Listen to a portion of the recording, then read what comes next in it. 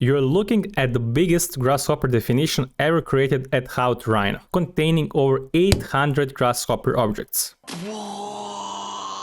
Yeah, you heard that right. This project is inspired by the Central Bank of Iraq, designed by Zaha Hadid Architects. But don't worry, we're not copying Zaha's work. Instead of just focusing on the final design, this video is all about understanding the process, solving parametric challenges, and learning to think like a computational designer. The most valuable skills you will learn include working with and manipulating data trees, such as constructing, deconstructing, and replacing paths, and using the path mapper in creative ways. This tutorial is made from 3 live sessions, put together and trimmed to make it easy to follow. Plus, we've included extra sketches with timestamps to help you follow along. You can find them in How to Rhino School community. Without further ado, let's dive right in.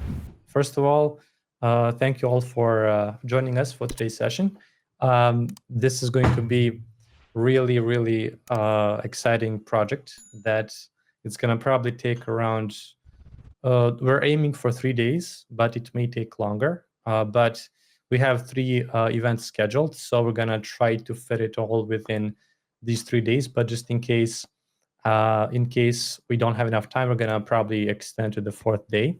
And it's going to be all at the same time, around this time tomorrow and the day after, and also on Thursday if needed.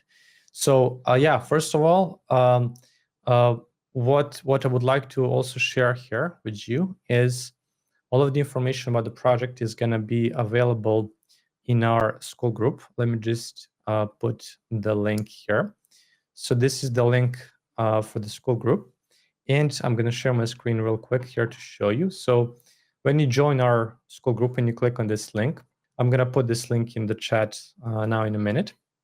And on this page, this is our free community that some of you are already members. But essentially what we do here, we actually invite all of the people from our YouTube channel, from Instagram, from TikTok to actually join.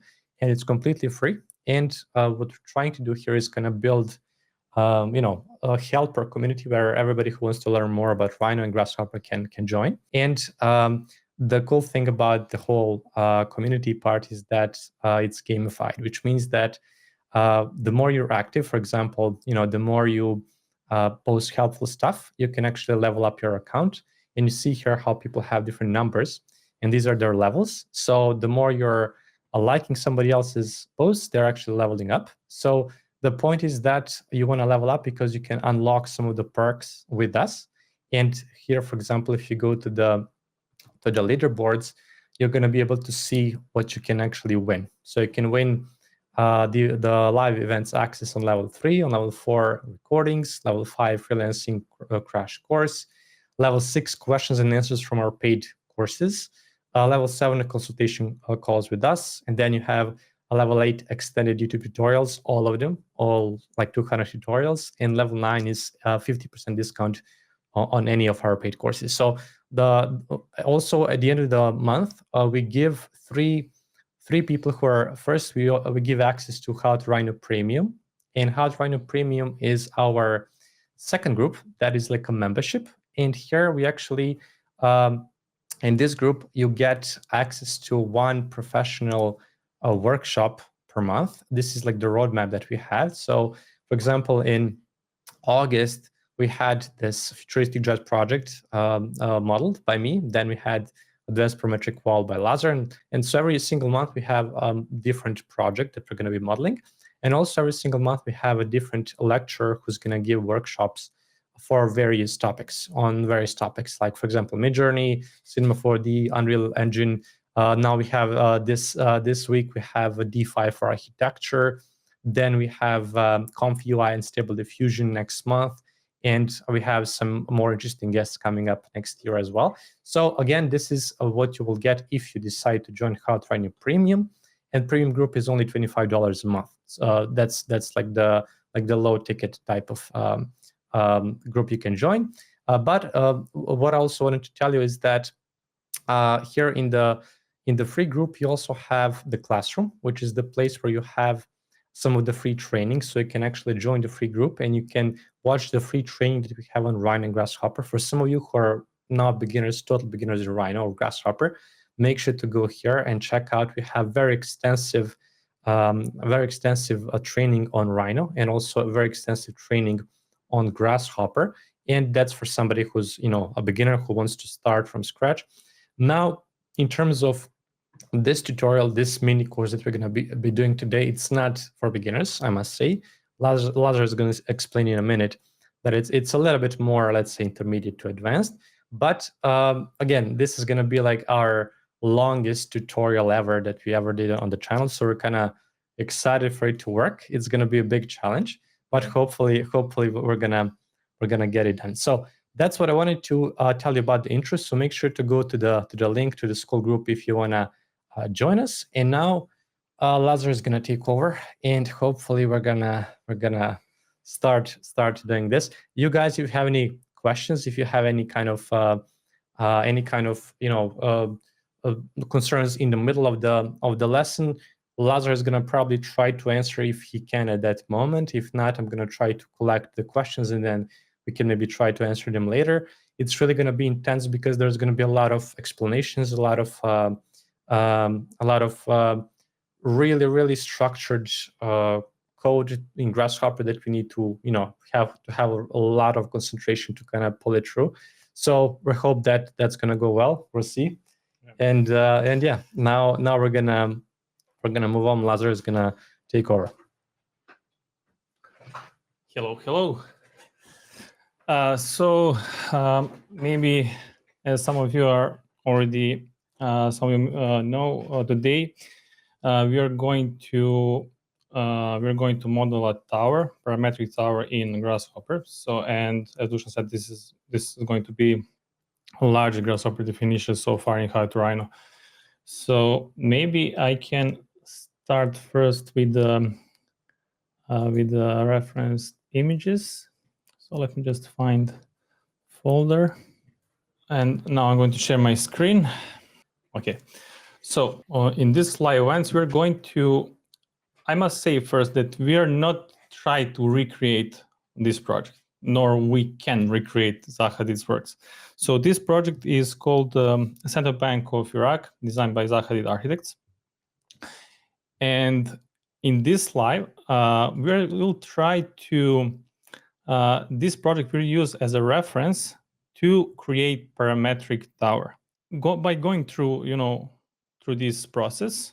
So I will try to explain every detail in step. I also prepare some diagrams and sketches. So for each step, because we got feedbacks from you guys that in the previous live events, we didn't explain. We explained with a sketch, but we didn't explain like everything why we are doing. Yes. So today, first, I'm going to show you the sketch and the drawings, and after that, we'll start with the Grasshopper. So you know exactly what we're going to create. Okay, so this is a reference project, as I mentioned. So it's placed in Iraq. And this part, this image is most interesting for our live session, because this part of the facade we'll try to recreate. This part is not, once again, we'll not try to recreate, we try to use as inspiration for our Grasshopper project. And yeah, this is a project. And now I will try to explain you first what we are, how we are going to create this one. So this part, as I said, this part, this image is most interesting because we'll try to model something like this, and we'll try to position all around on the facade. So we'll not have this part here. The top part will be different. Maybe I can share the final result right now, and you can see how the final result will look like once we finish everything. So I'm going to open the final script. So you can see here we have a lot of our script will look like this at the end. And once we finish, it's going to look like this. Let me go to monochrome. So we're going to create this kind of form.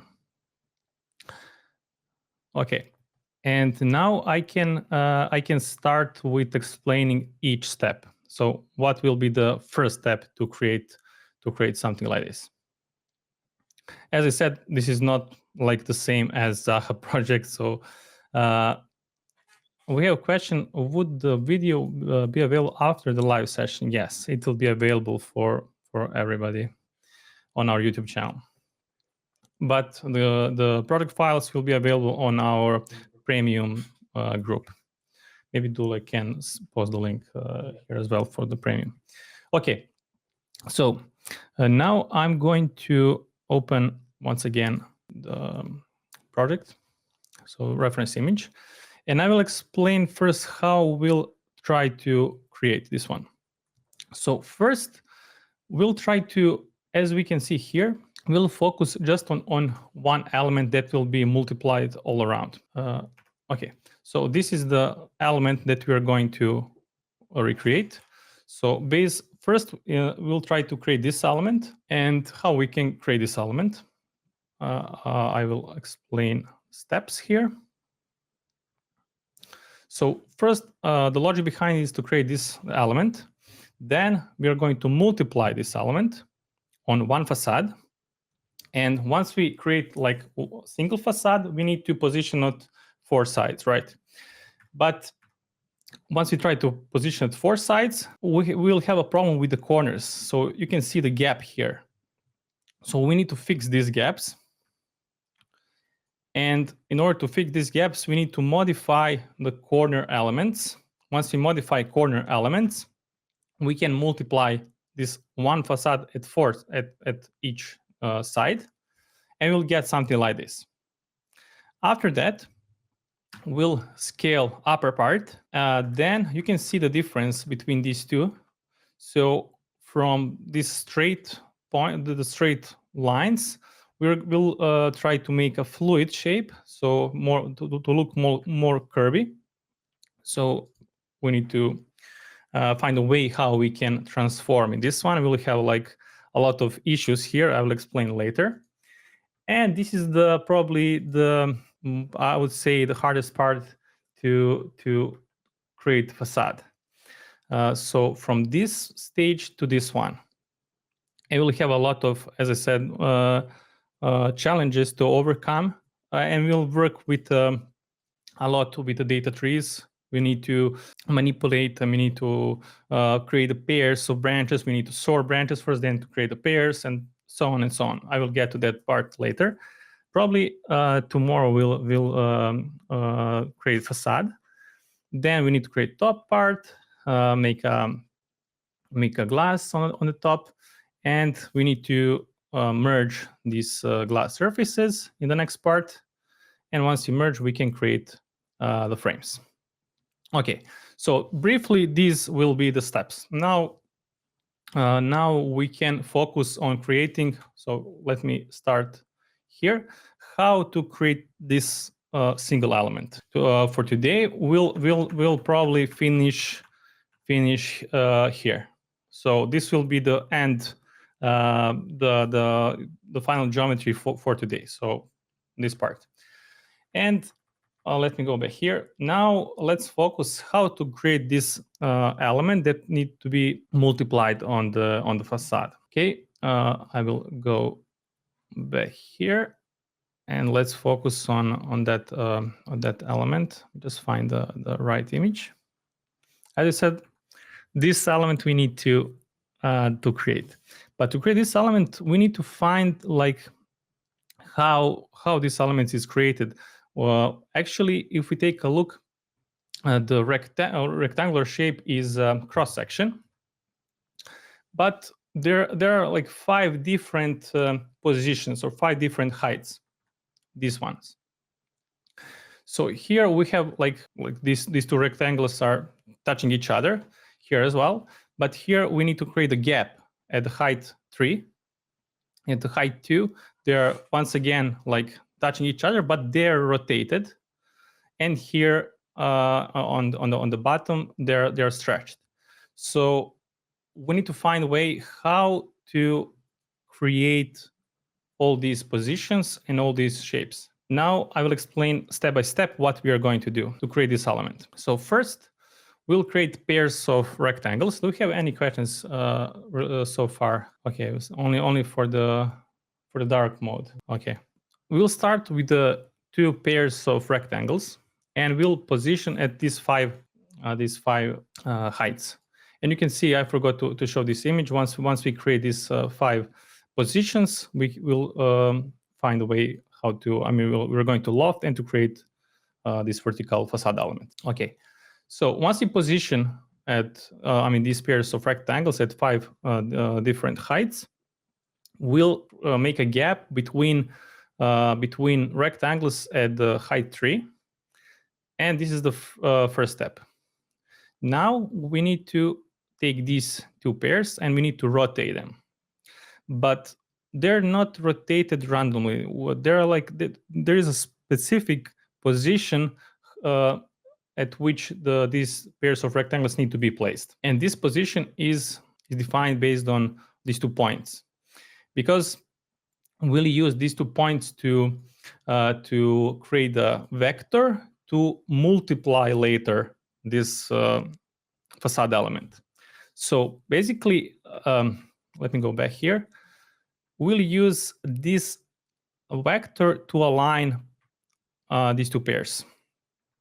So once they're aligned, we'll find the right position, the rotation angle, and this is the second step. And the third step is to stretch the bottom pair of rectangles, and once again they're stretched up to these 2 points. So these 2 points basically will project on the same plane, and we'll stretch them up to these two points. Okay. Once we stretch, we'll create that element that will be multiplied. Okay. Now let's finally open Grasshopper and create this one. Okay, let me go back. I will turn this off. Open Grasshopper. Open a new file.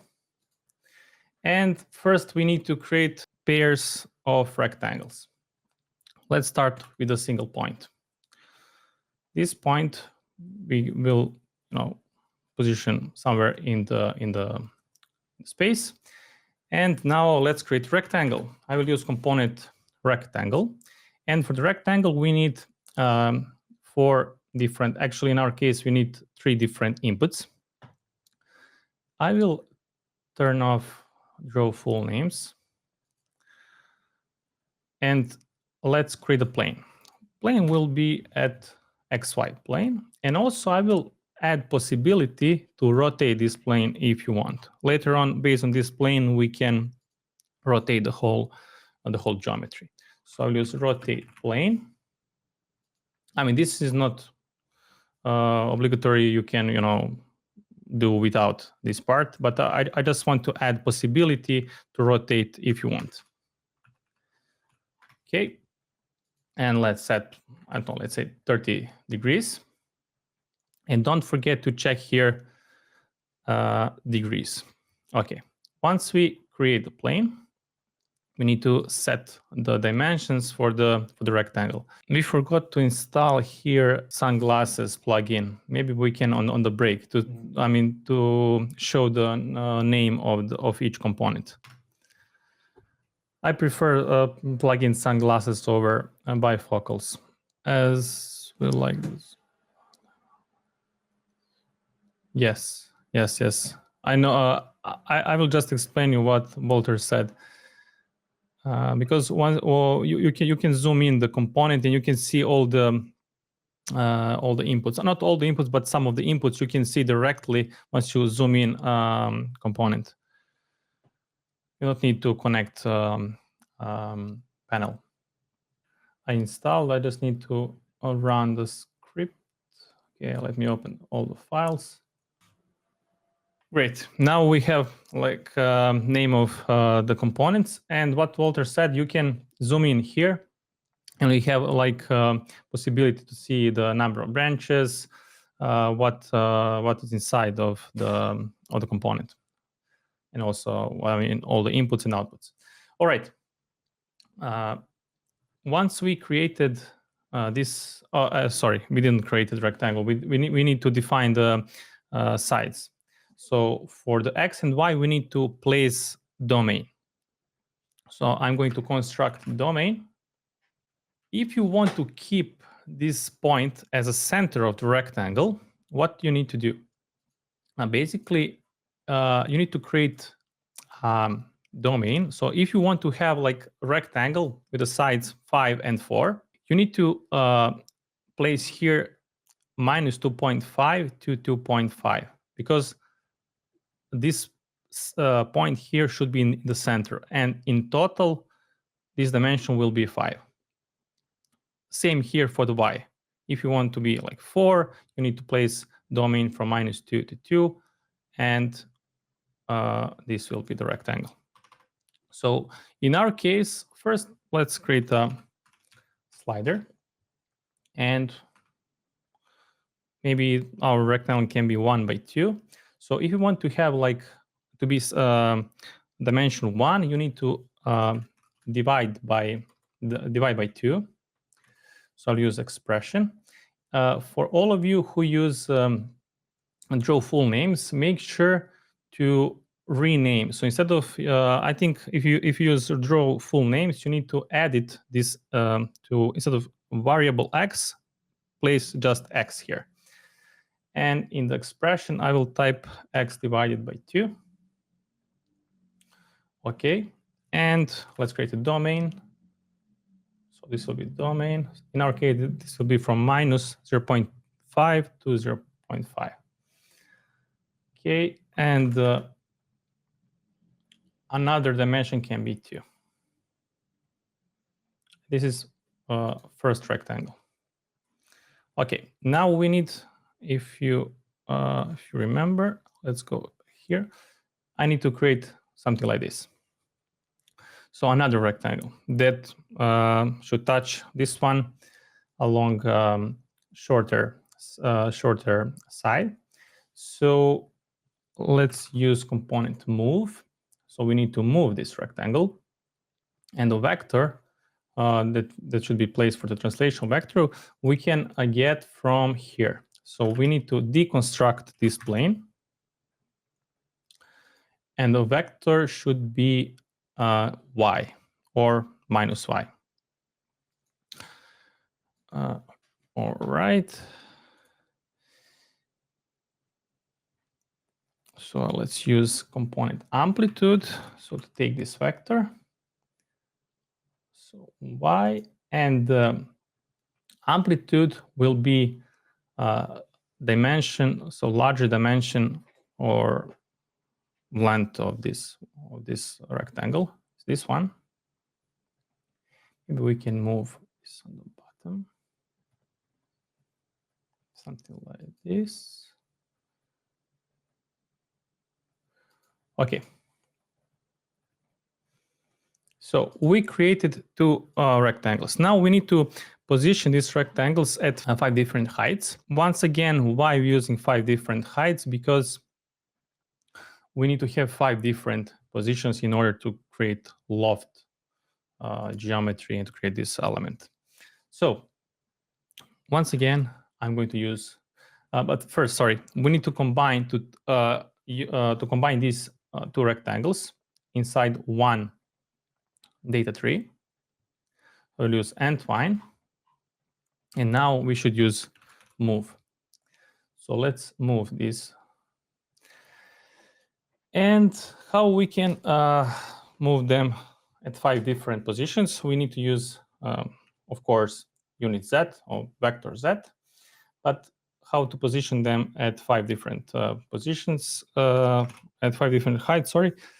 Let's create a slider. So one option is to, of course, we need to have 5 sliders for 5 different heights.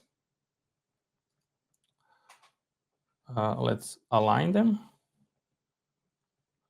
So one option is to, let's say, second height will be, let me check, I already have prepared here, so 20. One option is to do something like this. So this is first, second, third height can be added 30 to the previous one. So one option is to use addition and to create like third height. Then fourth height can be used to add on the previous one second value. So this is one logic, but logic that I prefer, I mean, with less components, is to delete this one. So I'm going to place these guys. So I'm going to place them inside one list. And instead of using addition to some values with the previous value, we can use mass addition. And what we have here in the partial result, basically, it takes the sum before, let's say, index 3, which is 20, and it add value 30, and we get 50. Then for the index 4, the sum was 50, and it was added 30. So similar with addition, but I think with less components. Okay, and these are the heights that we need to place these guys. Okay, so this was the second step.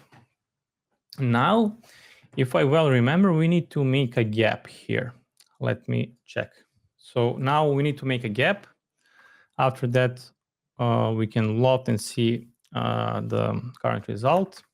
And after that, we need to rotate. And last step is to stretch. Okay. Now we need to make a gap at the height 3. Okay. To create a gap, we will use once again component move. I forgot to make a groups. So for you will be later to find what is each step. So this one is will be, let's say,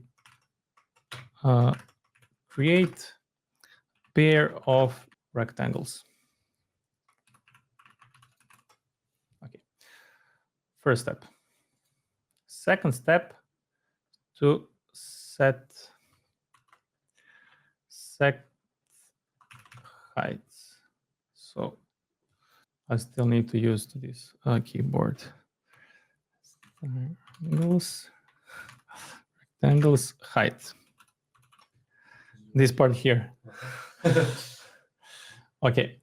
Now we have a step to create a gap for the third pair of rectangles. So once again, I need to use move, and here we need to have 5 different amplitudes, but actually 4 among 5 amplitudes will be 0, and only for the index 2 will give a like amplitude which is not 0 in order to make a gap.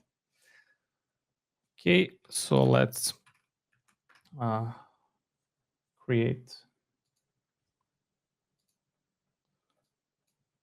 5 different values only for the,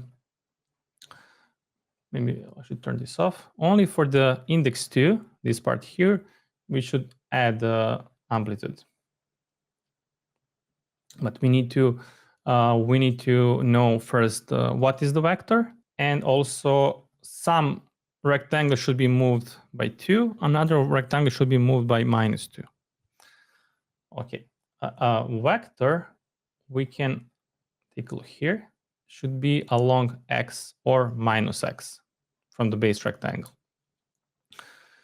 Maybe we can create here remote sender. We'll use it later a lot. So I will call it base plane. Okay. And we can use use receiver, keys, base receiver, and I'm going to deconstruct this plane and we use X. So amplitude will be X. This will be the amplitudes. And what we have here, one set of amplitudes we need to place in the branch 0. Another set of amplitudes will be set in the branch 1, which is negative. So -2 and the +2. So let me see what we have here. Actually, we already have a vector, sorry. So one vector is positive, another vector is negative. And if you place it in the move, we make a gap. And with this slider here, you can define the gap between these two rectangles at the position 3. Is it everything clear so far? Let's call it, how I call it, gap.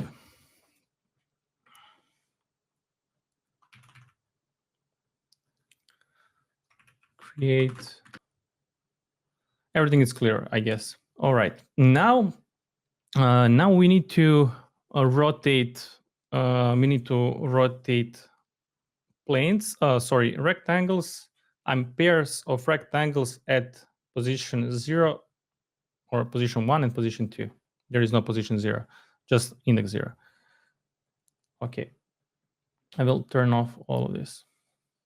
Before we rotate these rectangles, I want to show you why vector that I mentioned here is important.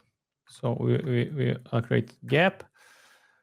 So this is so far what we did. And we'll take these two pairs and we'll align them to this vector.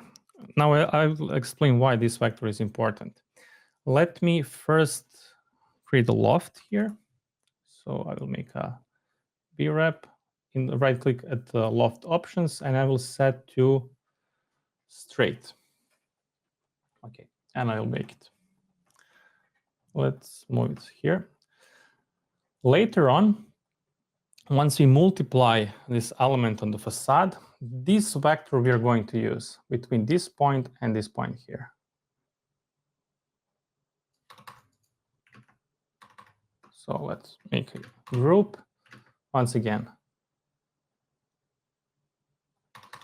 So this will be the logic how these elements are positioned on the facade.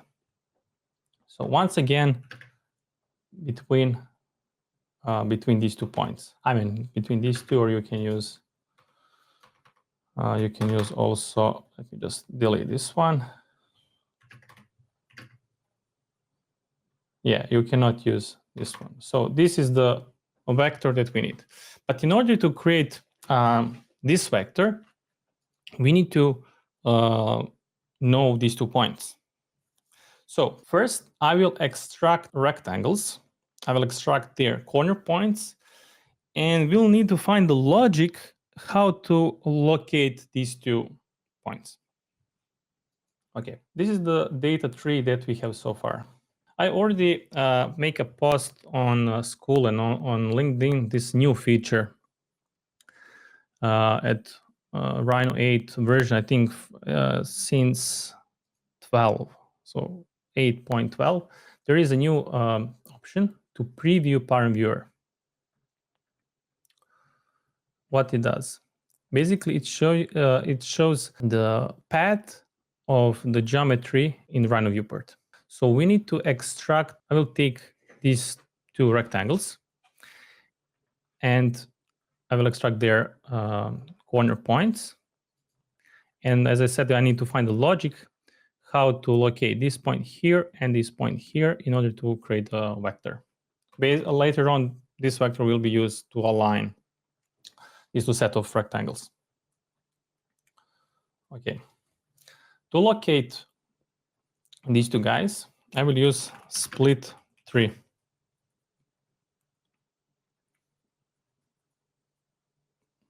Can that font be scaled up? You mean font for this one, for the path or for the components? I didn't understand the question. So for the path, for this one. Good question. If you mean for the path, Rhino view per font for the param viewer.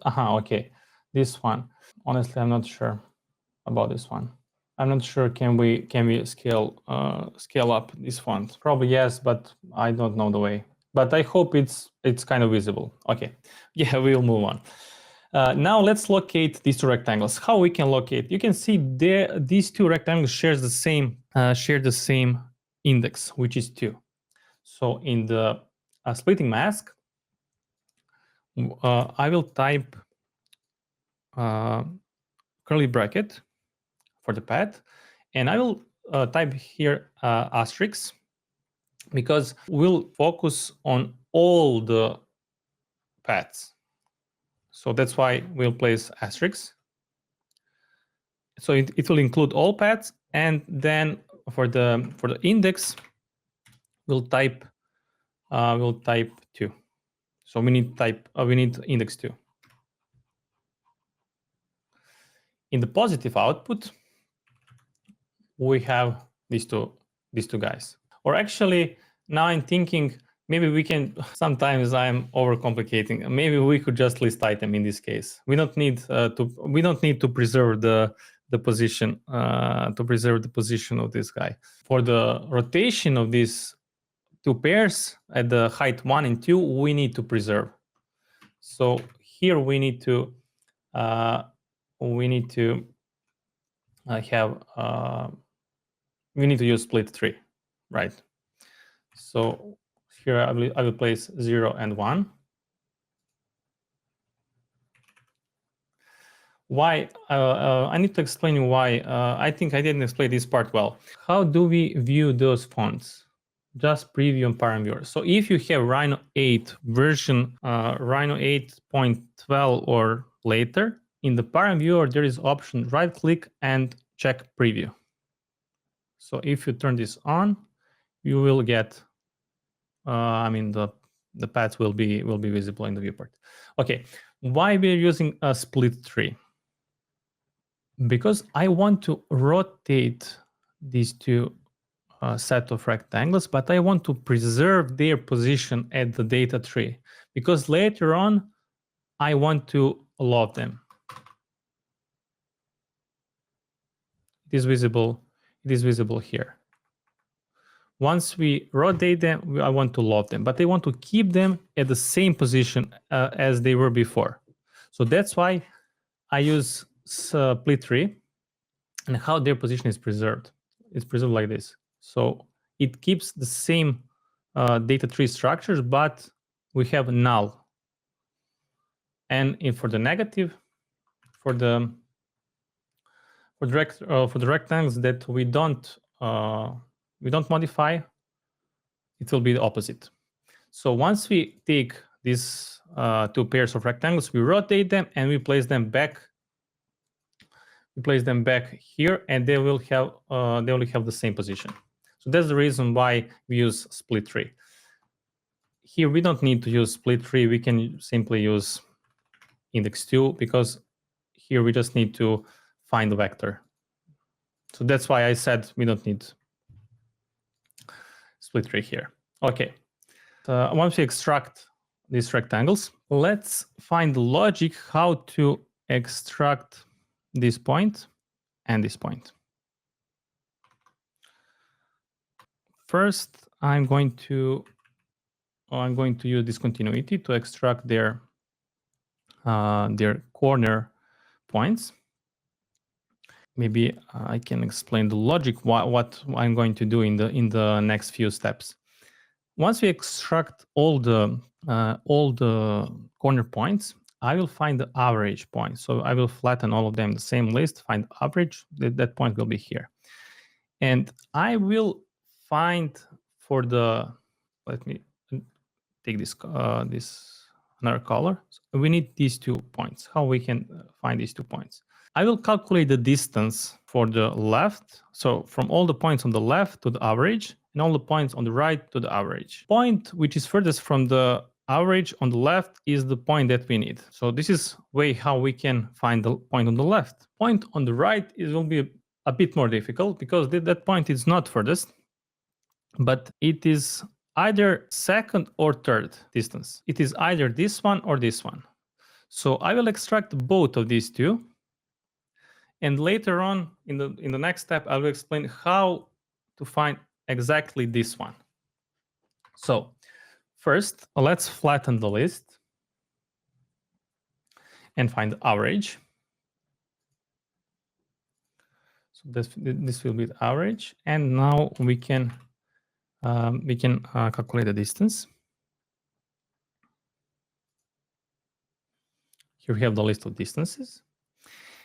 And I'm going to sort these points based on, sort distances, sort points based on their distance. And by default, the order is ascending order. But if we reverse the list, it will be descending order. And if you remember, here we have two branches. So let's first extract this one. Maybe we can exploit both of these at the same time. I will use explode. Okay. So if we extract first item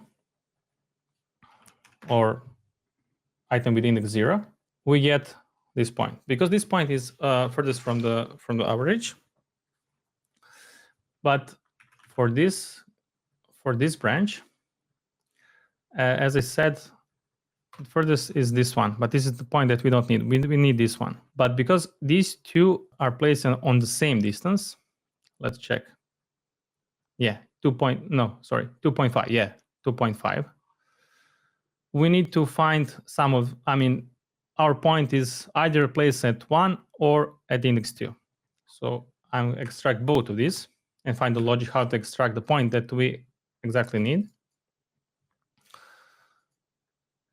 Okay, so these two. And now I will give you a logic how we can extract the point that we need. So I will take both of these 2 points and I'm going to project them on base plane. So let's use closest plane closest point, this one. I will take base plane. So these 2 points, let's project on the base plane. Okay, now it's not visible. Okay, this is not obligatory, but we can change the origin of the base plane. So I will use plane origin. So this plane will be placed at this origin.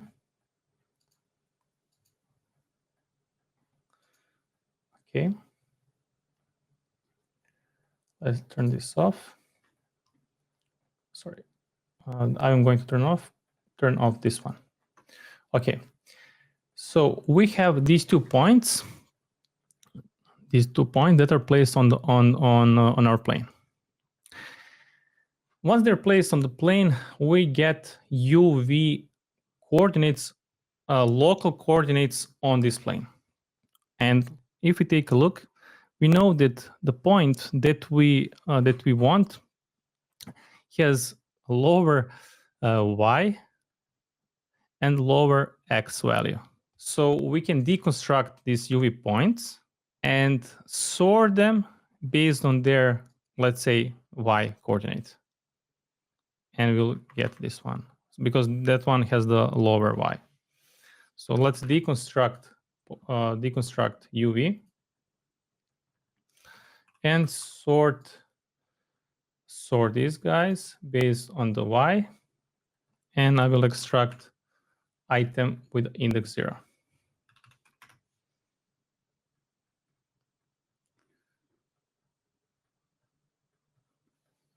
Okay. So we managed to extract points that we need.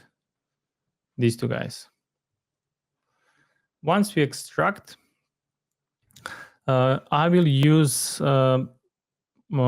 component vector, 2-point vector, 2-point vector, this one, because I will use this vector.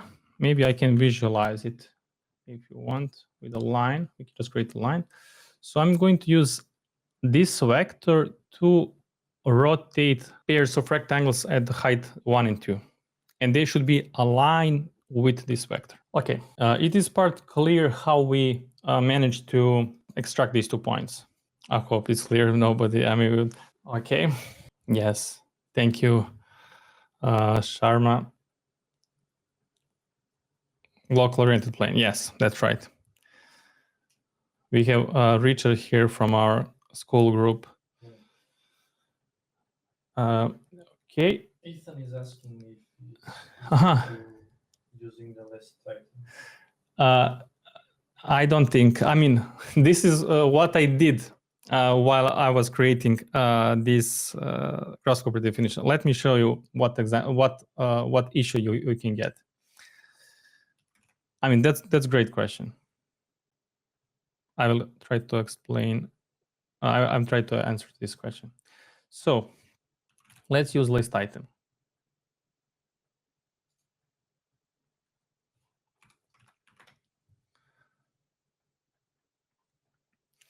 And we pick this guy here, right, with index 1.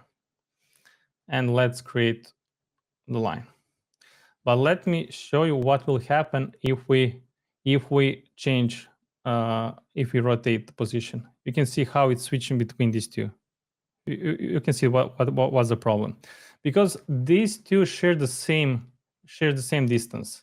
If you remember, here. So Grasshopper sometimes show us either one or another item, and this can be a problem.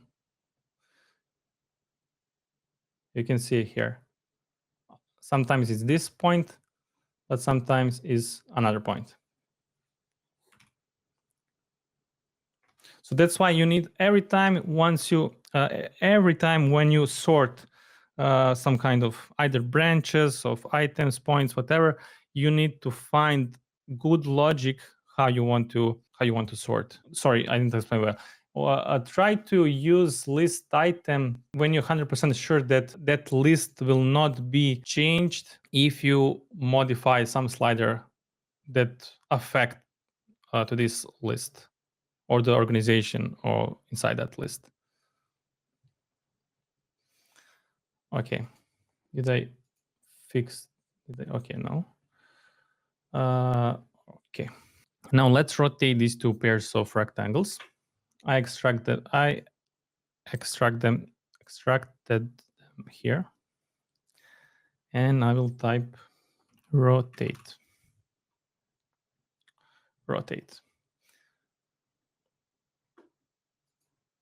But we need to know rotation plane and rotation angle.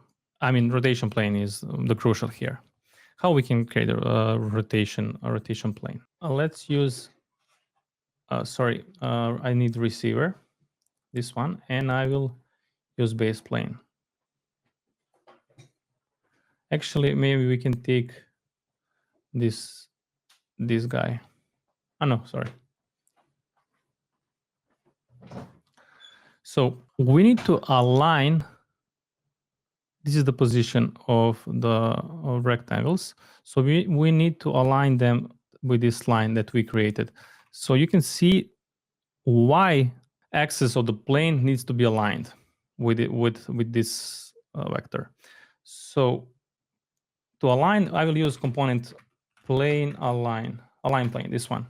So we have a plane and we have a direction, straightening guide direction. So basically this is the vector based on which our plane should be aligned. But what is the problem here? It is going to align x axis of the plane, but we need to align our y axis of the plane, because let me first make this one smaller, because we need these rectangles to be oriented here. So this is the direction that needs to be aligned to here. And in our case, this is y.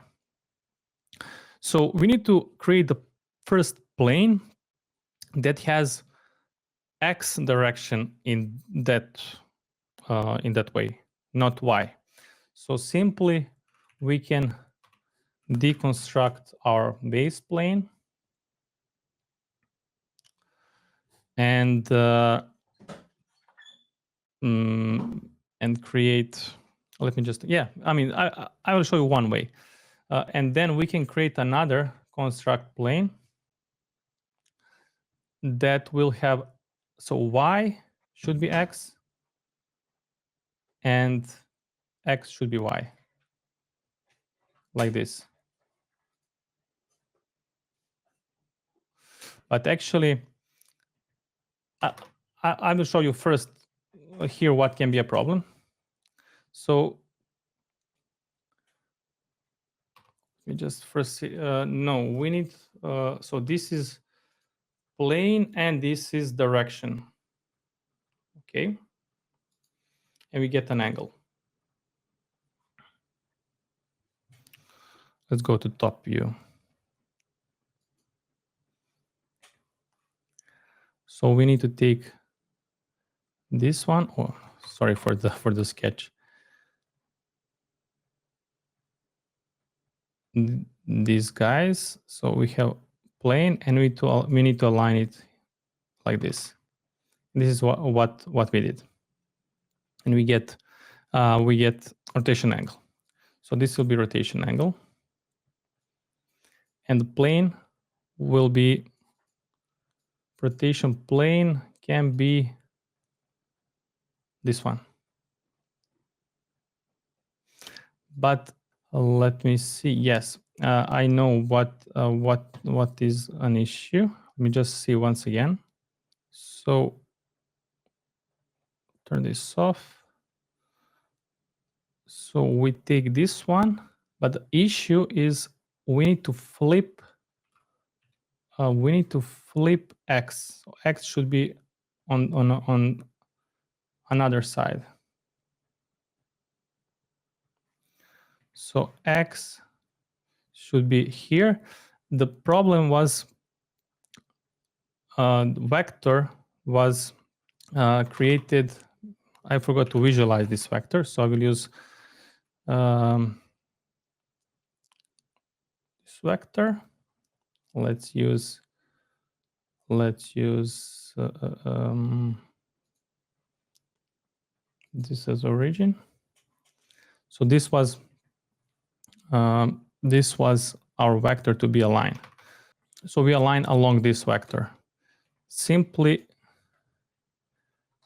it was rotated. So this vector was rotated to this one here.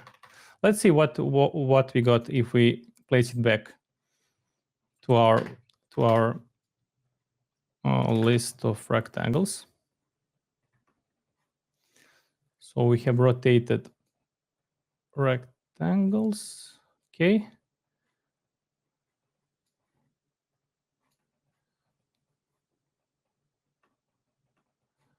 Something is turned. Okay. This is okay. I need to turn off this one. Turn off. All right. And if you use combine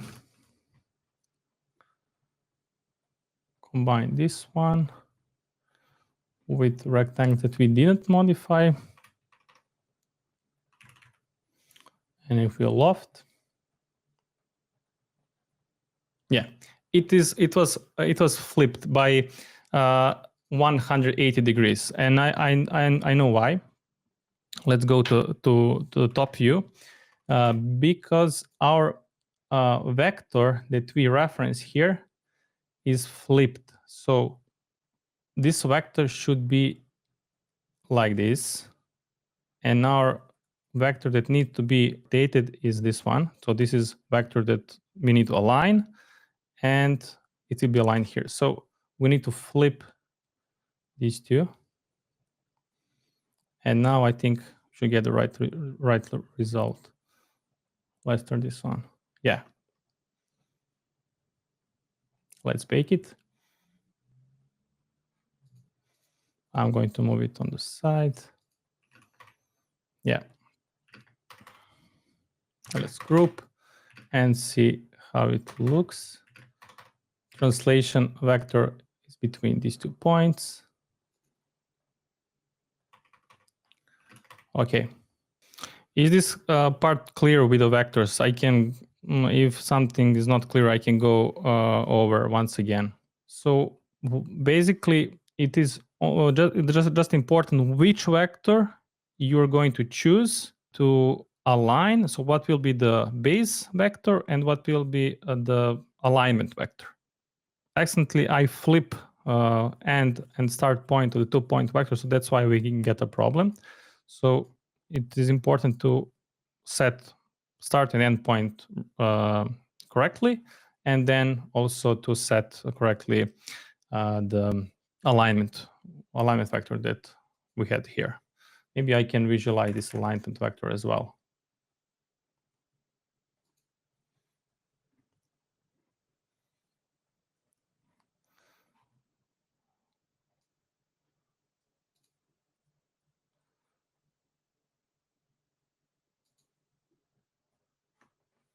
So basically, this vector was aligned to this point, and we calculate the angle, and based on this angle, we rotated first 2 pairs of rectangles. Okay.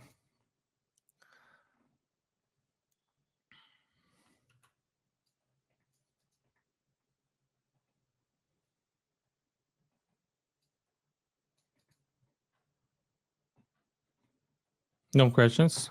Okay.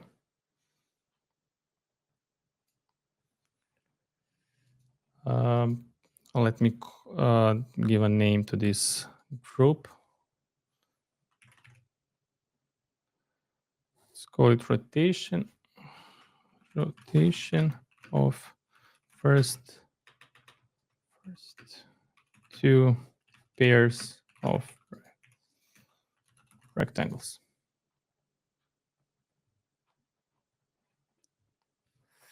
All right. Let me open sketches.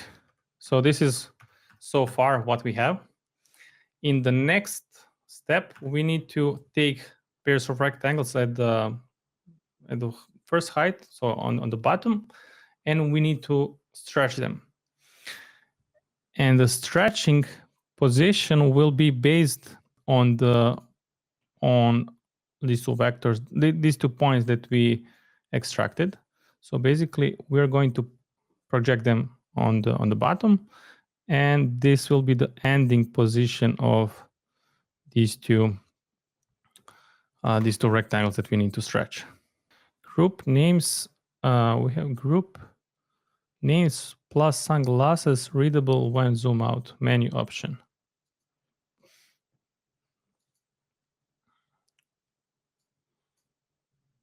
Not sure. Group names plus sunglasses readable when zoom out. You mean for the sunglasses, I guess.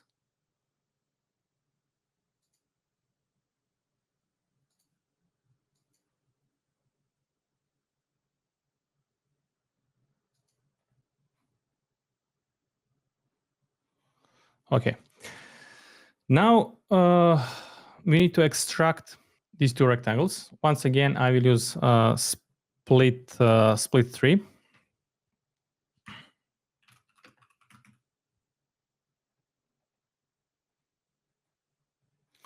And we need to extract. So we need to place here a splitting mask. Once again, asterisk, and then index 0. Oh, sorry, I forgot to type this one. Asterisk 0. Okay.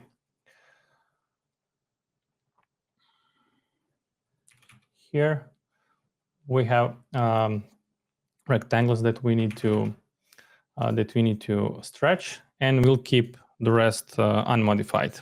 So we'll focus only on this one. So what we need to do? Let's take these 2 points, and I'm going to project them on on the base plane.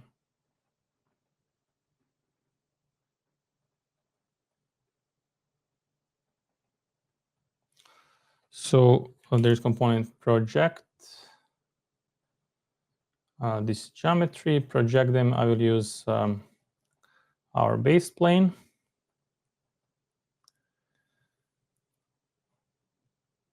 So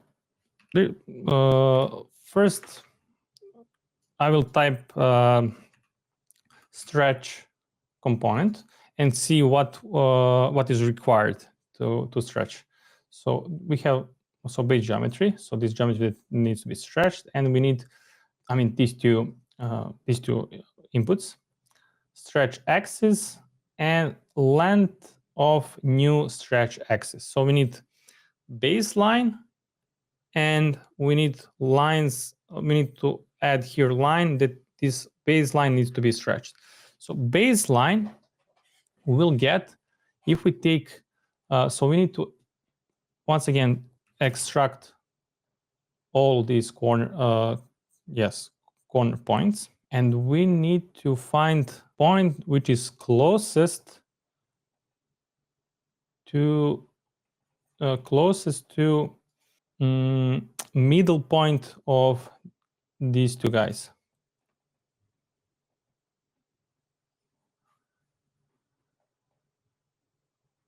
I'm just going to the top view just to check something. Something is weird. I need to check something. If I created the right, so yeah, this is right vector.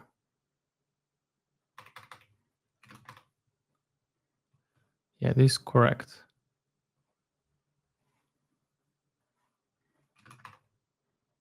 So we need to take this one. We need to project. Yeah, this is what I did. So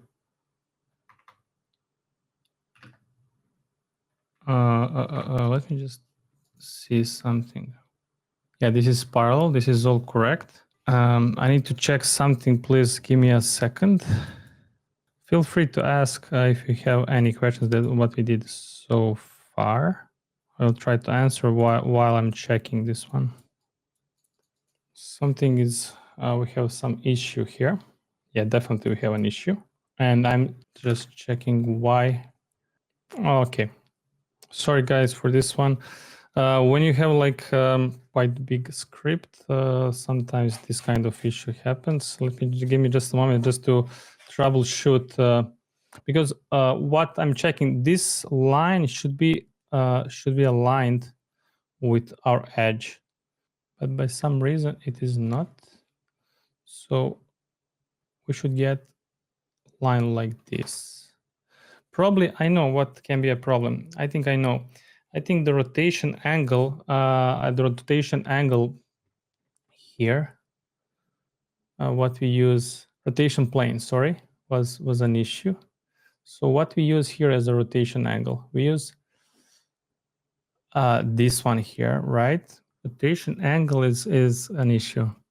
So rotation angle we use as a center of these 2, but rotation angle should be in the middle between these two lines. Let me just check this part. Yes, that's right. Yeah, that's right. I mean, the final geometry is similar, but rotation angle, rotation plane should have origin at in the middle between between these 2 points that we extracted. So sorry, midpoint, this one. So in the middle, and I will use this guy. So let's use plane origin.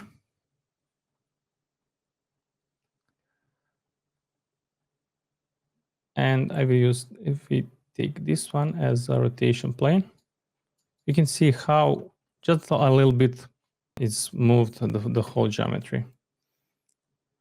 Now it's correct. Okay, sorry for this one. And now you can see how these 2 points are aligned with our edge. Okay, now I will take this. This one should be edge, original edge, and this guy here should be edge to stretch. So the final final edge that we need to place here, length of new stretch axis. Okay, how to create these 2 set of lines? First one, first let's find the average position, flatten. I mean, we already have this point. Okay, so this will be first starting.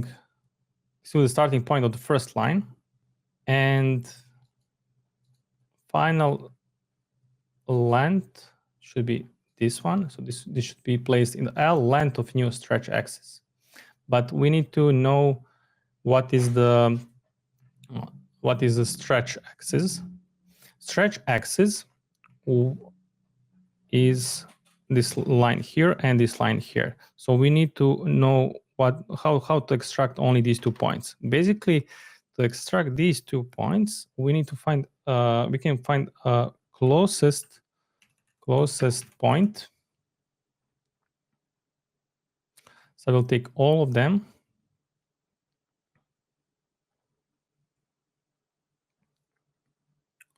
Actually, I will take these points.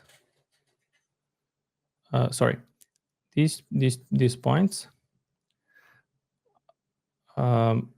Points to search from will be this input, these 2 points that we project them on XY plane or base plane, and cloud the points to search will be control points.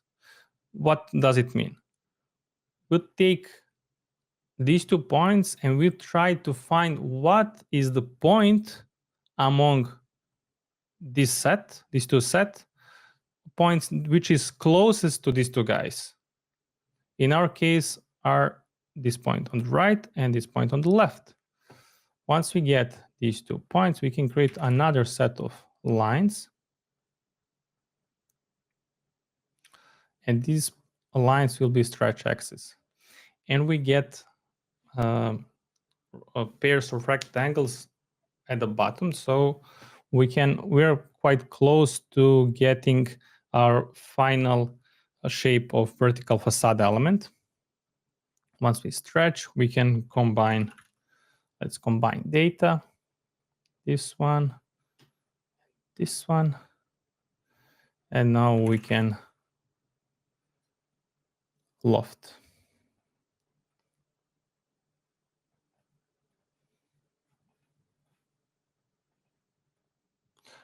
Oh, here we have an issue. I know what is an issue. Yes, I know what is an issue. Here we have, we need to be careful with the data tree, right? So here we have like how many branches? 10 branches, but here we have only 2 branches. So we need to trim data tree. If we trim, let me just check 0.01 axis.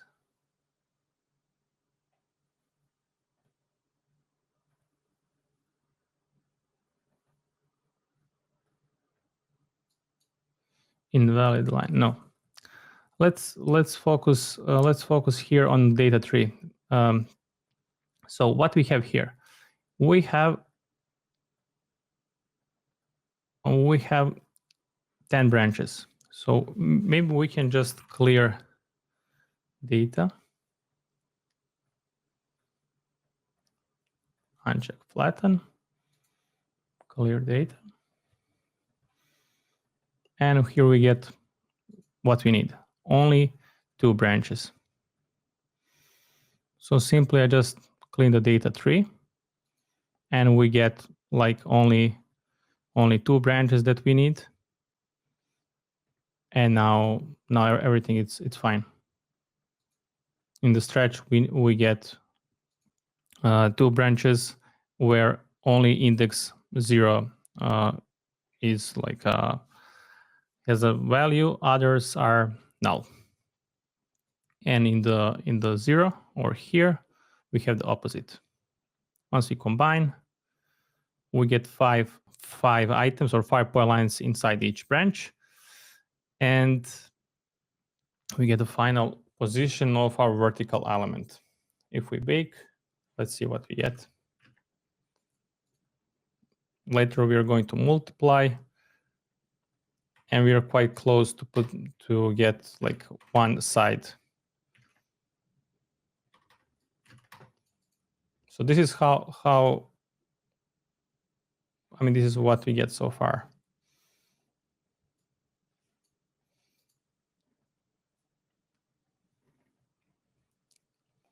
Okay, we're going to make a short break. Let's say 10 minutes short break. After that, we are going to multiply this one along one line. So to create a facade, we are going to modify corners and create facade. No, I'm reading this comment. Lazar drinks some water, and once again from the stretch part. Okay, yeah, I will explain what it's coming next after the break. Let's go back.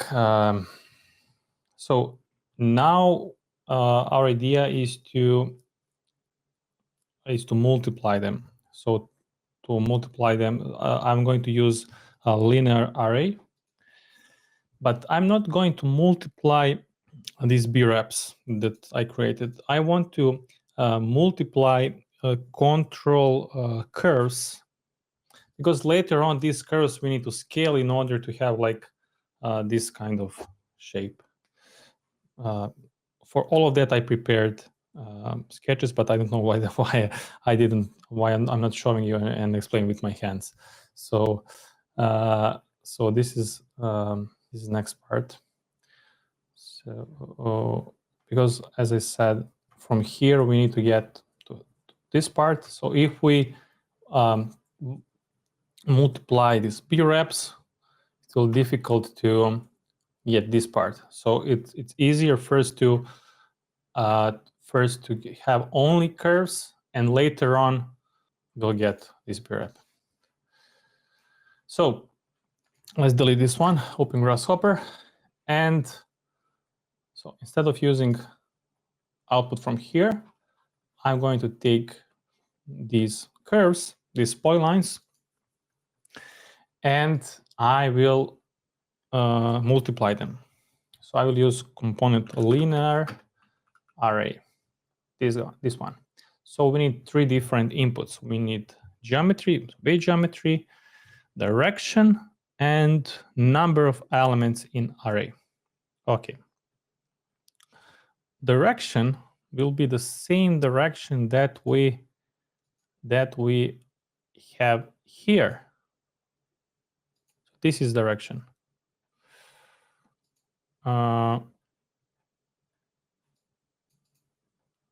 We can flip this direction. Maybe we can flip like this. I mean, it's up to you. And I'm going to call this one. I will take vector. Sorry, I will take vector container, and I will type here. I will type here array direction. In order to see how we call this component, you can turn off here this icon, and we'll have like only the name of the component. So this will be array direction, and I will use hidden wire. Okay, so this will be direction, and here we need to find how many elements we'll have. Richard shared a screenshot for sunglasses. I don't know if you... just a second. And this is how we, I mean, here you can define how many elements you will have along this direction. And now I will show you what we need. I mean, what we get in output. So in output, we get the data tree that we don't that we need to modify. Just a second. Yeah, I checked this one. Yeah, I checked this one. Yeah, you can see here big names, nicknames on groups.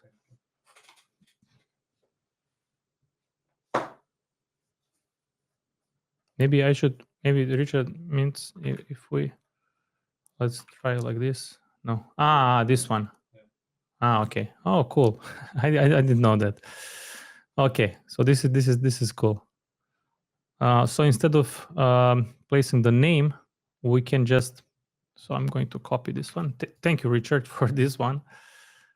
And if you zoom out, you can get the name. Create a gap for the third pair. So this is how our group is named. Copy, call group like this. Okay. And let's copy this one. Okay. I forgot to name this group. So this group, in this group, we rotate. So I'm going to call it how we scale the first pair of, okay, not scale, stretch.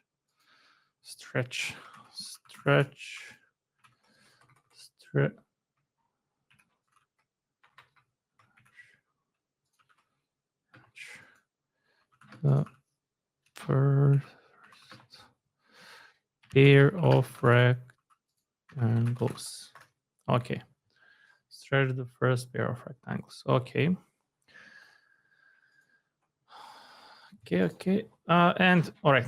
So if I try to loft these curves, we get an issue because the data tree structure is changed. Instead of having copying branches, and inside branch we should have 5 items, we get something different. Let's simplify, and we get 10 branches. Inside each branch we have 7 items. Let's see what we get in each branch.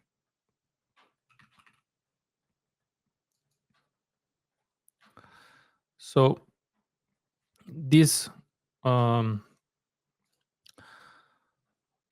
are placed in the same branch, but actually I want this guy here, this one to be in the same branch. So we need to modify. In order to modify this data tree, I will use path mapper. So let's take output from linear array, connect with the path mapper. First step is to right click and to check here, create null mapping. So it will give you the current data, the current organization or of data tree. So A and B, which means we have only two levels data tree. Left, you can see left and right, so A and B. But what we need to have 5 items in our case. So 5 items where each polyline represent different height. But our second branch level has 5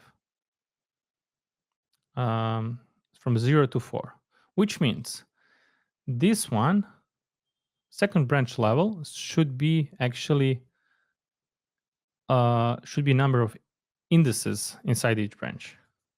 So what does it mean?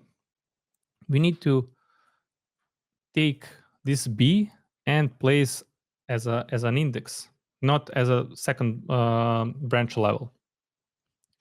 So let's use, I mean, you can use any letter you want. I use I, which represent, this is index, and index is placed in the brackets, not in the curly brackets. And we need to swipe position of B and I. So here we should be I, and B should be the number of indices. So we should have 5 items in each branch. And let's see what we have. So 5 polylines. And if we try to load them, now we get what we need.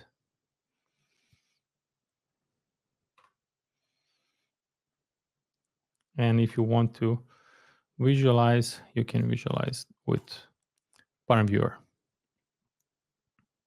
Okay. So this is how we manage to multiply this element on one facade. If you want to position this part of the facade and for all 4 sides, we need to use mirror. Okay, delete this one.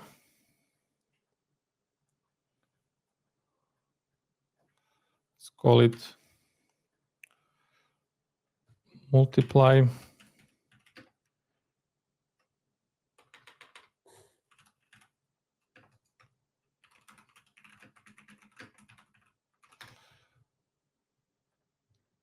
Okay.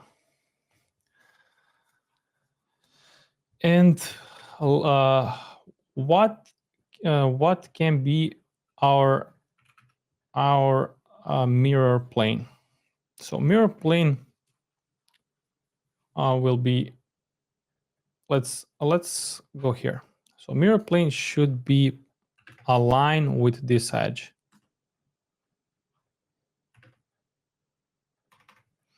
So this will be one mirror plane on one side. Oh, sorry.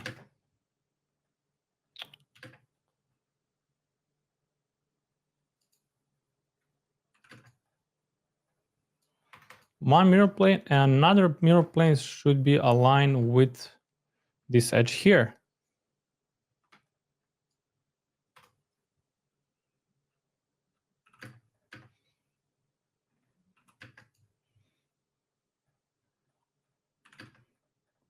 I'm just showing you what should be mirror planes. So if we take all of them and mirror them, and this one mirror on the other side, I will hide. We'll get these gaps that I explained at the beginning. So we cannot, I mean, still we're not ready to mirror them. We need to modify this element and this element. So this corner facade elements we need to modify somehow in order to fill these gaps on the corners. So let's go back. I will delete. So what we need, we'll keep position. Right now we have only polylines. I will stick to polylines until we get the final position the polylines, and after that we can use Loft to generate B-reps. But as you can see here, polylines at height 3, 4, and 5 are okay, but the problem that we have with the corners are related with the polyline index 0 and index 1. So these two we need to modify, and these two. So first, let's extract polylines placed at these two branches. Okay. Right now we have 14 branches. It's okay. But let's extract first branch and last branch. With the tree statistics or with the parent viewer, it's up to you. You can extract all paths. And I need only first and last. So I will use a list item.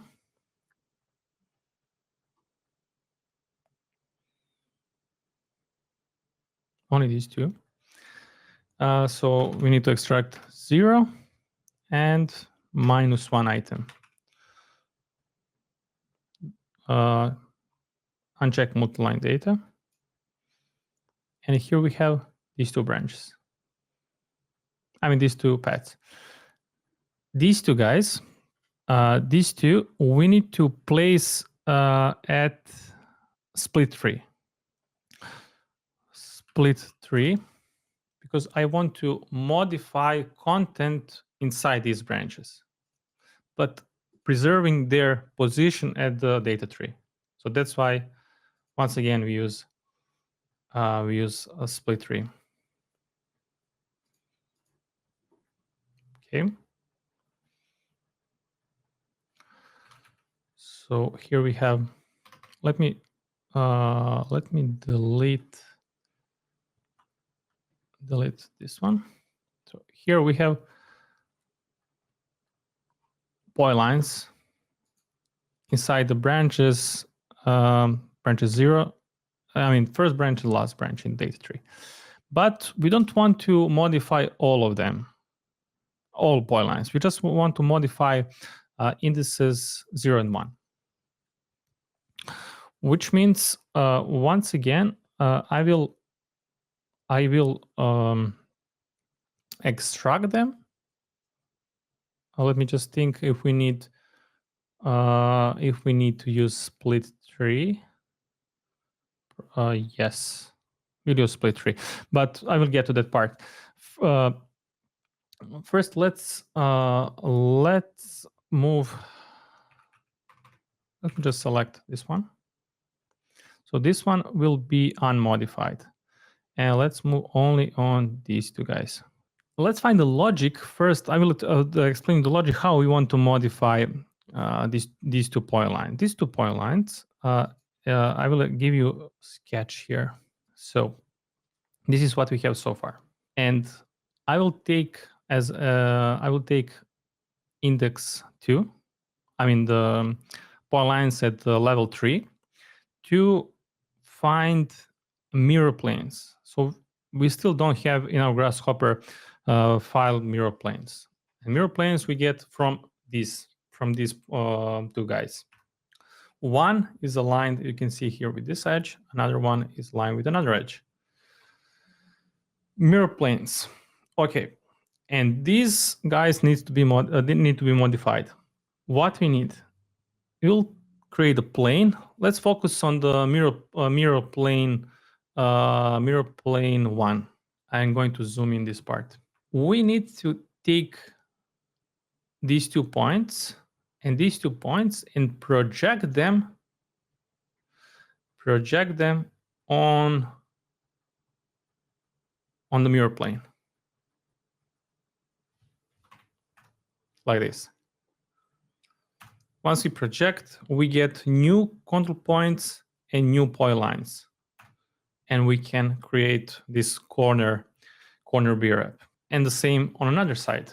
This is from the other side, another mirror plane, and these 2 points these two set of points we are going to project on the mirror plane, new position, and based on these two new position, we'll have polylines and create BREP, and we get like these corner elements. After that, we can mirror. Okay, first let's create mirror planes. Mirror planes, as I explained, we get from the items position at index 2. So list item, and I will type list item 2.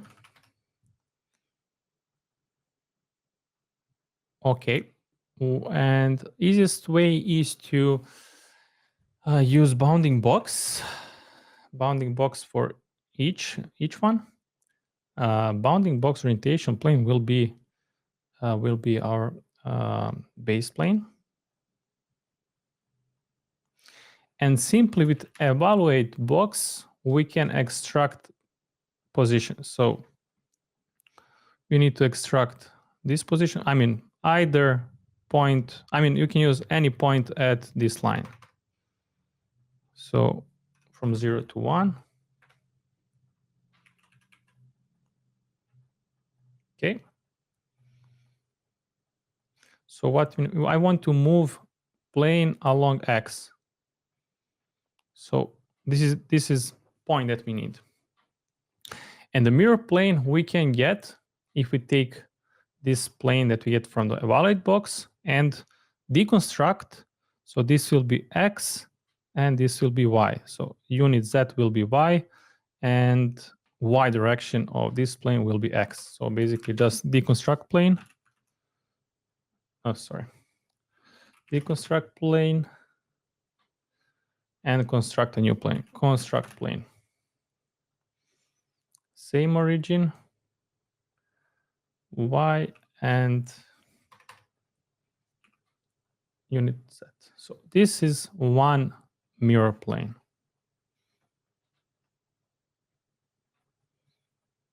Okay, now we need to I forgot to extra. So here we have two branches, but I focused just on one. I didn't focus on another one. So that's why we need to explode data on the explode tree. First explode. Yes, explode. So this one is okay. But we need to have another plane. So I'm going to copy. And this one will have another, I mean, we need to set another values to evaluate box. So this will be 0. Yeah, actually this one.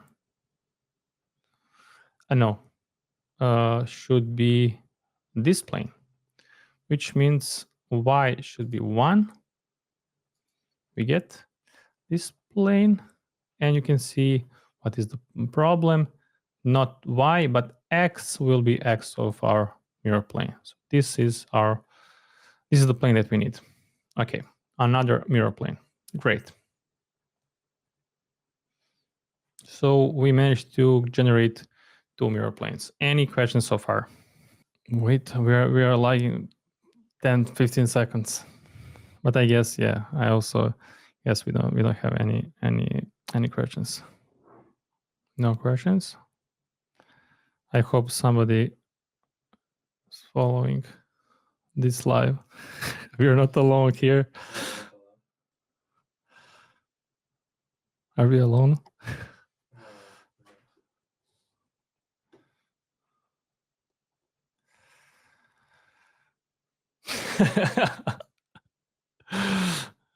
Clear. Okay. Thank you. Oh, Richard is still with us. Okay. So now I will take items to place with index 0 and 1, and I want to modify them. I want to modify these polylines. So let's select items 0 and 1. I was following until I got stuck. Feel free to ask where did you get stuck? Where did you get stuck? On stretching part. On stretching part. On stretching part. Okay. But right where? I mean, at which point? At which point? So what was? Did you set correctly stretching a line, stretching axis, and how it's called another input? I always forget. Length of a new stretch and stretch axis. So make sure that these two lines you set correctly, and make sure that you set data tree correctly, because here we should have only 2 branches. Did you right click here and check invert? Because here we should have, by default is set to false, but I you can create a toggle and set to true, or you can simply right click and click on to invert. So to invert default input, default version was false, so now it's true. Walter is still with us. Okay, let's move on. So I selected index 0 and index 1, these 2 point lines, and I want to modify them. So let's extract corner points with discontinuity.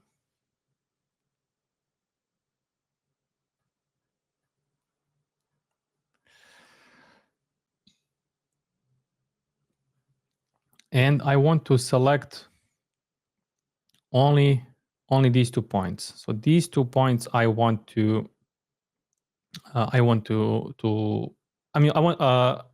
change their position. Only these 2 guys and for these 2 guys. How we can select only these 2 guys? We can select them with the closest points, not point, this one. So I want to select 2 closest points.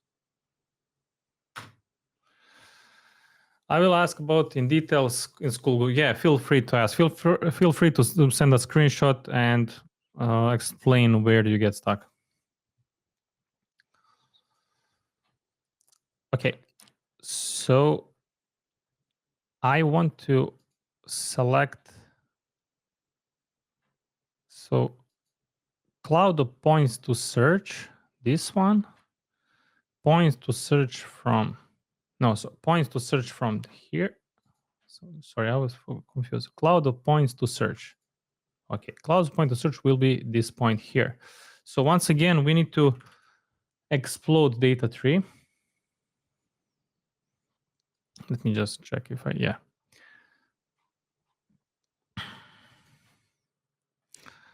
We need to explode data tree.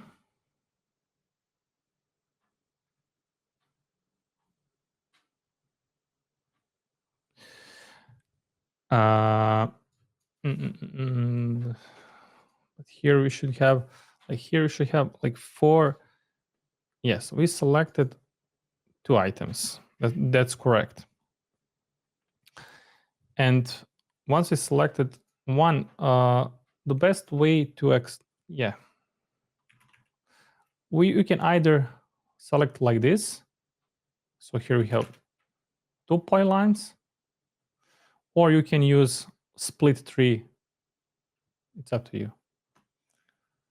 So here we have these 2 point lines, and here we have 2 point lines on the left side, on the right and the left side. Okay, correct. Now I'm going to extract control points, and cloud of points to search this one.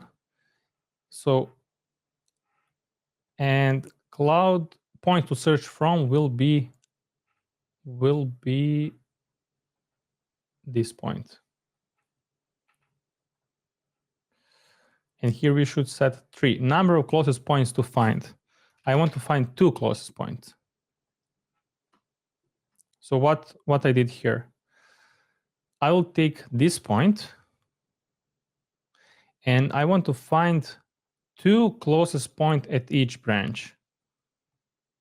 So these 2 are on the branch 1, and these 2 are on the branch 0. And this is what we have, right? Same for this, for the point lines on the left side. We have point lines on the left side. Cloud the points to search. So among these points we want to search. And here I should use another guy. And I mean, this point is actually origin of mirror plane. Great. So let's focus on the right side now. And these 2 points I want to project on the mirror plane, on this plane. Now we can make this bigger. Let's say 4. So these 2 points I'm going to project on this plane or on this surface. But it is really important to set direction of the projection. Direction of the projection should be aligned with this line. And do you remember how we can get this line? This line we can get if we take base plane and we rotate that base plane. So, but rotation angle will be the same as the one that we calculated once we rotated rectangles at the height 1 and 2. So I will take base plane, this one, and I'm going to rotate plane. And here let's find the rotation angle. Rotation angle is here. Let's create a remote center. Rotation angle.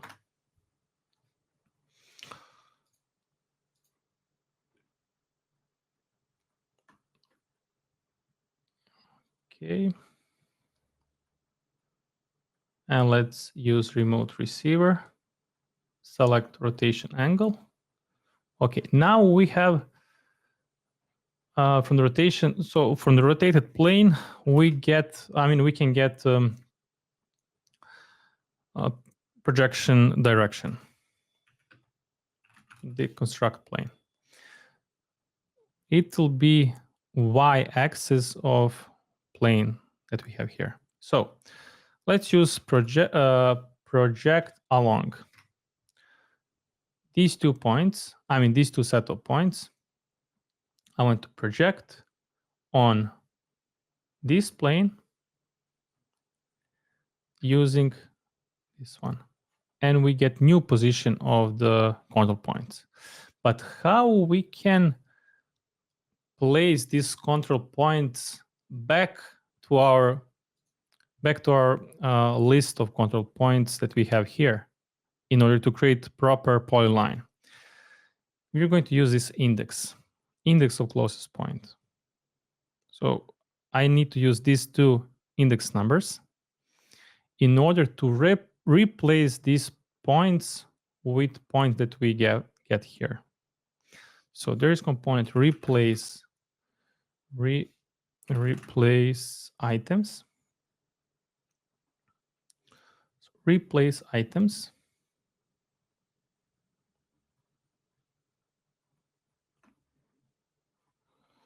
So these items, I want to, here is items to replace with, and here we have index number. So replacement index for each item. And let's see what we get if we create polyline. right click on invert in order to create closed, or you can use the Boolean toggle with a true. And we managed to create these two guys. Now the same thing we should do on the left side. So let's use replace, not replace, sorry, project along. So these 2 points,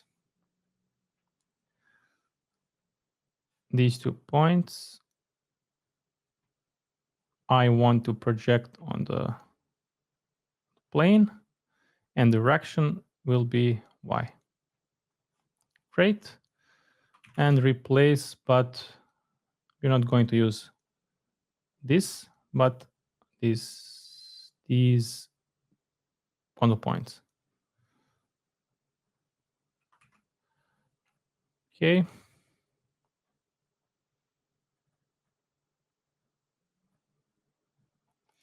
So this will be the items, and index we can get from the closest points.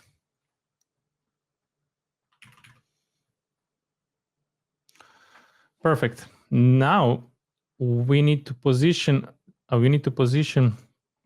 these point lines back to our list of point lines. So what we need to do, we need to replace once again, but in this case, we need to replace items, and items will be point lines. Index numbers will be 0 and 1, and items will be these point lines. Yeah, but here we need to, okay, I know what here we have all point lines, but I want to take only branch 0, and only for the branch 0 I want to replace items. Great.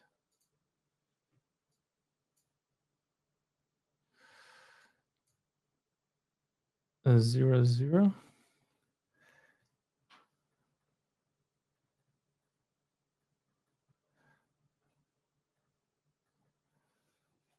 Just a second. 2 point lines. Data tree is modified here. Just a second. 0 and 1.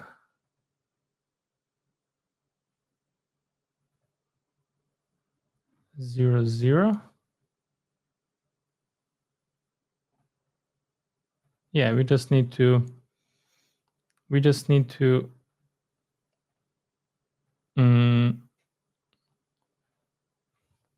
flatten data tree. Just a second. 0, 0. Okay, and same thing here. But I will take 1, 6 items, and items will be 0, 1.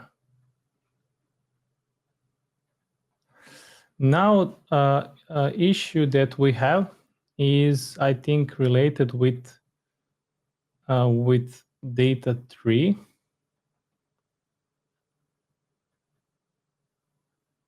Yeah, with the data tree, you can see that this data. Let me just check here. Yeah, data tree that we have, for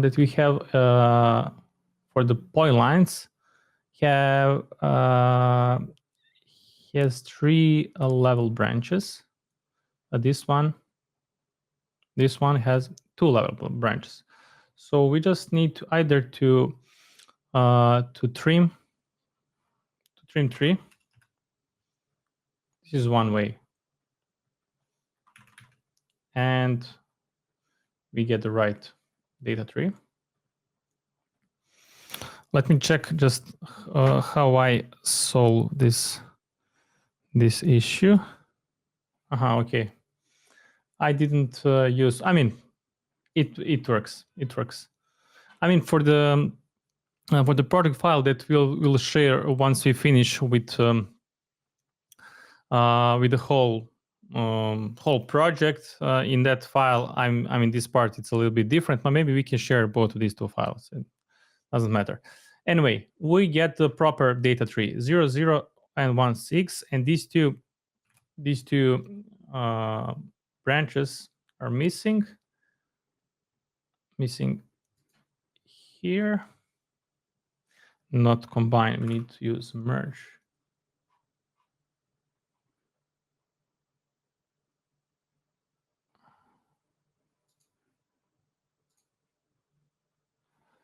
Let's check.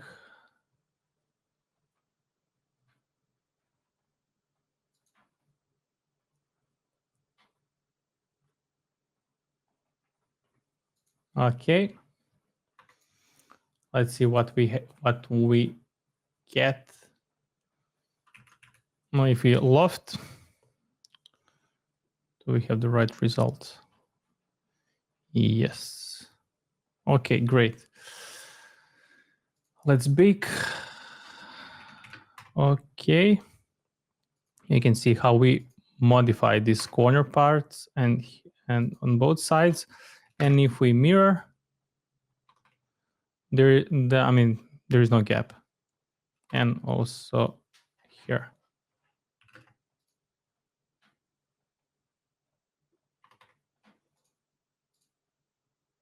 So we managed to fill the gaps. I'm modifying the corner elements. I'm going to make this, select this group. And let's call this group adjusting corners. Adjusting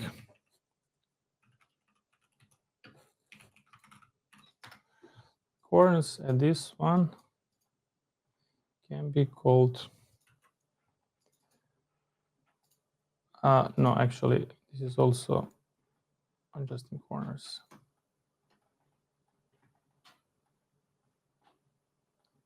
Okay. Now let's mirror. Let's mirror these vertical elements. Still, we are not ready to loft. So I'll use mirror, and one mirror plane is this one. Let's create a remote sender. Mirror plane 1.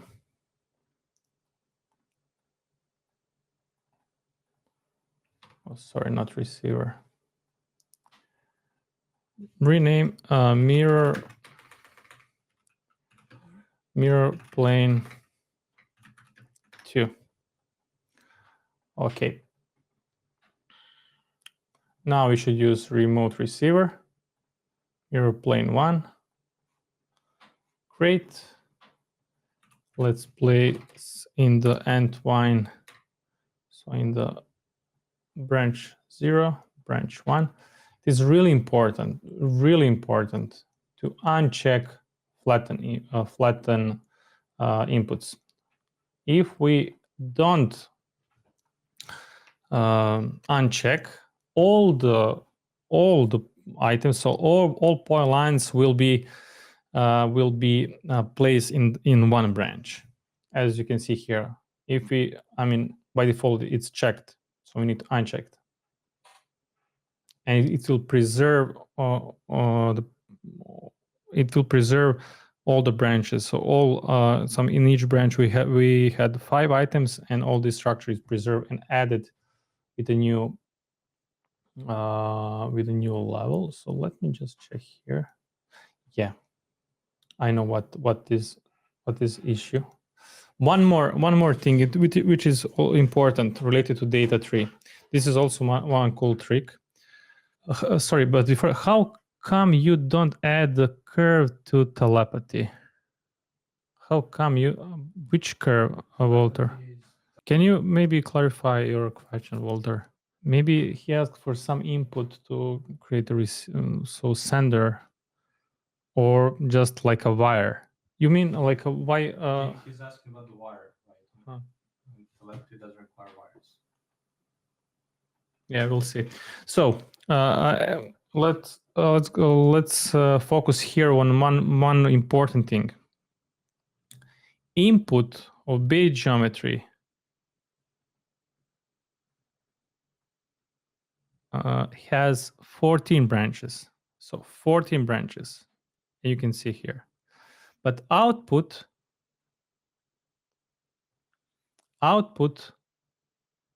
is 14 branches. But take a look at the data tree structure.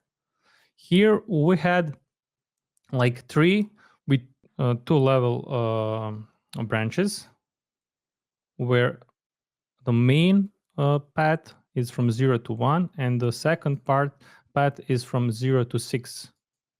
But right now we have, after mirror, we have only, I mean, if we simplify this one, we'll get single level data tree from 0 to 13. So how to have the same data tree organization, data tree structure? We need to right click here and to check principal. It means the output will have the same structure as input placed in the G. And now we get what we want. Let's focus on the main curve you keep referencing. There is no main curve that we keep referencing. We keep modifying this set of curves. Or maybe I'm wrong.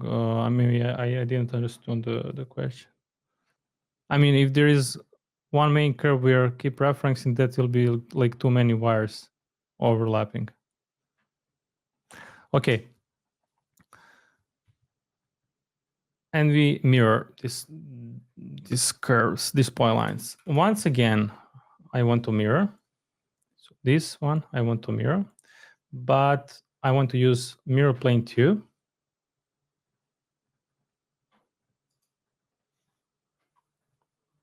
Mirror plane 2. And we get point lines on the other side. Once again, take a look at the data tree. Okay, now it's okay. Let me just check. Yeah, now it's okay.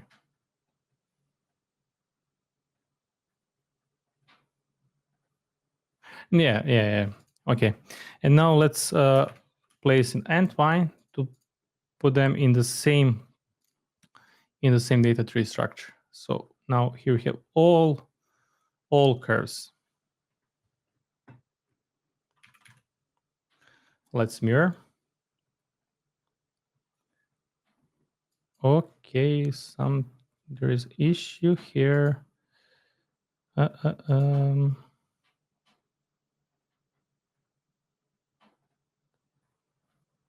Issue.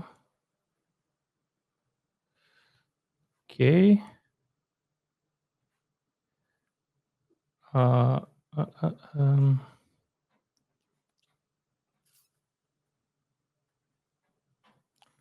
This is okay.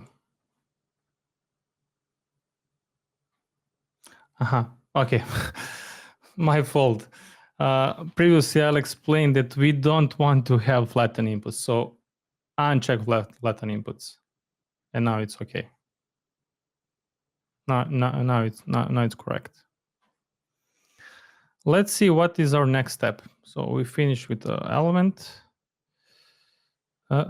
Let's find next step is to get from here to here.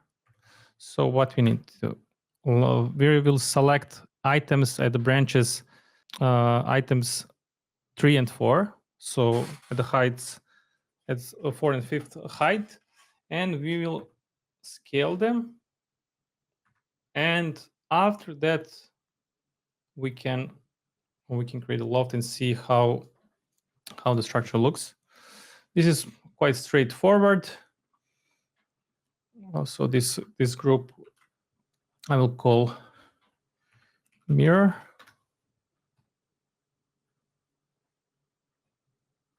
Okay. And I will select items 3 and 4. So split 3. First, I will select item either 3 or 4. It's up to you.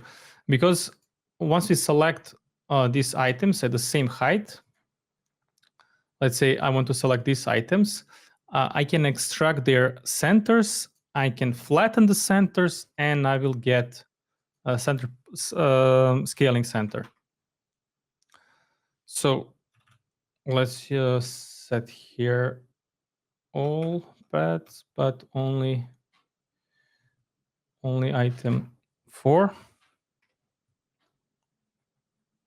Perfect.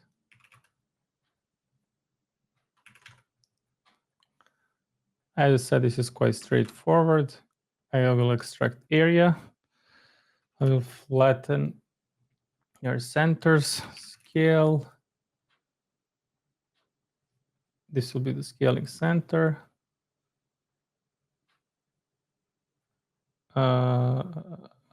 Sorry. Area. And no, sorry. I want to find the average of this scaling center. Sorry, I forgot to mention that part. So we put all the centers in the same branch, and then we find the average point. And this will be the center scaling. And let's use scaling factor. We can set 1.3. Okay. And the same thing I want to do for the item with the index 3. So here we have the rest of data tree, but from the rest, I want to scale only item within the index 3. Same logic.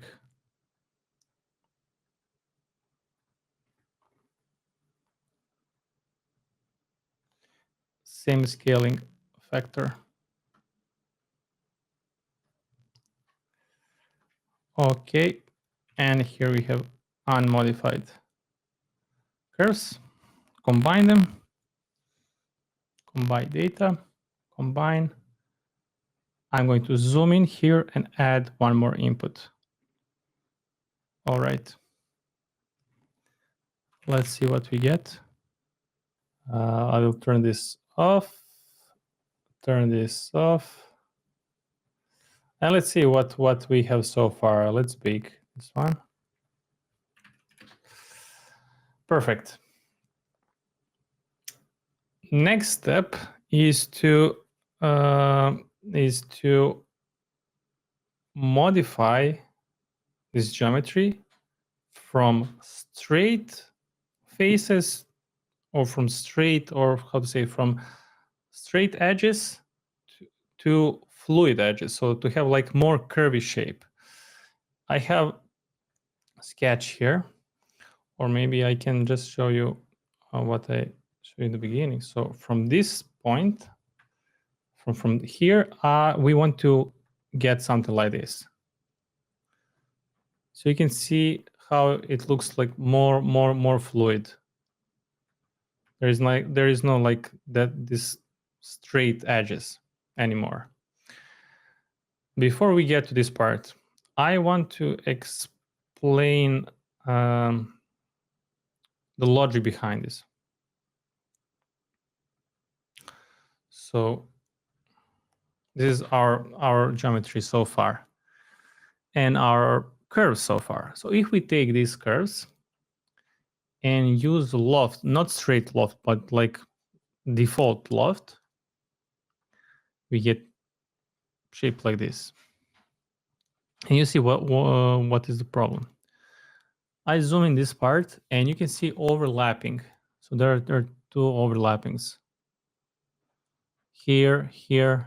So which means we cannot use, we can use normal loft, but we need to have more control polylines. So more polylines that will control the shape. So this doesn't work, right? So I will simplify. So let's focus only on this part. So here, like in this part, I try to convert into 2D drawing. What we want to get curves that goes through these points. So these 2 points are crucial. So we need to have curves like this and curve like this. We cannot use interpolate because it will get like weird shape when it starts going through next through the next curve. So we need to add more control points. So let's start if we have only 3 control points. We get this kind of curves. But as you can see, these curves are not going through these 2 crucial points. So if we try to add more control points, so I added more control points, it's better, but still they're not going through these 2 control points. So the crucial part is to add control point that will be in the same vertical line. If we add control points at this line, you can see here we added 2 control points, and see what we get. We get curves that goes through these center points. Later, why these points are crucial, because when you try to create facade, it's important at each height, at each 5 height that we have, actually 3 height that are in the middle. Let's not focus on the bottom and the top part. So these 3 heights in the middle, curves needs to go through them. This is one of them. So what we need to do? We're going to select these 3 curves or these rectangles at the height 2, 3, and 4. So 2, 3, and 4. And I'm going to multiply it up and down, like I did here. So we added here control points and here, and these are original one. So this is what we need to do with these 3 set of polylines. So you can see at each height, instead of having 1, we have 3 polylines. And now with the normal loft, we get curves that we want. So this is what we're going to do now. Let's delete this one. And this will be the last step for today's live session. Okay, I'm going to once again use split 3, and I will select items 2, 3, and 4. While I'm selecting this, feel free to ask if you understand the logic behind. Loft function with shape diver. I haven't tried.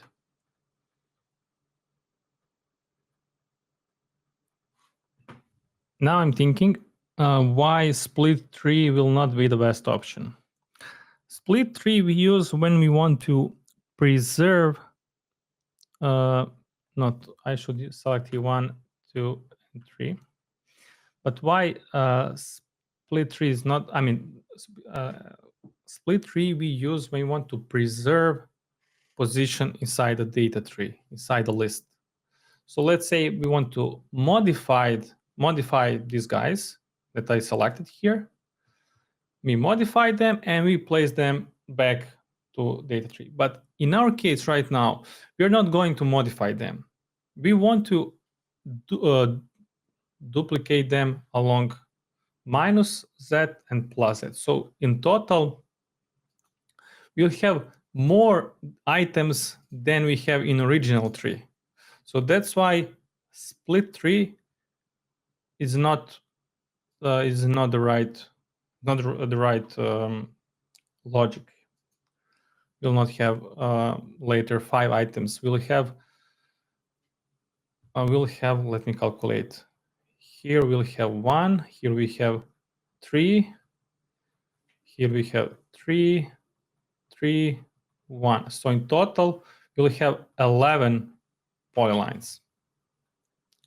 So I will delete this one.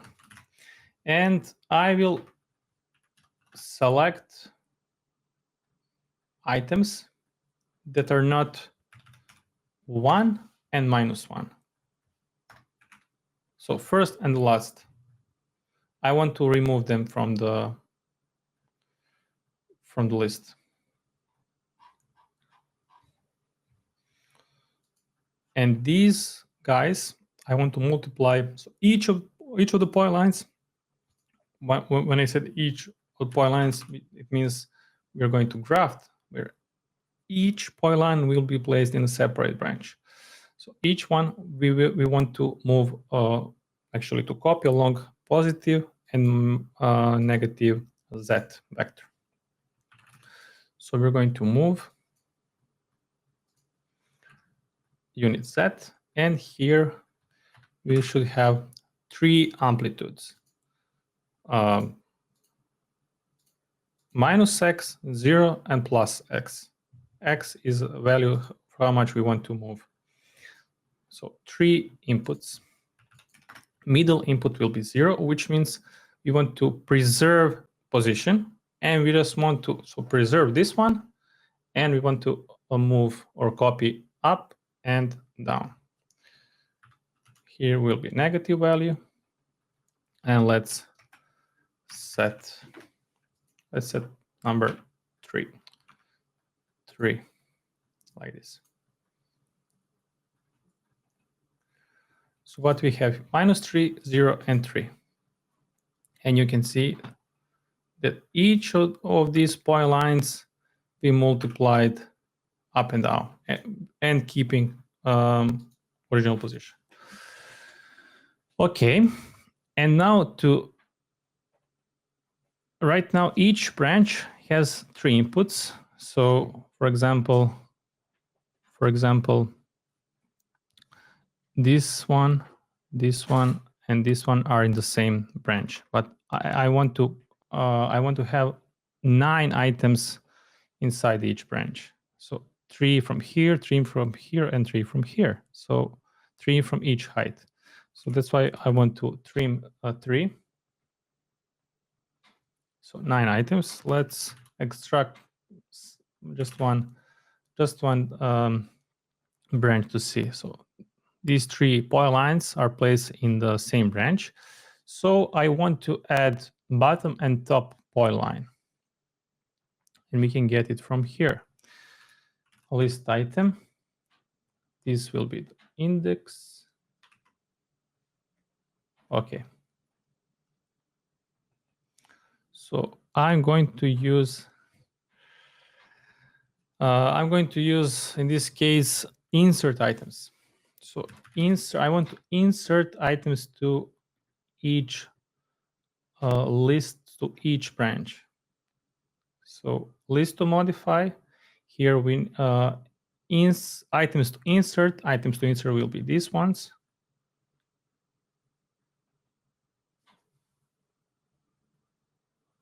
I'm going to simplify to keep same data structure. And we need insert an index for each item. It will be 0, and a list length or number of items inside each branch. I will use list length. So that will be 1 insert an index, and 0 will be 1. But let's see what we have here. Item 0 will be only placed here, but actually 0 should be placed at each of these branches where we have 9. So how we can do that? There is component longest list. Basically, it compares all the inputs and see which input has longest list. In our case, this is input B. And it will place all the items from the, in our case, item A, to have the same structure, data structure as longest list, which in our case is B. So let's see how A looks. It will have the same data tree structure. Now we can merge them. And now all the branches have 0 and 9. This will be the insert an index. Okay. Let's see what we have if we love them.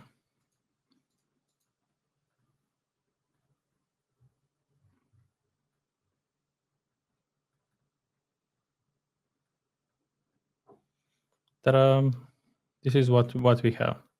So we manage to create this kind of fluid, the fluid shape of vertical facade elements. All right, guys, this is what we're going to stop here for this live session. Tomorrow we'll keep focusing on how to create facade, and I think this will be probably the most difficult part, how to create glass between these vertical elements.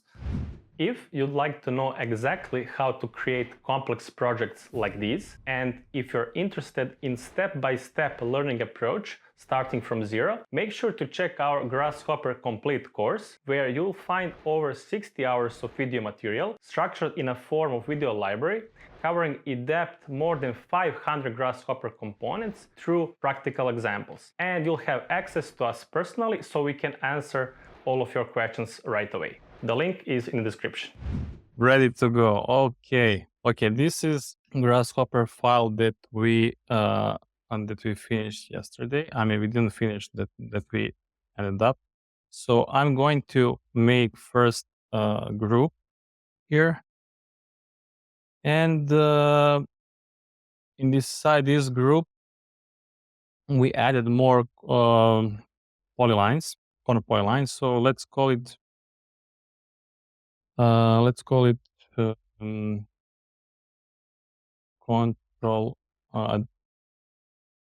additional control polylines. So this is what we have so far, and the goal for today's session is to create windows here. Not windows. To create glass facade. So we'll try to fill all these gaps. So to fill these gaps, we need to have curves. So instead of having B wraps here that we ended up, I will try to create curves, and based on these curves, these vertical curves, we'll try to loft them later in order to fill all these gaps. But there are like a lot of steps before we do this loft, because we need first to sort branches, and later on we are going to sort items. Right now, let me show you how the branches are organized. I will show you first how the branches are organized, and then later on what is our goal, how we want to sort them. So here we have, I will turn this on, and here we have all the polylines. I will extract only the first item, so the item 0, let's say the one on the bottom, and I will extract only center point, and I will display what is the path for each point. And here I will preview. Maybe we can simplify to remove this null on the far right side. Okay, so this one here is placed at the position 0, 0, 0, 0. Then this one is the next one. This is third one, fourth, fifth, and so on.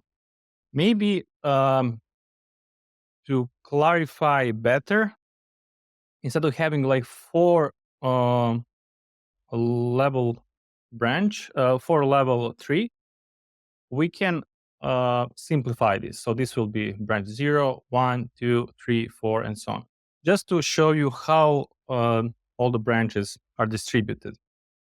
So for that, I will use path mapper. So I'm going to connect here, right click, create null mapping.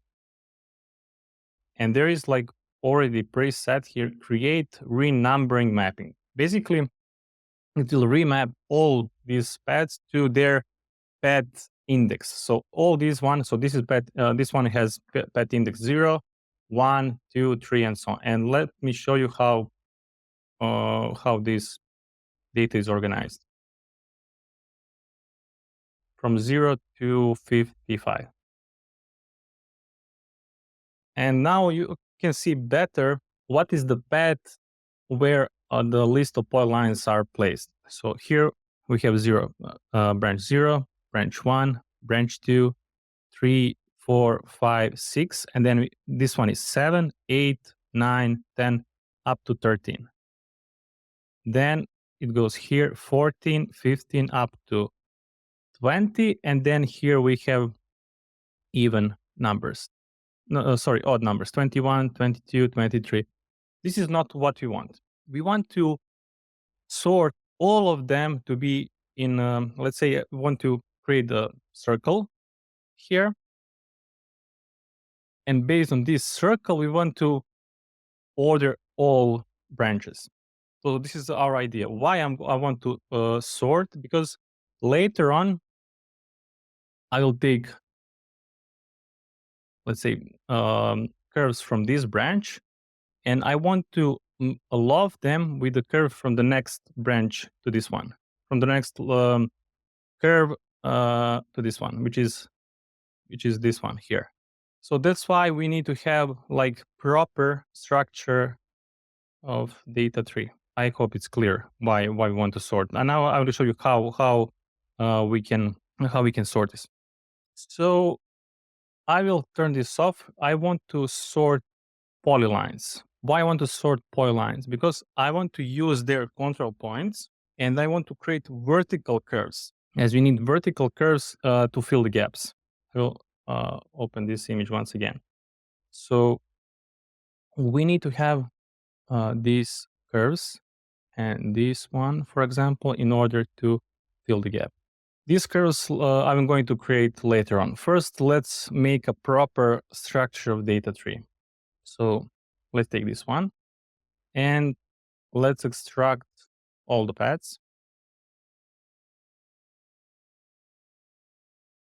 Okay. And I want to take basically each point here represents each branch. As you can see, the data structure is the same. 56 branches, 56 branches. Okay. Now I want to sort these points along a circle. That circle we can create if you use component circle fit, but don't forget to flatten this list of points. So they should be placed in the same list, and we create a circle. So I want to sort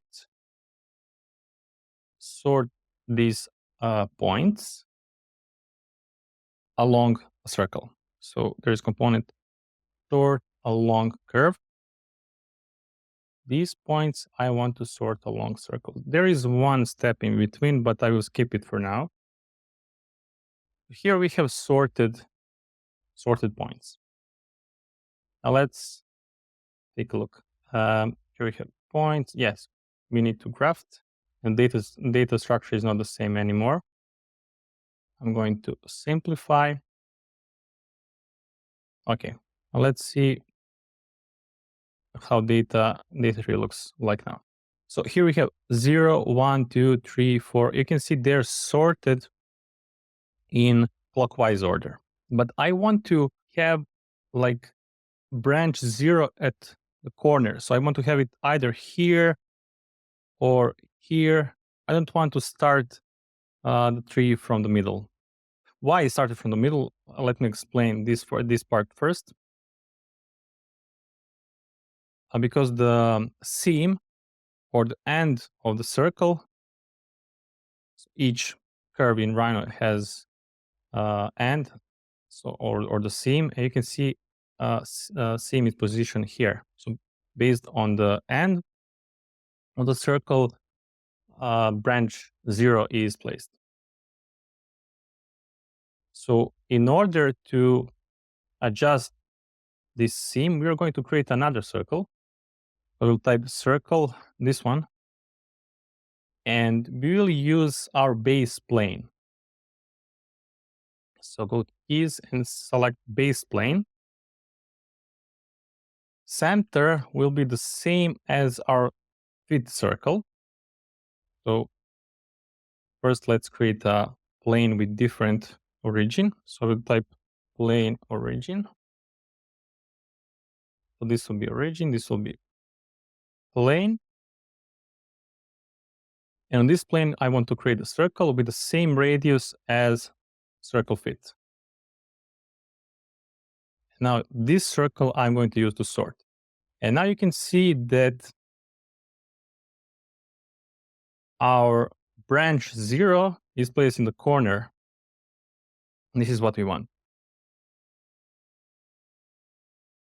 Okay, but I sorted here only points, but we need to sort this list of or tree of polylines. So all these branches. So how we can sort?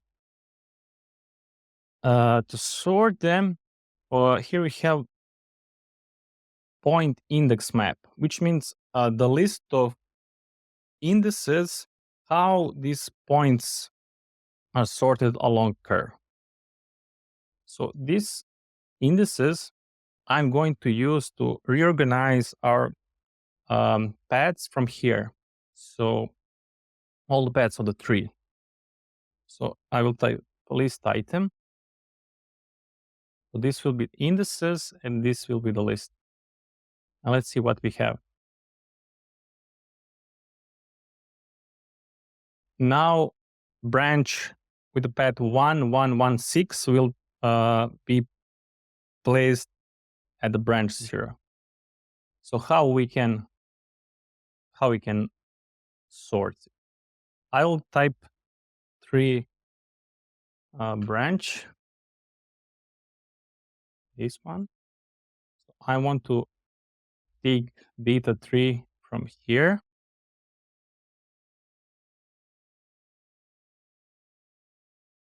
And this will be the path.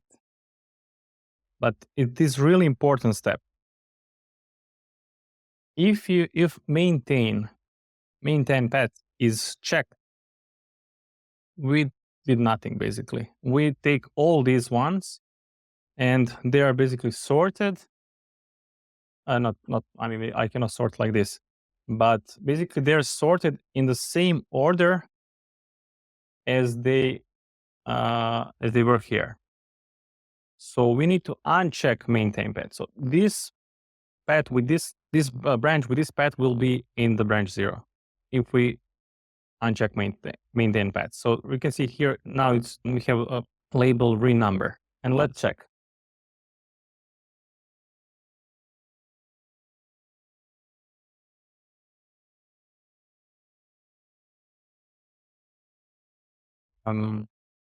Okay, we don't need this one. Static sound just started. While we are checking the sound, we have a question. Hey, I'm newbie. Can you tell me how to make a face with line in Grasshopper? Yeah, you just extrude the curve. Yeah, say, okay. We just said clear. Let's continue. How long will these streams available for free in YouTube? Forever. As long as I'm feeling generous today, so I will continue these. We'll see. Okay. Okay. Now, once we sort the order of branches, so the order of polylines placed, and just we need to create or construct vertical curves. So basically, let me show you what we need to how these curves needs to be connected. So each of these polylines and its own like on the point index 0, 1, 3, 0, 1, 3, and so on. Our idea is to connect points with the same index. So 0 with zeros, and then to create like vertical curve. But oh, Laura is back.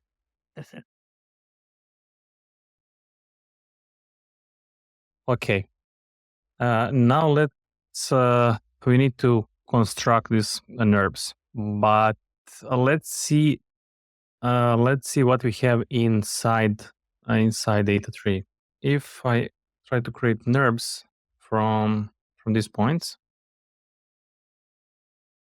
we'll get like the NURBS inside the branches. So we need to modify this tree and place all the points with the same index inside each branch into same list. What I mean? Now let me visualize first all the indices.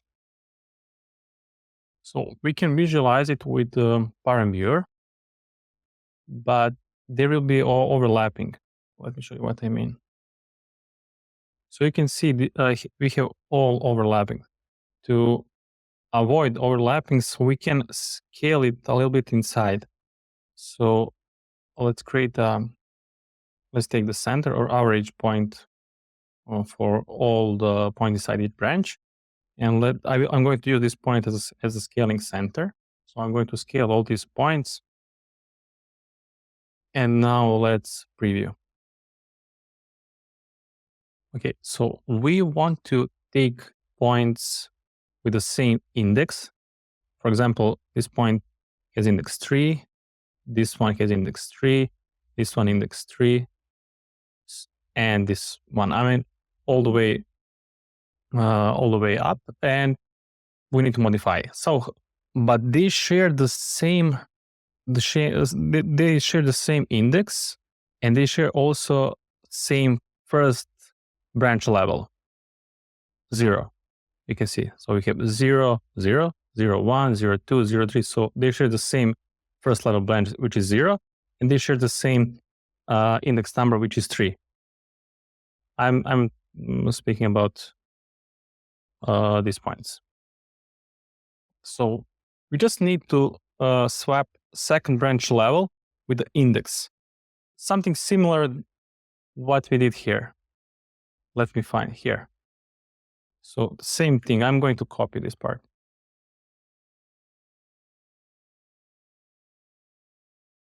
And what we have? Inside each branch, we have 11 points. And if I try to create curves, we get what we want. We get this all vertical nerves. Okay. Let me turn this off, and we managed to construct points. So let's call it construct vertical nerves. Construct vertical nerves.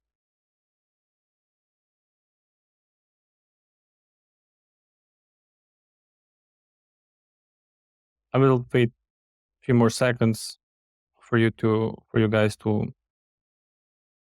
create this in your own Grasshopper file, so we can move on. I'm going to turn off these points. In the next step, I want to sort NURBS inside each branch. So inside each branch, we have four NURBS. Right now, we don't have 4 NURBS because I didn't trim 3. But if we trim 3, we get 56 branches. Basically, 56 branches represent these 56. Where is it? 56 these B-reps, right? And inside each branch we have four nerves, but we need to sort them to find like good logic to sort them, and with that logic we're going to create glass, facade glass. What I mean by that? So, for example, let's visualize each branch, each index of the curves. I will add this to this group. I'm going to extract only, let's say, end or starting number, starting point.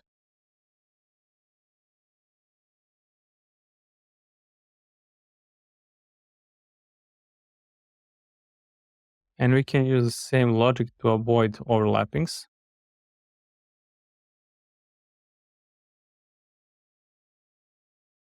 I'm using this just to visualize. Okay, what we have inside each branch. This curve or this point, but in our case, this curve has index 3, so 0, 1, 2, 3. 0, 1, 2, 3. So all of this is okay. They have the same order inside the branch. And the order is counterclockwise, right? 0, 1, 2, 3. But if we take a look at this one, the order is clockwise. 0, 1, 2, 3, and 0. So first is to our goal is to create the same order. So we don't want one curves to be sorted in a clockwise and others in a clockwise order. To do that, we will use these points, let's say starting points, and I will create once again circle fit.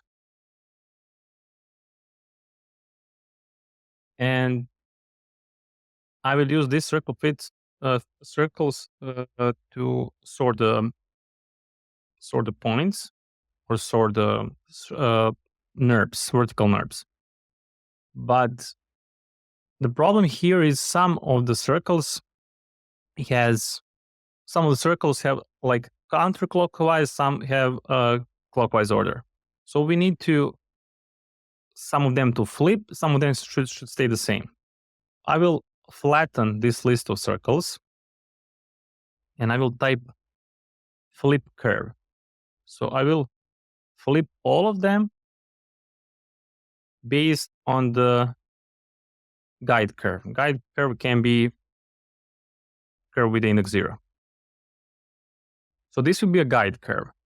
And if circles have the same direction of the guide curve, they won't be flipped. But if they have like opposite direction, they will be flipped. Okay. And if I take these circles to sort points along curve, so I'm going to take this point to sort along curve. Let's see how our order of the point looks now. Okay, I forgot my mistake, sorry. I forgot to graft. Here we have one branch with 56 curves, but we should have like each curves inside separate branch. So 56 branches with only one item. So that's why we need to graft. We flatten here and we should like place it back to same data tree, to the same data tree structure. Okay, let's simplify. Okay, 0, 1, 2, 3, 0, 1, 2, 3. So you can see the order right now is clockwise. Let's see here again, same. So you can see all of these points has like the same, in our case, is clockwise order. But there is one step in between.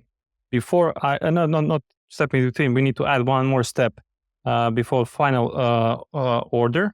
But let's wait a couple of more seconds for you guys to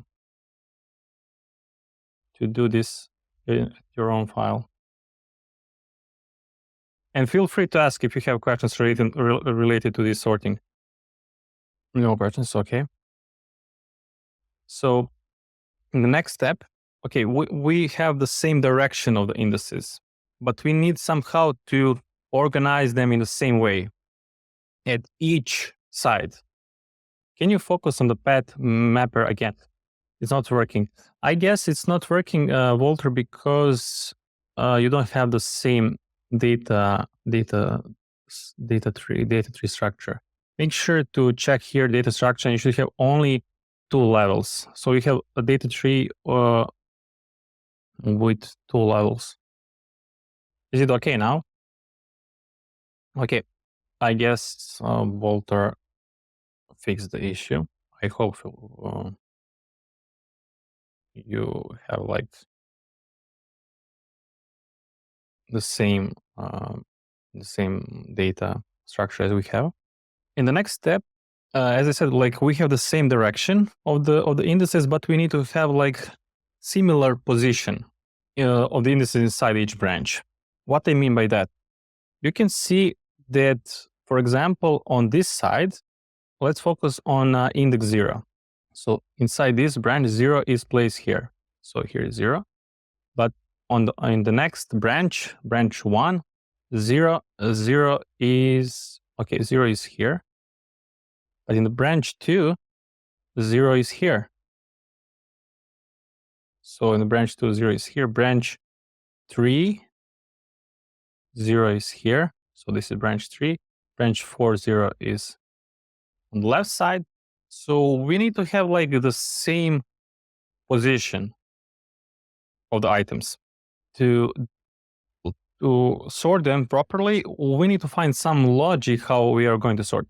So let's go back here, and I'm going to flatten all the endpoints that we use. Or maybe we can just find the average, which is center, and I'm going to flatten them. So all the average points I'm going to place in the same list, and I want to find the average point of the average points, and we'll get basically the center. Okay.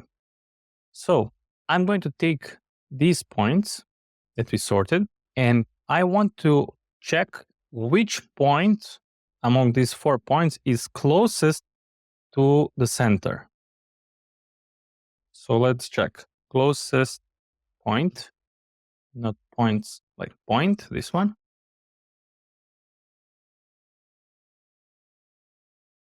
So sorted points, okay. Allow the points to search, point to search from, points from, opposite. Okay. And here we get index. So in the branch 0, the closest index to our center is point with index 3, which means I'm going to shift the list by 3 in order to have like that point, in order to apply the index 0 to that point. I will explain once again.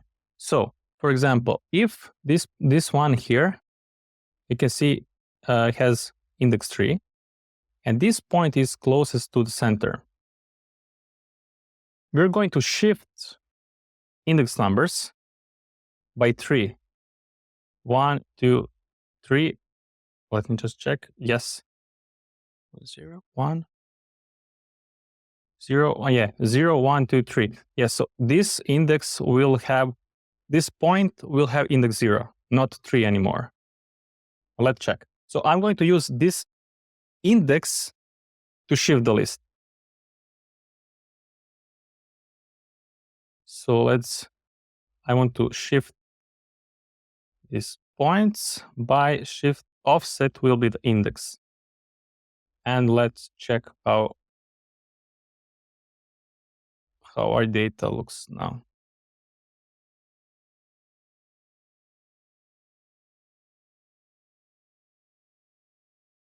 All right, so 0, 1, 2, 3, 0, 1, 2, 3. You can see the structure of the organization of the distribution of the indices.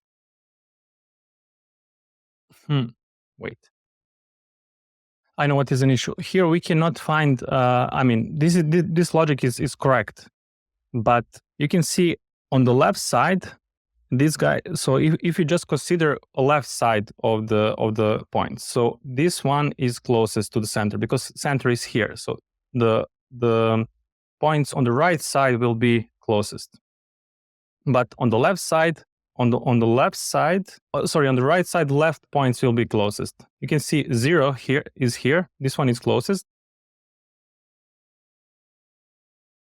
If you consider this point line, this will be the closest. But if you consider this point line, this guy will be the closest to the center.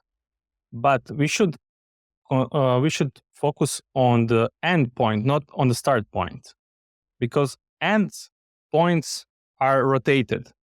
They're not like parallel to the center. So instead of using starting, we'll use end point.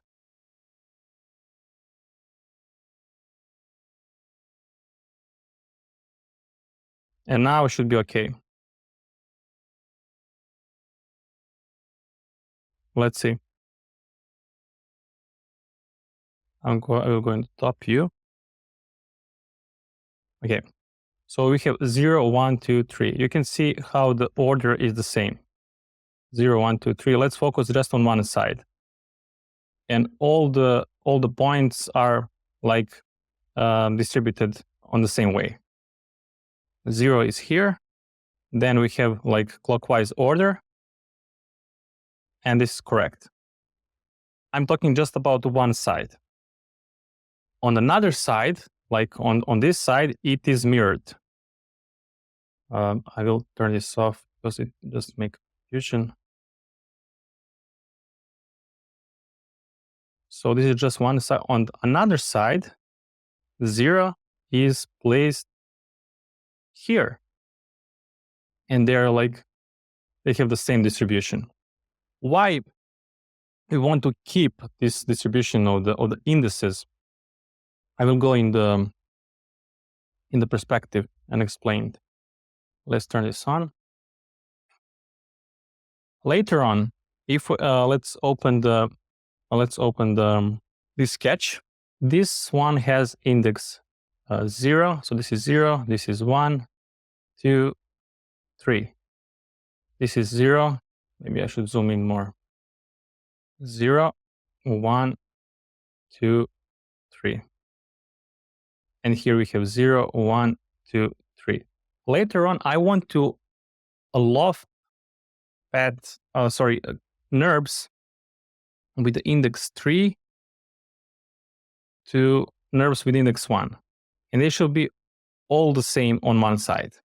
Also here will be 3 and here will be 2. Okay. Sorry, here will be 1. Sorry, here should be 1. And we will create the surface. But on another side, let me sketch. Here we have 0, 1, 2, 3. And now 0 is placed here. 0, 1, 2, 3. If you remember, sorry. It should be clockwise. So 0, 1, 2, 3.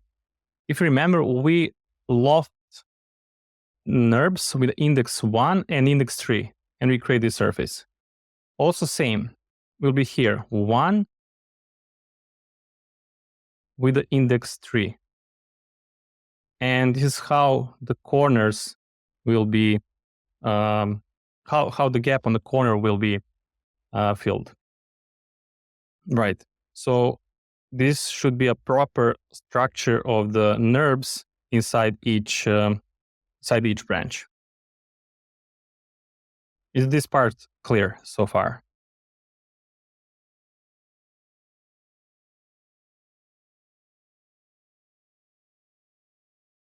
But here we sorted only points.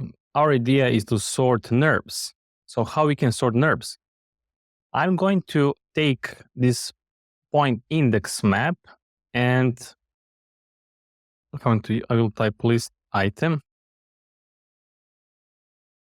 So take list item and I want to sort because we need curves, right? This is our geometry, which is important. So we sorted NURBS along circles, and we need to shift NURBS. Okay, I'm going to delete this part. We don't need this anymore.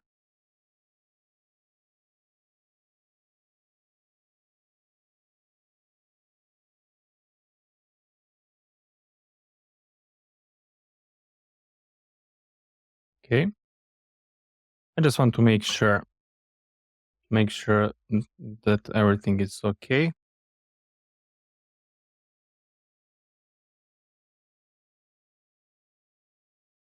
So you understand that here I took the NURBS and I sorted based on their index using output from the sort along curve, and I shifted curves based on the index that we got from the closest point that I previously explained.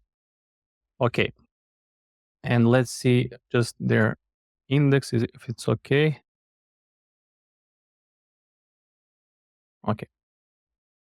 This is sorted, and I'm going to call this group sort NURBS, NURBS order inside each branch. Okay.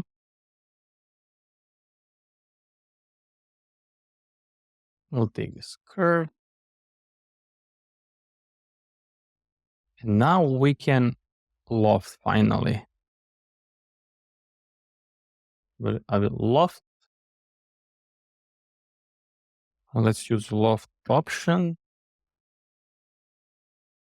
And here I'm going to set for the type, I will set straight, which is number 3. And for the item close loft, I will set true.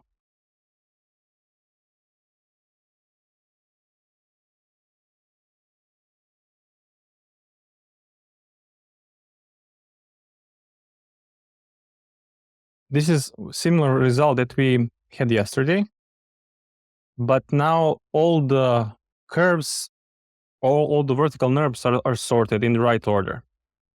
And this is what we need because in the next step, we need to create glass. Okay, let's take these curves or all the branches and let's go to our sketches. This is what we have so far. And our idea is to maybe I need one more sketch. Yeah, our idea is to get this from this what we have. So we need to create these surfaces. To achieve that, we need to create pairs of branches. What I mean by that?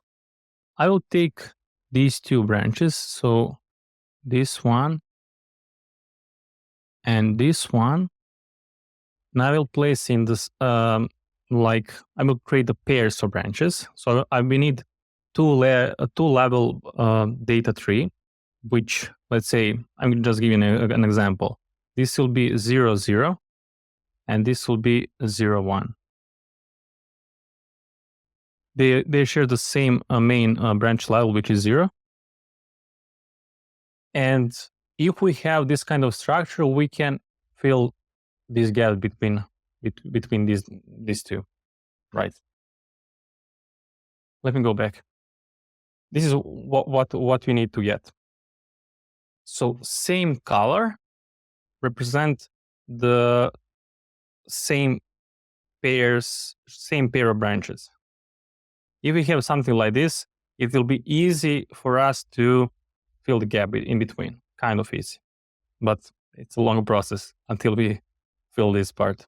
I'm telling you this because we need to create we need to manipulate data tree in order to create these branch pairs. So I will call this one branch pair A, because later on you can see that we still have a gap here and here. So we need to create another branch pair, which I will call branch pair B. If we have like this kind of pairs, it will be easy for us to fill this gap. You can see that these two colors share the same main branch. But we'll get to that part. If we have like this one, it will be easy for us to create this part of surfaces. And once you combine, this is what we need to get. Let's create first this kind of data structure.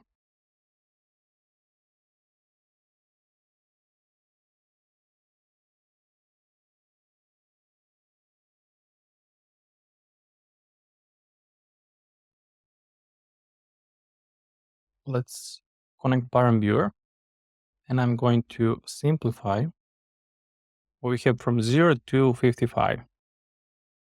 But as I just explained, we should have like data structure which should look like this.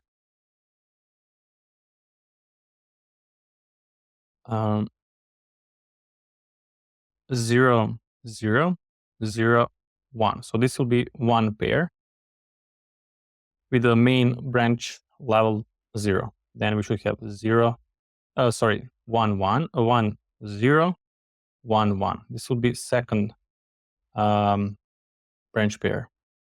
Then we should have 2, 0, 2, 1, and so on.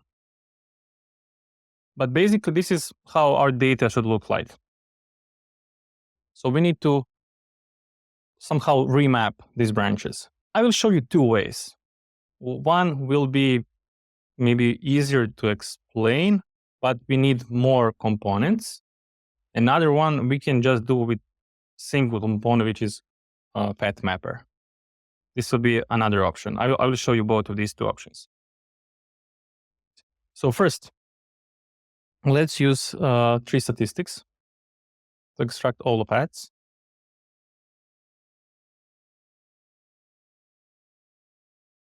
And let's use deconstruct path to get all these numbers. I think I need to, okay. We have all these index number, all these branch indices from 0 to 55. And I'm going to flatten. If remember, I don't want to have like from 0 to 55. I want to create like pairs of branches. So to create pairs, I will use partition list. And each branch should have 2 items. And you can see how I'm going to simplify this one. And take a look. I will not focus now on the items. I'm going to focus on the branches, on the paths. So we have from 0 to 27, which means we should have like first main branch should be 0, and the last main branch should be 27. So last 2 branches should be 27, 0 and 27, 1. Okay. Once again, I will use tree statistics to extract these paths. So it's from 0 to 27.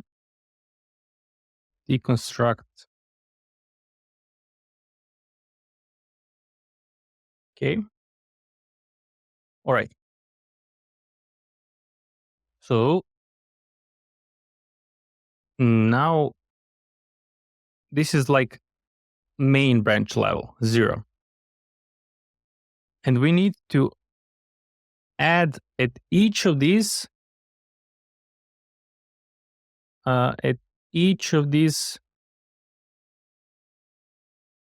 0 and 1, right? So in total, we should have like 50, let me check how many, yeah, 56 branches. So let's duplicate,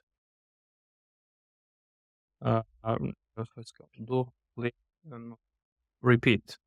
I mean, you can use also duplicate as well. And I will duplicate by 2. Duplicate, I mean, the list length will be 2. Let me just think. 0, 1, 0, 2. Yes, this will be the data structure. Yes. What I'm doing now, we need to have like, as I explained, we need to have like 0. Sorry, I should use this.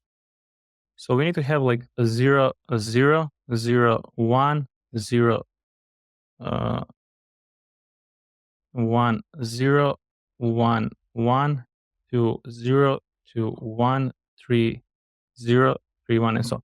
So this, I'm trying to create like all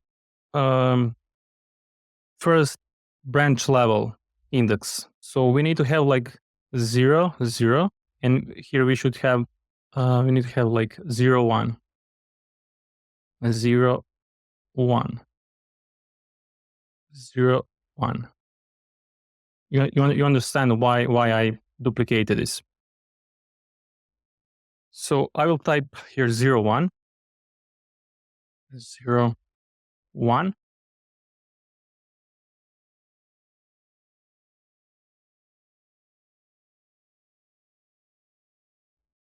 Which, so inside each, next to each item, here we need to have like 0 and 1, 0 and 1. So how we can add? We can use longest list.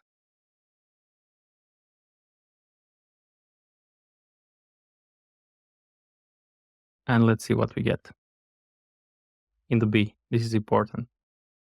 So you can see we get the same data structure where inside each branch we have 0 and 1.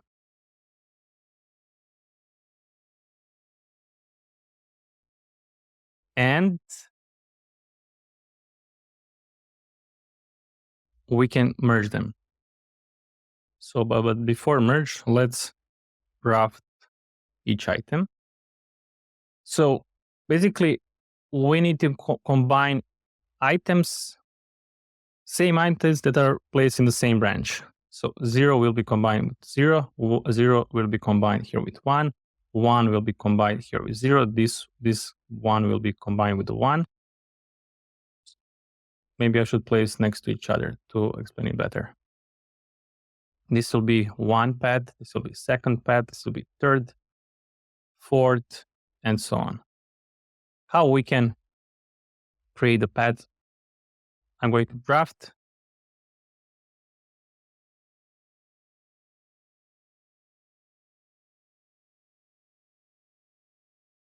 And I'm going to merge. Let's merge.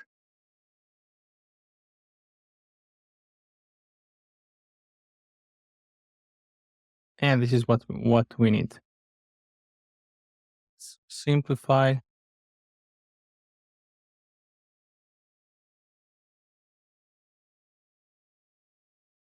Once we get this kind of, these indices, we can construct pad.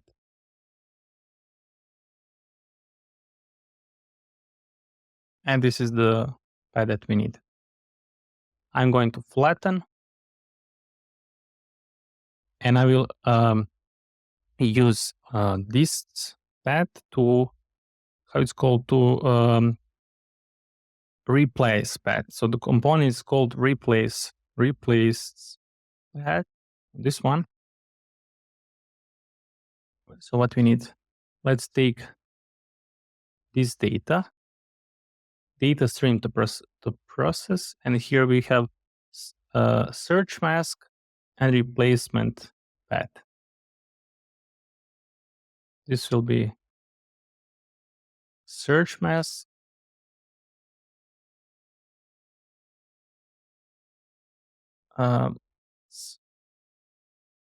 This one, and this will be replacement.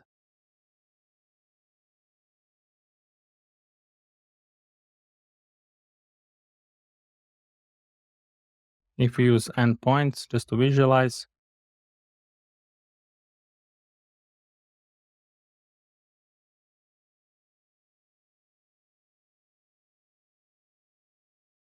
once again, I need to scale them. They're overlapping.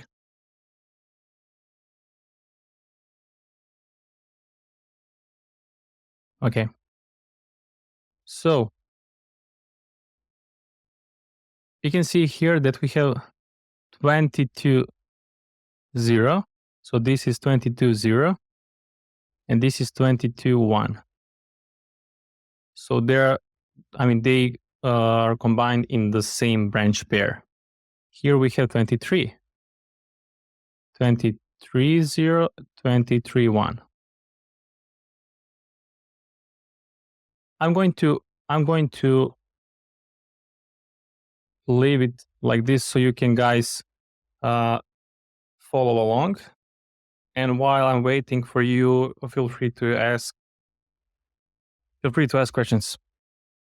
Maybe we can make a short break, 10 minutes break. After this, I'm going to show you another option. I mean, we can create like with a single component, can create this data structure that we have here. Like with just single component with a path mapper. So that's why path mapper is super powerful if you know how to use it. Hope you understood this part, replace path. I think I'm thinking maybe I just need to clarify what this component does. Basically, it takes each path and replace each branch will replace their path. So path 0 is replaced with 0, 0. Path 1 is replaced with the path 0, 1. So it is important to have the same number of input in the S, same number of items in the input S and R. So in these two, if you don't have the same number of paths, then you will get an error. Okay. Now I will show you how we can do the same thing with a single component path mapper. So let's go back.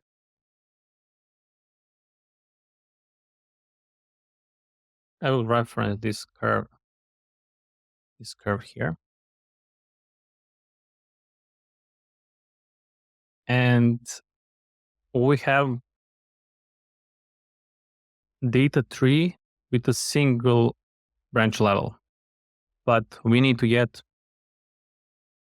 data tree with the two branch levels. So let's go to path mapper. Right click and check here, create null mapping. So we need to have here two levels, right? A and B. So how we can generate A and how we can generate B in this case. So I'm going to explain now. First, I'm going to explain how to get all the numbers for the main branch level, which is A. I'm going to take number A, which is numbers from 0 to 55. And I'm going to find integer number when we divide A by 2. So what I mean, if we divide 0 by 2, it will be 0. I'm talking about A. Let's focus now on the first branch level, and this will be second branch level. So if we divide 1 by 2, we still get 0. If you divide 2 by 2, we'll get 1. If you divide 3 by 2, but you want to have like integer number, it will still be 1. If we divide 4 by 2, we'll get 2, 5 by 2, we'll still get 2, and so on. So you can see here we have 2, 2, 1, 1, so we'll get 2, 0, 0, 1, 1, 2, 2, 3, 3, 4, 4, and so on. For the first branch level, we need to type here integer from, if we divide our pad by 2. And this is how we get the first branch level. Second branch level, for the second branch level, we'll use modules. And first, I will explain you what is modules for all of you who are not familiar with that.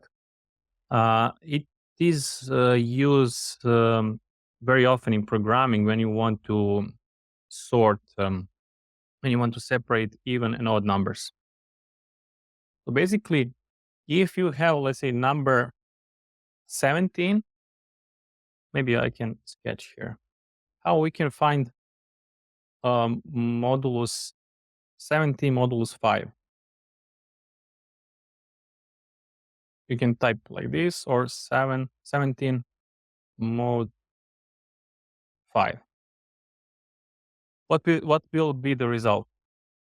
Imagine you want to create a group of 5 from the number 17, and the leftover is modulus.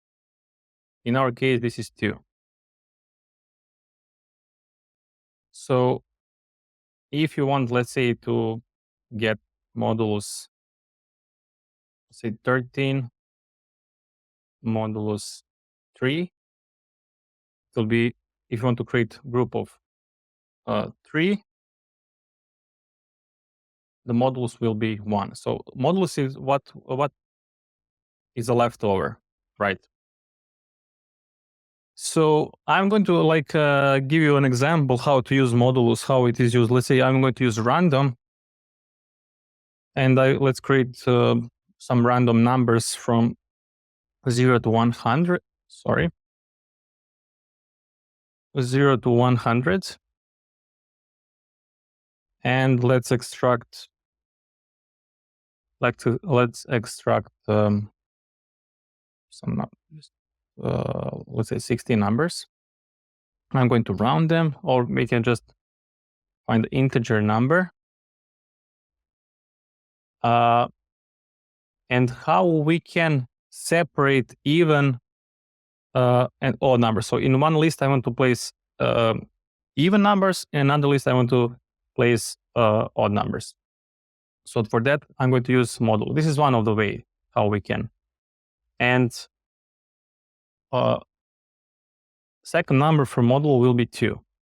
So 77 modulus 2 will be 1. Because if we divide 77 by 2, leftover will be 1. So if, let's say, equality, we use equality, if it is 1, then the list, that number is odd. Otherwise, it will be even. So here we have odd numbers, and here we have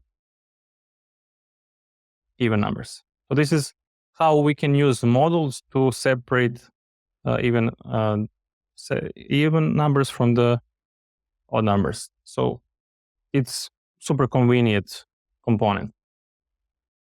So how we can, now I'm going to use modules in our case. What I'm going to do, I will take path index. So, or maybe we can use A, because A is a path index in our case.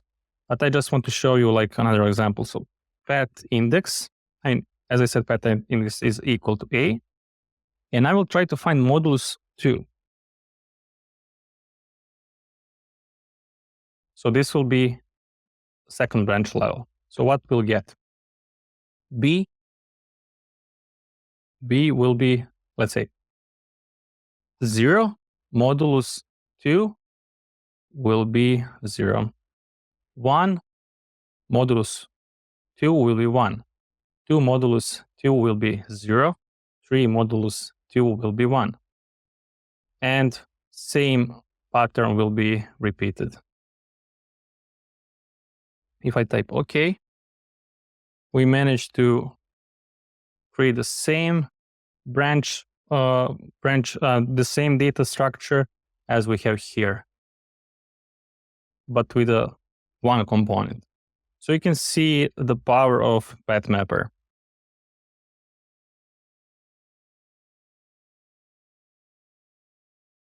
Feel free to ask questions if if something is not clear related to this part. All clear? Okay. Let's go back. So I'm going to take these curves. Can you repeat the command? Command. What do you mean by command? All right. Once again, on the left side, from the semicolon, we have integer a divided by 2, which means a is our main branch level. Here we can also put path index. It's because they're the same. It will work the same. A is these numbers from 0 to 56. From 0 to 55. So we want to get 0, 0, 1, 1, 2, 2, because our idea is to create pairs of branches. So first pair will be 0, 1, 0, 0, 0, 0, 1. Second pair should be 1, 0, 1, 1, and so on. Here is, on this sketch, you have like a better explanation, like a visual explanation why we want to have pairs of branches. Integer means I want to get integer number once we divide these numbers by 2. Once again, if we divide 0 by 2, we'll get 0. 1, if we divide by 2, we'll still get 0. If we divide 2 by 2 will be 2, but if we divide 3 by 2, integer number will be 2. So that's why int means integer number from as a result from the division a divided by 2. And we get main branch level. So this is related to this part. And we get 0, 0, 1, 1, 2, 2, and so on. Right part, path index with modulus 2 is related to this part. Once again, path index path indices are these numbers. You can also put here a modulus 2, which means I will take all these numbers, in this case 0, modulus 2 will be 0. 1 modulus 2 will be 1. I just explained how modulus work here. And we got from this part on the right side, we get second branch level. 0, 1, 0, 1, 0, 1, and so on. And this is how we generate data structure. Is it clear? Okay, great. Now we can move on.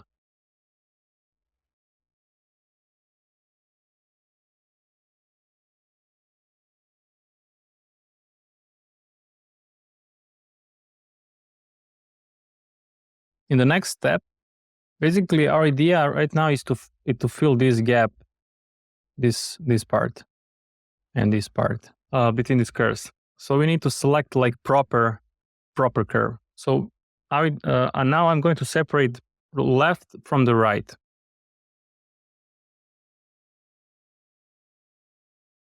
So if like what I mean left from the right, this will be left, this will be right part. Okay. We can separate them with a split tree.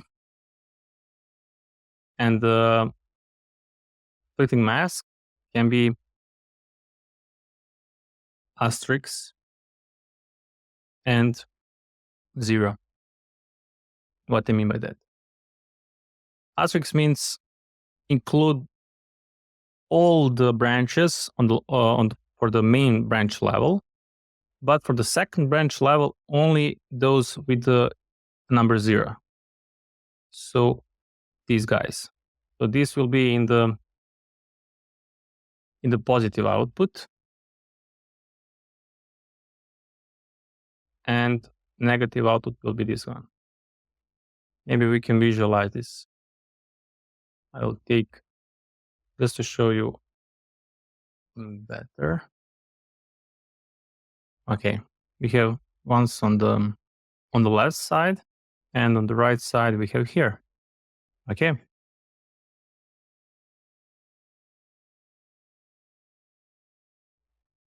Now we should find the proper index number on the left side. So what I mean proper index number of the curve that we are going to use with the curve on the right side in order to create this surface. Okay, you might say, okay, maybe we can just select one index on the left side, one index on the right side, and create a surface.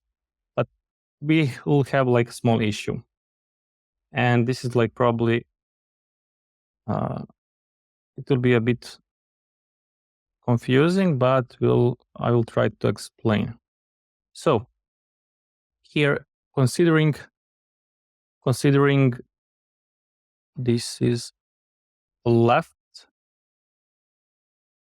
Okay, maybe we can bake this one just to make it more clear.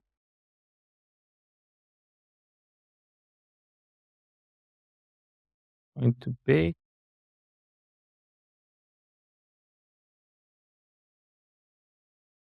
And we can just preview with some color.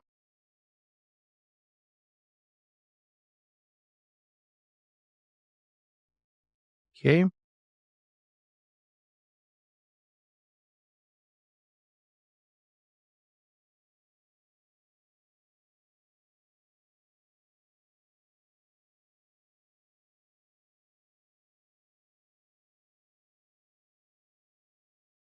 So let's take a look on the curves on the left side. I mean, if we look at the one pair, so this is one pair, these two, we'll take a look on the left side. So what I mean, I want to select this curve. This will be one curve that we are going to use in order to create this like loft surface to fill this gap. That surface has index 1. Index 1 I can see here. So this guy has index 1. I will select index 1.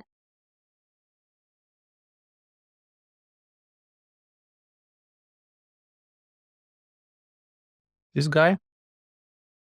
And on the right side, let's now focus the right side.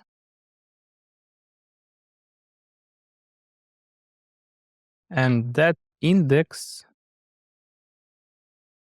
let's see which one we're going to. So index, I should rotate like this. Index 3 is this guy. So let's take this one.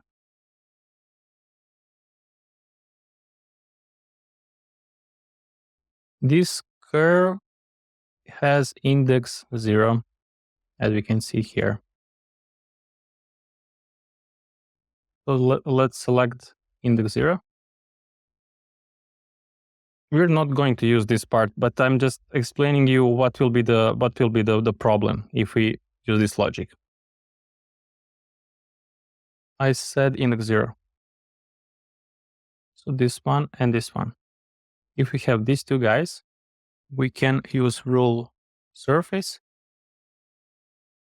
and we can fill the gap. But there is a problem. We can see how this surface that we created is overlapping with vertical structure.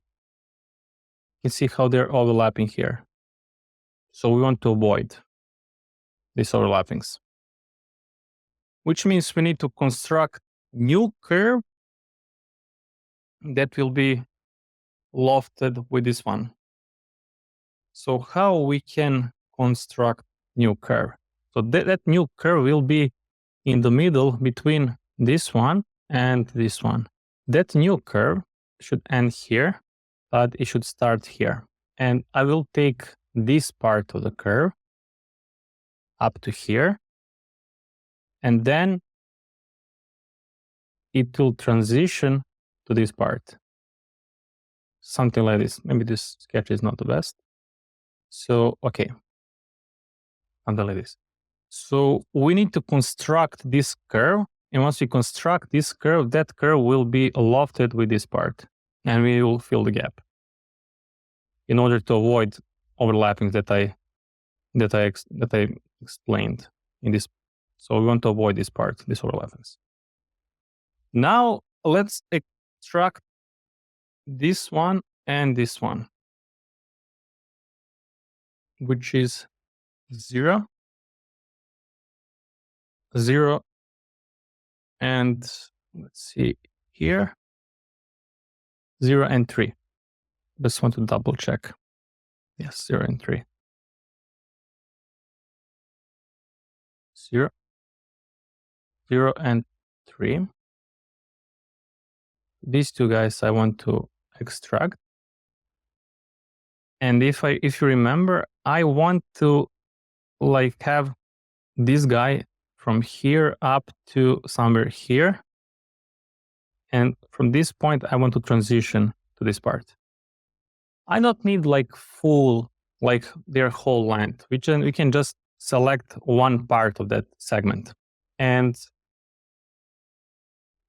parts of the segment, I mean, that's just small segment. We can use from the, we can just trim it and select that segment using control points. So let's use control points. And I want to select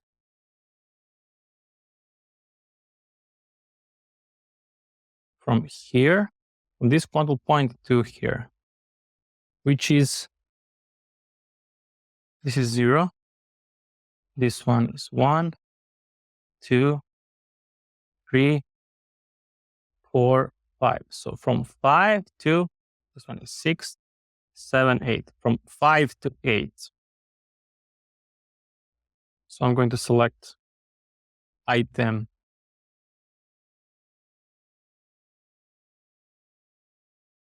I can just type 5 and 8. Uncheck multi-line data. Only this segment. So this middle segment we want to select. Once we select these points, I will use curve closest point. This will be curve. This will be points. And based on the curve parameter, I want to select that segment. So we need shatter. Let's check data 3.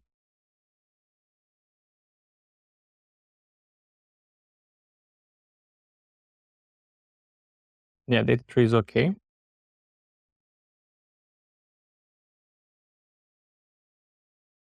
And inside each branch, we have 3 items.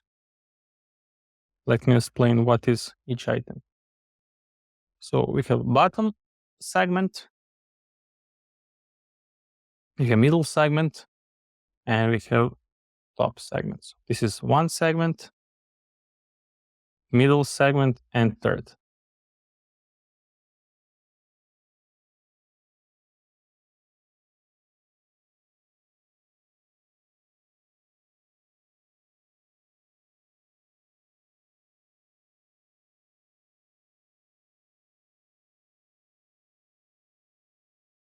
Okay. And I want to select only segment 1, right? That middle segment. That segment I want to join with the segment that I'm going to create. So I need to create transition curve from this one to this one. So imagine we have, this is not perfect sketch. Imagine we have two curves and we need to create curve like this. I mean, you can use Graph Mapper if you want to make like a better transition. Let's create segment, this one and this one, which is, let's check. Let's check the control points. I mean, their index. We need to, so this is 0, 1, 2, 3. So from 3 to 5.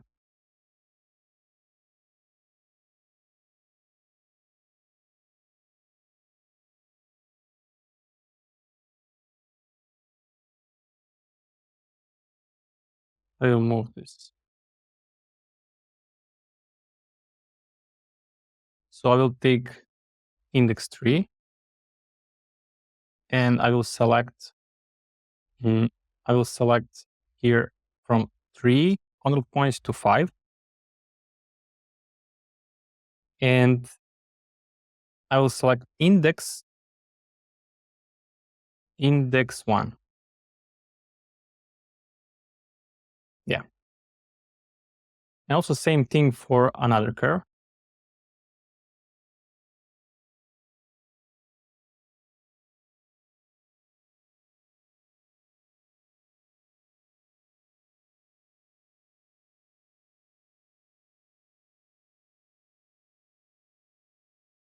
I'm going to take these two curves and I will try to make transition between them. So let's, what I'm going to do, let me do a quick sketch.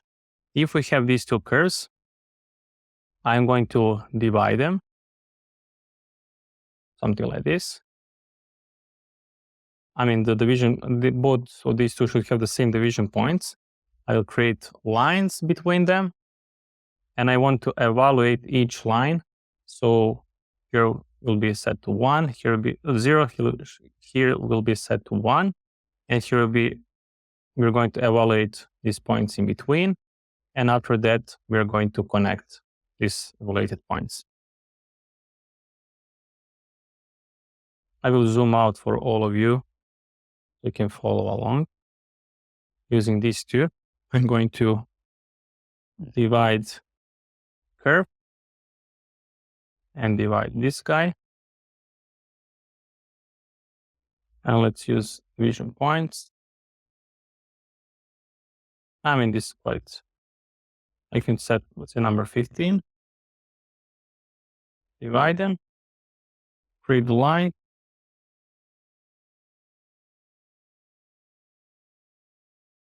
And I'm going to evaluate each line. With the range. So range should be for the same numbers from 0 to 1. And we can use either evaluate curve or curve evaluate length. Don't forget to parameterize.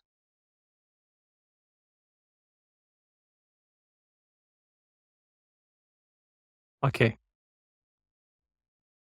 And we'll create the NURBS from these points that we evaluated. So this curve and this curve will be joined, right? Let's check data structure. I think it should be the same. Yeah.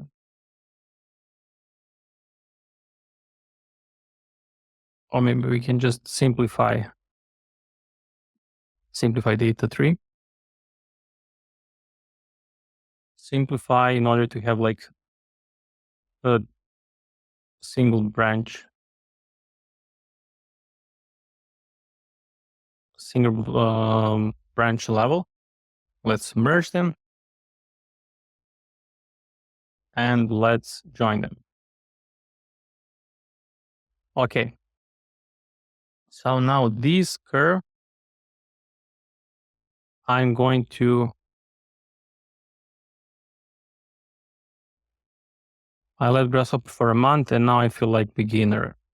This Grasshopper definition, I would say it's a bit more advanced. I wouldn't say it's like a super advanced, it's more like intermediate advanced, but I understand like it can be tough if you didn't use Grasshopper for a month. Okay, so here we have one, and where is another one? It's here. If I create like surface between these two, we'll have like an issue because I don't want to use like full length of this one. I just want to like extract the segment when this guy is intersected with curve that we just created. So we need to take, let me find, we need to take the curve and we need to trim it here and here. And only this segment we're going to loft with the curve that we just created. Okay. So for that, I will use curve intersect with the curve.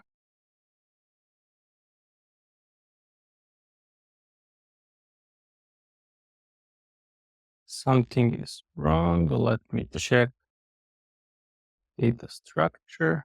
Okay, now I see I didn't select like proper control point. You see that we don't have intersection here. We have intersection on the top, but we don't have intersection on the bottom.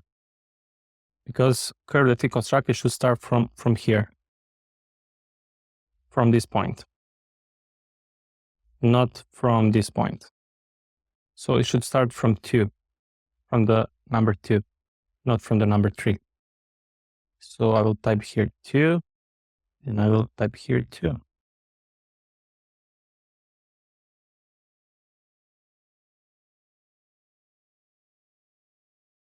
Let's delete this one because we don't need.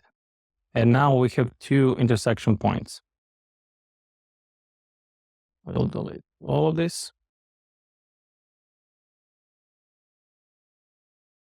So let's take, we should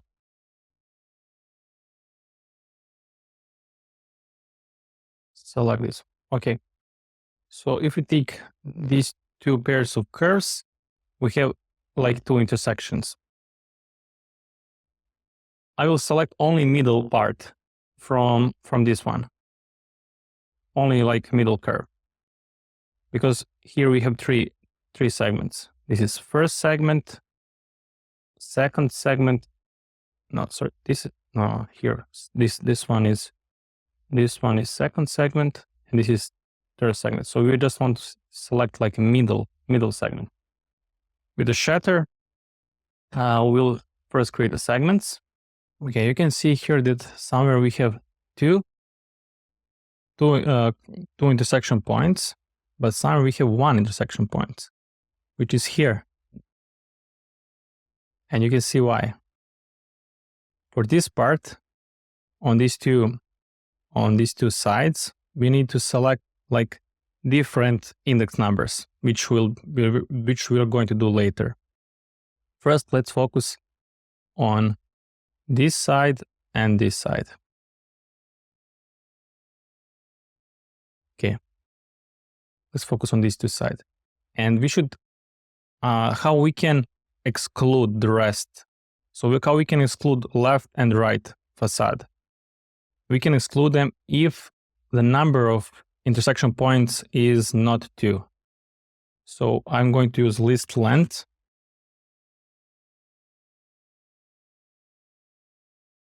List length, and list length should be equal to 2. If it's not equal to 2, then we I mean, we're not going to consider it. Okay. And here we have the intersection points. Yeah, intersection points. And here we have curve parameters. So I'm going to use call pattern. How is call now? Is it better? Yeah, it's better. Okay. So I will use this list, this pattern to select curve parameters and curve parameters from A, curve parameters from B. Okay. And now let's use shatter to divide or to split this one. Let me just check data 3. Okay, data 3 is correct. We're going to sort them if we extract the middle point from each segment and deconstruct that point. And based on the Z coordinate, we are going to sort segments. So I'm going to take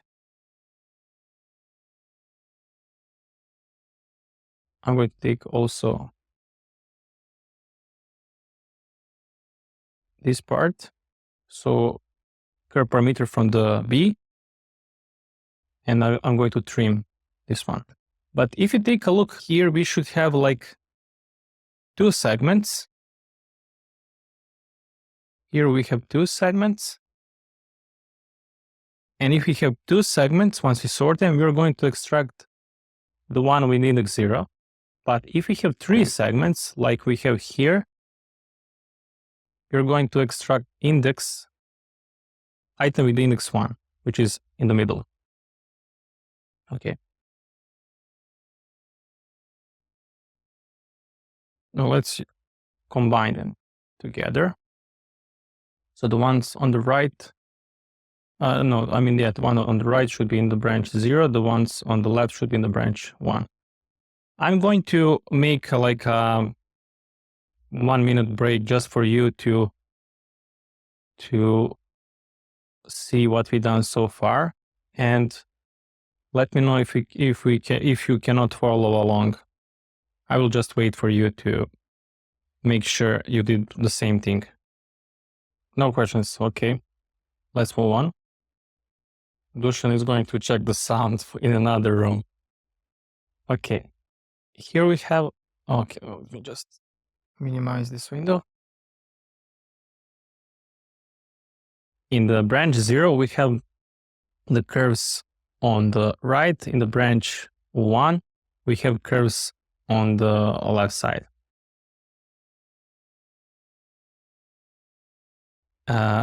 One important thing, uncheck flatten inputs.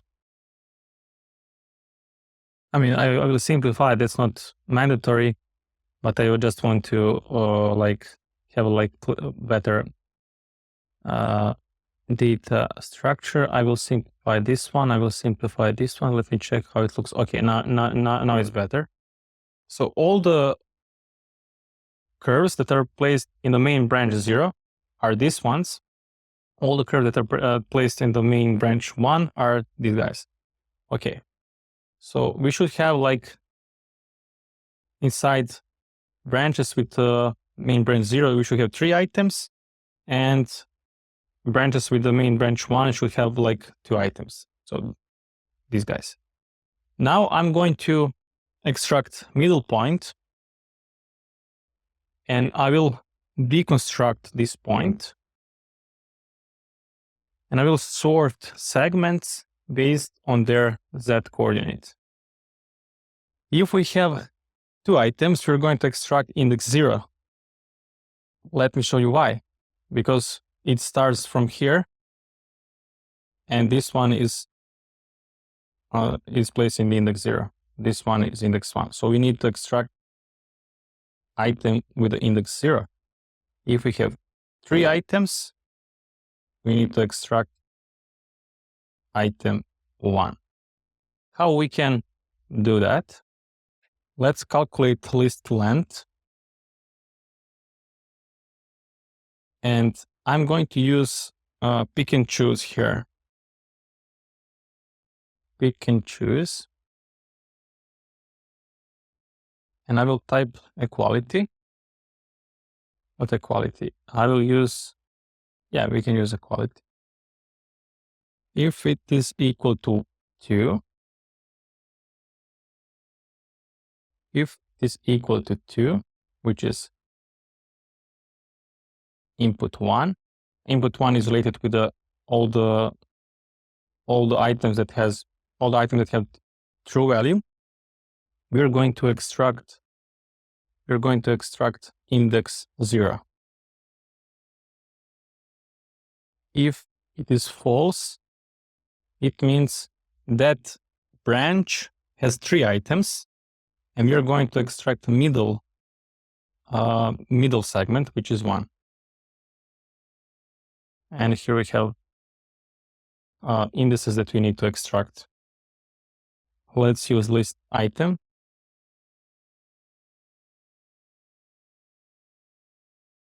And let's see if we get the right. Okay, finally, perfect. We got curves that we need.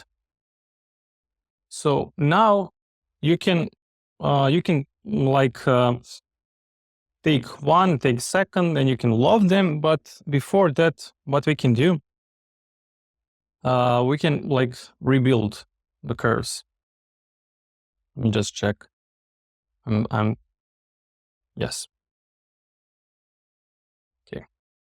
So we take these two. We can extract the ones with main branch 0. So we will split 3. If you remember, the curves with the main branch 0 are placed on the right side. So I will type here 0 asterisk. So we have these curves, and we have here another. And you can use ruled surface to generate, to fill these gaps. But if I bake, you can see very weird topology of the surface. What you can do, I suggest to rebuild curves, and let's set some higher number of, let's say 100. This is up to you, how many division points, how many control points we'll have. And now if I use ruled surface and bake, let's see that, the topology will be much better. I'm going to delete this one. And if I bake, you can see on the topology. So we managed to create first pair of surfaces, but we need also to create on the 2 other sides. The only difference will be with the index numbers. Let's see what will be the index numbers here. Let's go. So here we need, on the right side, we need index 0. So this one. And on the left side, we need 0 and 1. Okay. Okay, I'm going to turn off. Okay, I don't want to turn off this one. Let's delete. And I'm going to copy all of this. Okay, for the right side, we need to select not 0, but I will turn off this.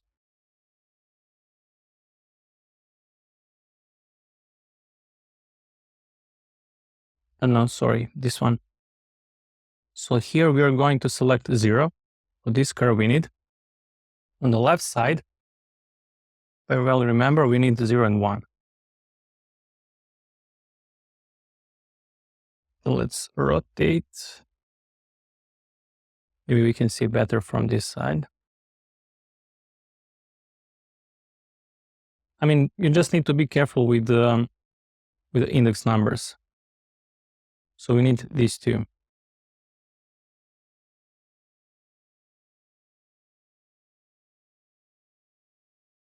Is it 3?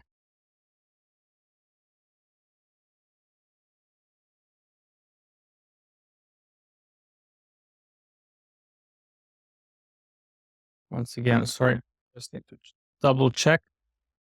So on the right side, okay. We need to switch. So we need to take these curves. So take this one. This one will go here. And let's select, should be index 3. Yes, index 3. Just check here. So we are looking at the right part.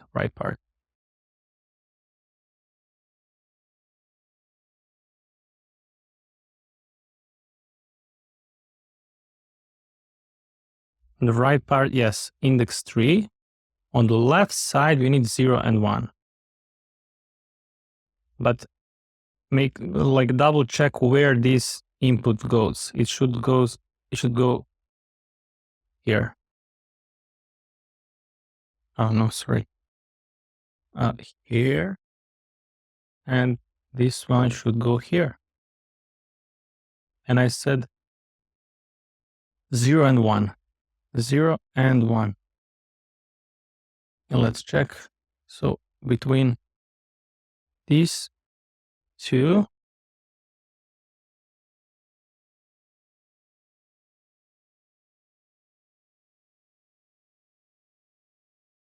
I didn't connect something well, so goes here, and this one. No, this one should go also on the top. Okay, container. Okay, between these two, we need to generate the transition curve. This one, it's okay. Okay, perfect. This is the curve that we got once we joined. And here we get another one. Okay, great. So only, I mean, the logic is the same. We just need to tweak the slider for the index numbers. So once again, I will go through the second part. So here, considering a left branch between these two pairs. So this is left pair. Here we have left pair. And here, when I say left pair, it is these segments on the left. So from here, we're going to select item 3, right? This one. From the right side, which is curves on the top, we're going to select 0 and 1. I mean, all these indices you can see here, 0 and 1, these two. And here we have index 3. Between these 0 and 1, on the right side, we create a transition curve that will be connected with the curve with index 1, also on the right side. Right side, if we take from the inside, and we join them. And now, I mean, the same logic. We find the intersection, and the logic is the same. And we create this glass on the inside. So let's merge them.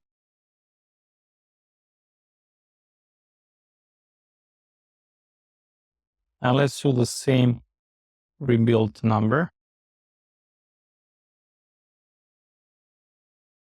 I will turn off all this. So we managed to create one part of the glass facade. I will stop here for now. I will open the full script, especially for the second part, and make sure that you select proper index numbers. Also, maybe I can move this down just for you to have better. It's quite messy. Oh, sorry for that. Any questions related to this part? Oh yeah, one row for bespoke glass panels. Okay, what we did so far, we selected first pair of branches and we created glass panels. But now we need to adjust once again data tree, and we need to shift pairs of branches. You can see how now these, just change the color. Now we have different pairs of branches. We just shift the whole data tree structure. Once we shift, we can create these surfaces and also this one. We need to create another pair of branches. So I will explain the logic, how we can just shift. We just need to shift branches by one. So for that, I will use once again what's called path mapper. And there is like one additional step.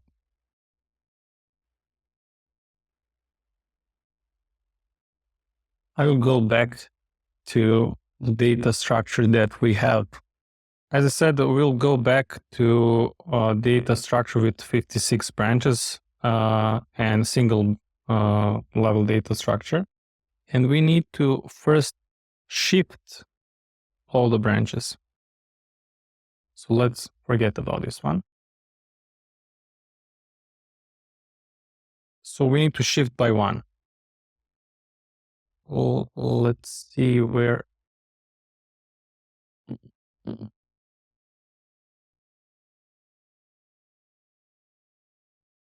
Once again, I will show you what I mean.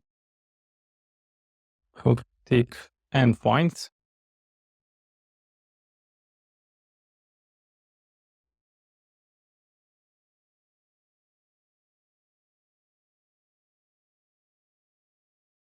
Starting point, it's the same.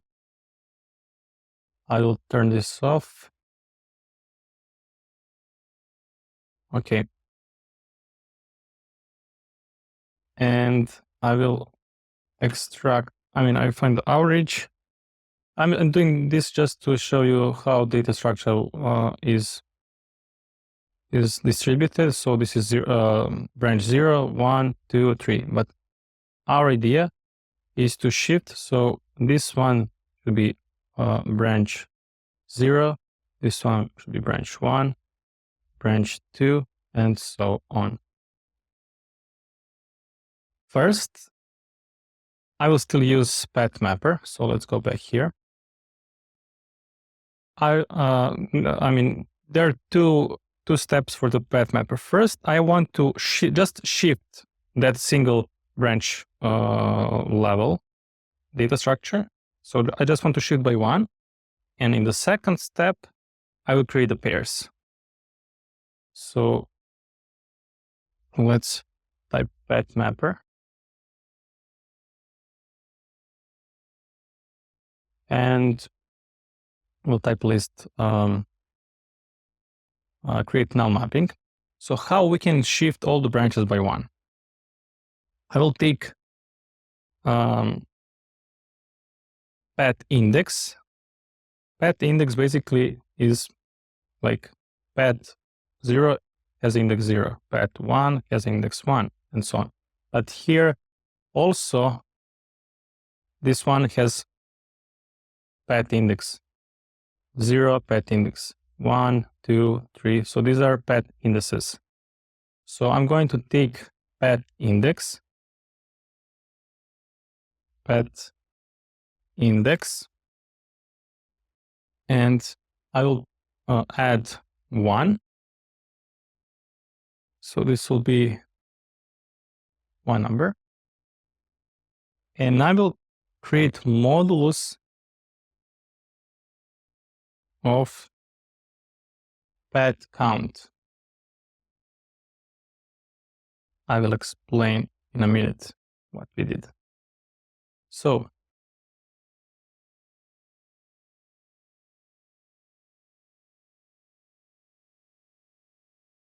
if pad index is 0, we added 1. So 0 is not anymore 0. Now is 1. And from number 1, we try to find modulus of if the pad count is 56.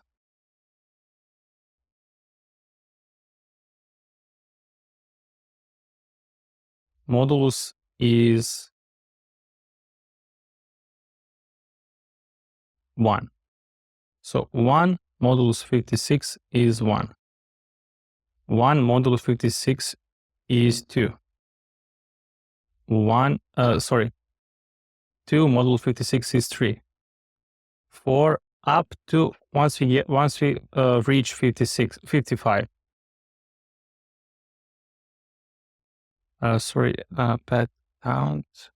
Yes. Until we reach 55. 55 is in the pad index plus 1. And then we have modulus of 56, which is pad count. And this number, the result 56 modulo 56 is 0, which means this pad will not be 56, it will be 0. So this pad will be the first in the list. So this is how we shift all the branches by 1. Once again, pad index plus 1. So all of the pad index, all the pads will be shifted by 1. So 0 will be 1, 1 will be 2, until we reach last number. Last number will be added 1, which is 56. 56 modulus 56 is 0. And basically this guy will be branch 0. This is how we shifted by 1. And let's see.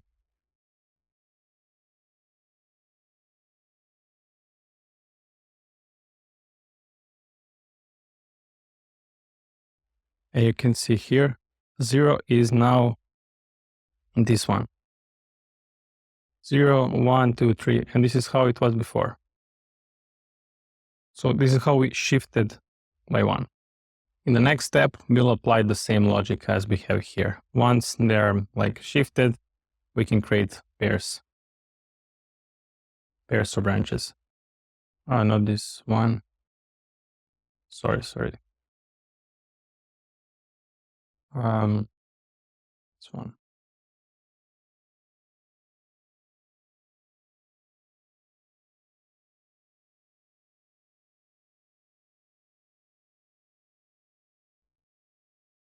Let me visualize it if you want. So we can create, once again, a loft.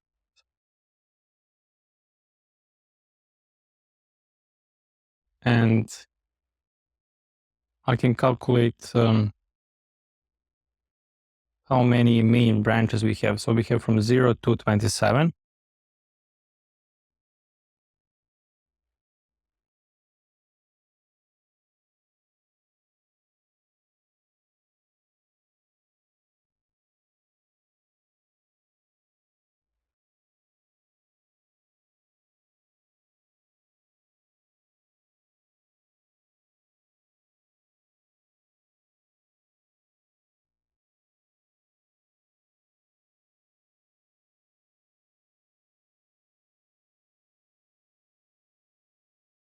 From 0 to 27. Okay.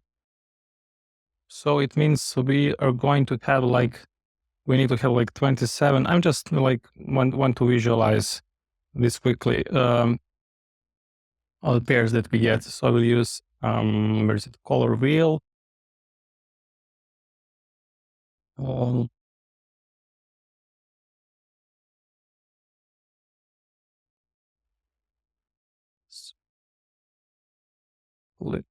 3, trim, no, we can do like this. Trim 3, get 27 branches. 27 branches, and now I will use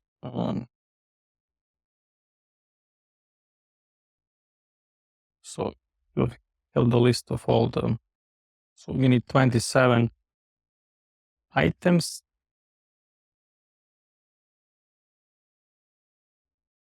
Count 28, sorry. We get 27 colors generated. We get like here the number of pads and branches in the tree, and we get it. I mean we generated 28 colors. We can use color preview, custom preview, this geometry.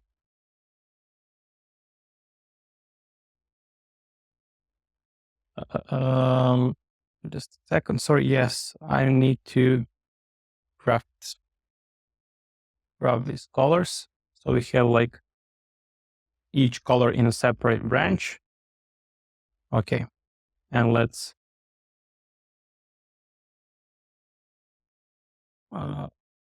expand the range of colors. Okay, so curves that are placed in the same color are placed, share the same main branch level. And now we can, create this part of the facade. This part and this part. I mean, this is not important. I just wanted to visualize the data structure.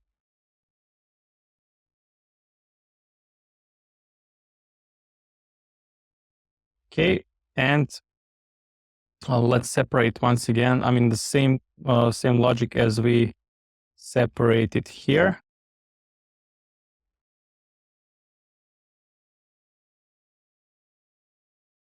Here we have curves. If you look from outside, curves on the left. Here we have curves on the right side. So I'll use list item. List item. And slider from 0 to 3 to select proper curve. I'm going to select, let me rotate. So yeah, here we should select index 0. And here we need to select this guy. Let's see which one is this one.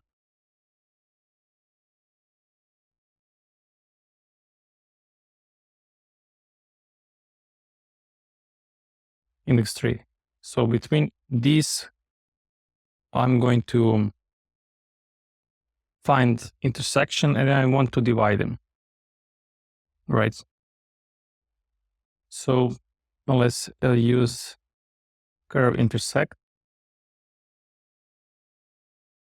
Curve. Okay. And I want to shatter. So shatter.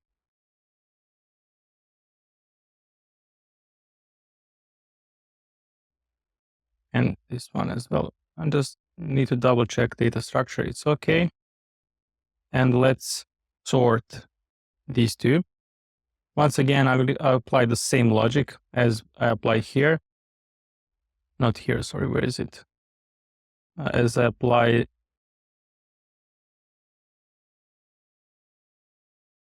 here. Where is it?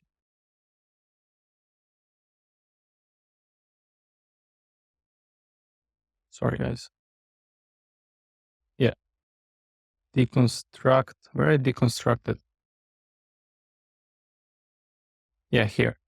So we're going to extract the middle point, deconstruct all the points and sort by their Z coordinate. Same thing here. But before that, let's place them in a separate branch. Don't forget to uncheck flatten inputs. Okay. And we need to select item 0, sorry, the item on the bottom.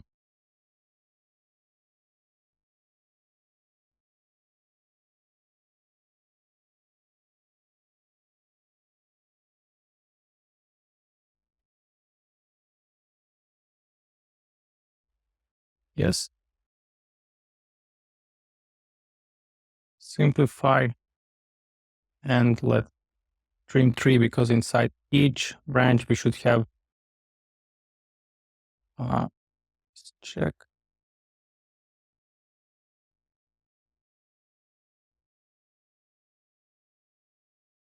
Yeah, we should have like the same data structure with 2 branch level.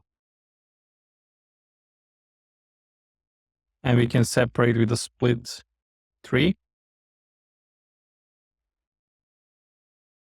And we're going to split them based on their main branch level.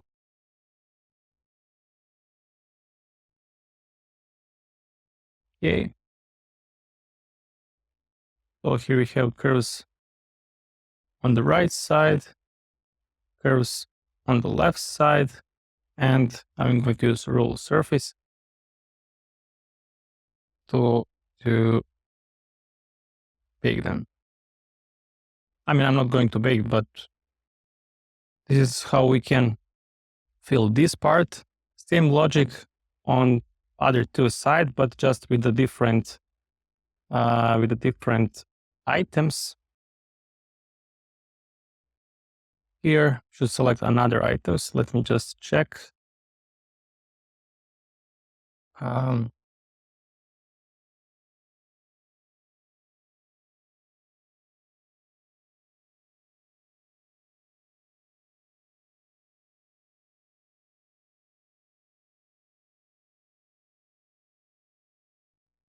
Okay, so here we should select. I don't see here. We need to scale it.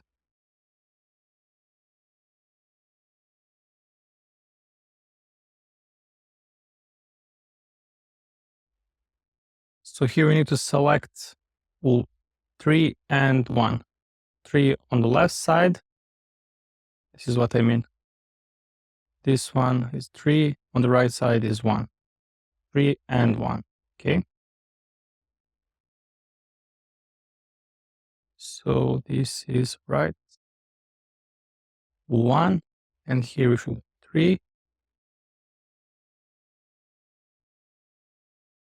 And we should extract. No, sorry. Okay. We managed to create this one. Oh, sorry. Yeah, I was looking on the top curves. We need to look at the bottom curves. My mistake. Let's focus on the bottom curves.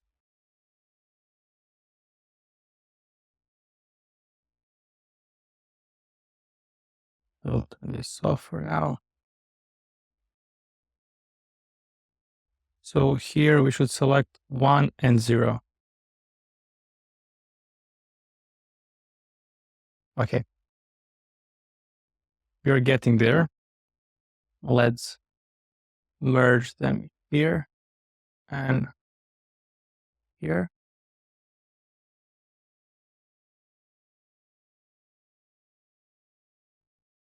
All right.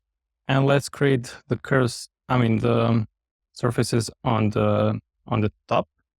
I will zoom in here for you guys to see. I will wait maybe 1 minute for you to check the script.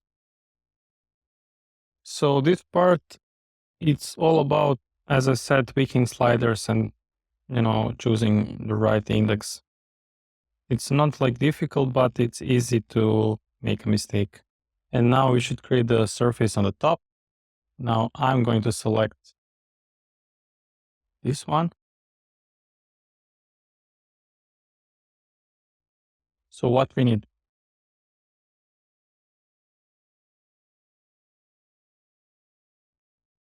On the right side, we need index 1. So I will copy all of this. This is right side. This is, right side. We need index 1. And on the left side, we need index 3. And only difference here, we don't need index 0. How many items we have? We have items 2. What will happen if we choose? Yeah. Okay. So only difference here, I'm going to, because I want to select from the bottom. So I want to have like reverse order. I want to order from the top. And if I order from the top, I'm going to select index 0. And we'll get all the surfaces, all the glass surfaces. Let's place it here. Let's use color to preview.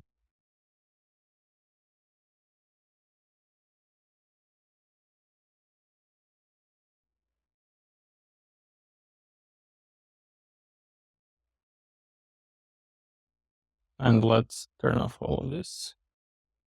Let's turn all of this. We just need this part. Color swatch. I'm going to copy this one.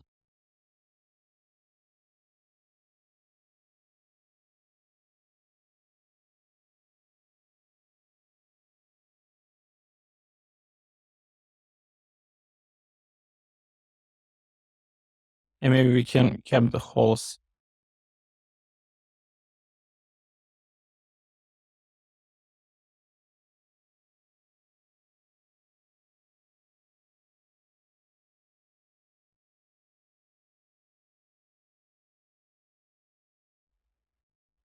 All right. This is our progress. We'll stop here. This will be all for today's live session. Tomorrow, we're going to create top part and we are going to create facade frames.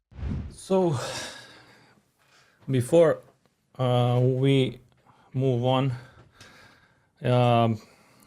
yesterday at the end of the stream, when I tried to change the parameters, in some point the glass, all the glass surfaces disappear at some angle. So maybe I can show you now what I mean. So we'll fix this issue, and after that we're going to move on. This is a Grasshopper script that we finished yesterday, and let me show you. If I change some of these sliders, you can see that now all the surfaces, all the facade surfaces disappear. And they disappear because they have different index. I mean, the lines or the NURBS that we use to create those surfaces, they have like different indices. And here we chose some indices, and I mean, they're different in this case. So our idea is to create uniform Grasshopper script, no matter of rotation or the position of the base plane. So you can see if you rotate base plane, some of the indices are changed. And let me show you why. It is here in this part, when we sort NURBS, so in the group that I call sort NURBS order inside each branch. So if you remember here, so I added this part, so let me delete. Remember that we use circle fit to sort points. So let me show you here. So here we have all the NURBS, and I extracted endpoints. And based on the endpoints inside each branch, we created circle fit. And based on these circles, we sorted points, and these indices we use to sort NURBS. But the way how the circle fit, these circles are generated, we cannot we cannot control. So sometimes this, because you can see here that I use first list or first, sorry, not list, first item from the list to flip the curves, to flip the circles, which means based on the circle at index 0, based on this direction, we sort all the points, and later on we sort the nerves. But what I want to say, we cannot control what will be the direction of that first item. So sometimes, so if we rotate, if we set like in the case that we had yesterday, I set rotation degree here was 30 degrees. It was one direction. Let me just find. Yeah, it was one direction, but if we set like 40 degrees, it was opposite direction. So we need to find a way how to uniform. So every time to have like the same, no matter which angle we choose, it will be the same direction of that circle, that guide circle. So I'm not going to use this circle fit. So I'm going to create another circle based on this one. I will extract center point, and I will type a circle. The same, I will take the same radius. So don't forget to flatten this one, as we have also flatten the circles. Here we have center, all the centers, and we need to create base plane. So base plane will be our base plane that we have. So this one, and we just need to set origin. So all of these circles now have like the same base plane. I'm just going to move this on the right. Okay. And now these circles I will use as a guide. I will use to sort along, and I will use first item as a guide curve, right? And based on these indices, we are going to create facade. So we just need to tweak indices here once again. So sorry for that. I will quickly go through this part. Once again, let's focus first on this part. Actually, where is it? First, I will use blob outline. I don't know how to pronounce this one. Blob, I guess. Blob outline. And let's focus on these guys. Okay. So now we are not going to use index 0. I'm going to use, let me find it. Where is it? The main one. It's here.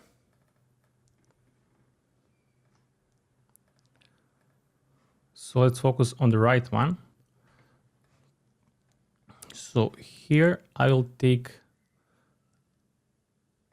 this edge. So this edge has a different index, so we need to change this index. It has index 0. And also we need to change these two indices, this one and this one, for the left side. Now we need to take, maybe I should rotate another side. I just want to make sure that we pick the right. So we need to take that, yeah, that one. And now we should select this guy and this one. Okay.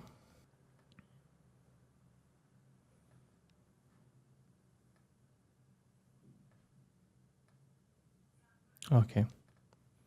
No, not one. Should be. Let me just check. So yeah, we just need to select like a correct edge. Okay. I'm going to visualize this first. On the right side, I'm going to select index 0. Yeah, that one. On the right side, 1 and 2. I will just double check. Let's take a look from here, this one.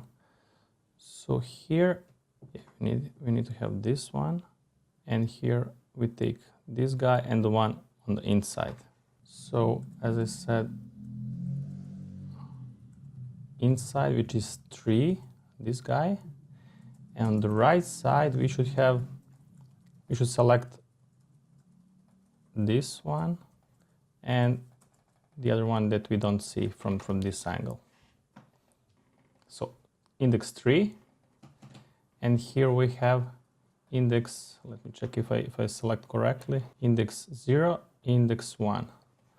What we get here, yeah, so here we have 0 and 1. This is the curve that we get if we make if we join these two with transition that we made yesterday, and we made like, okay, we created one side. On another side will be on opposite. So let's select this one that doesn't have any transition. So it should be this guy here.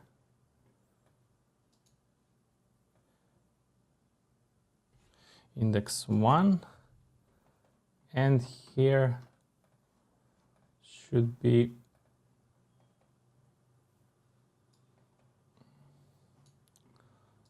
okay, let's go back here. Let's go to see the index 0 and 3. Okay, where did I see 0 and 3? I saw it here. So these two, 0 and 3. These two items we need. Okay, and let's do the same for the second pair of glass surfaces. Also, we need to change the indices. This part, let's select these two guys. So here we have curves on the bottom. So we need to change here. I will select starting point.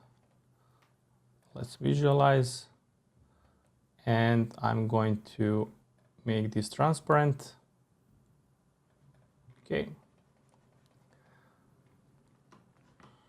So here we need 0 and 1. 0 and 1, you can see here, 0 and 1. And here we have 3 and 0.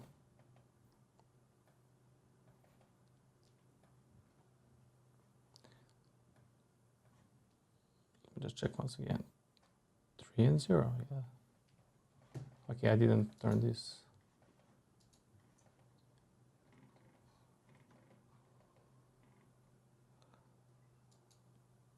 Zero and 3. Weird. Okay, let's select this.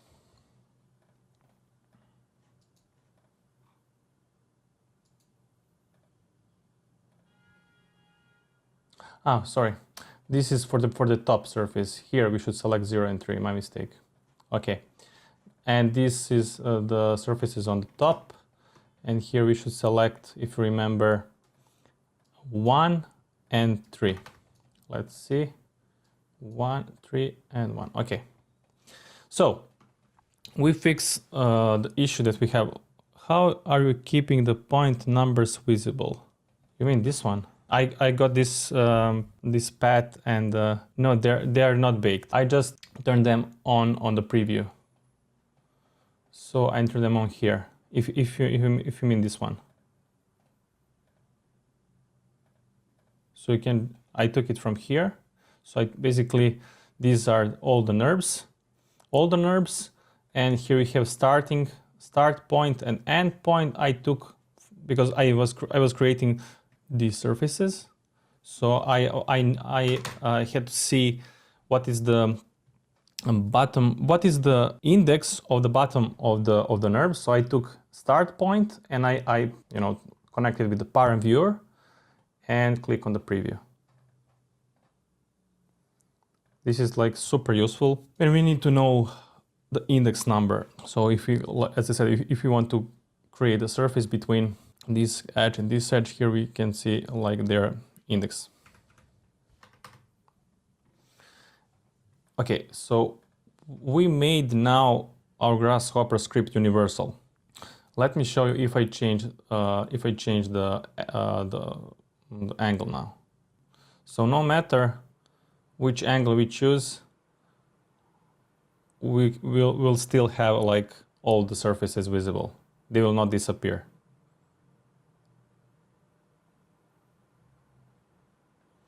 Rhino 8 version 8 doesn't have the function. Yeah, it doesn't have. It comes with Rhino 8.12. You mean to show this one? Okay. Chat. Rhino 8 version 8 doesn't have the function. Yes, as I said, it comes with Rhino 8 service release, I think 12. I mean, if you have legal version of Rhino, just update. I really hope that you have legal version of Rhino. Okay, and so I can show you once again how we can tweak these sliders.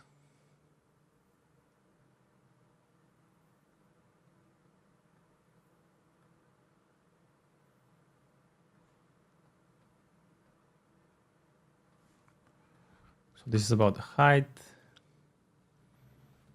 but we have, yeah, here we can, change the dimension of the vertical facade elements. So here we have, width and length. What we have here, yeah, here we can change the gap.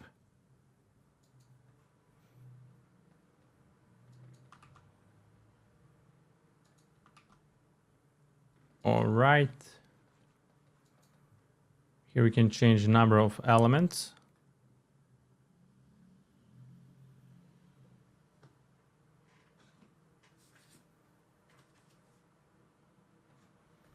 Okay, let's set it back to 7. Okay, so do you want me to zoom in for you just to see all the indices that I changed? Can you feel free to tell me if you want me to wait a couple of more minutes. All right. So here we choose index 3. If you like, Walter, I think you have our version, I know our Grasshopper version that I publish on our premium How to Rhino. So make sure that you set index 3 at the top. And here we have index 2, index 0 and index 1. So 3, and here we have pair of indices 0 and 1. And here we have index 1 and pairs 0 and 3.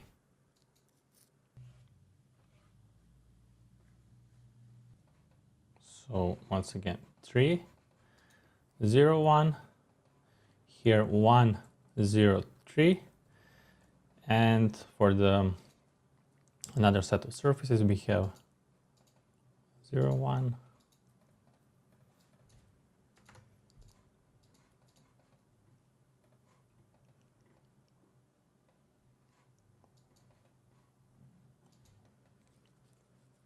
3, 0, and 3, 1.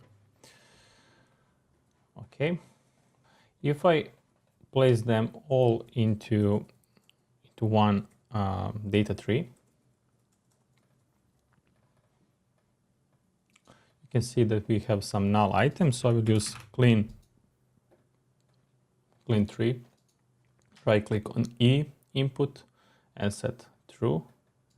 Sorry, set to you just need to make it to invert the default, because by default it was set to what was set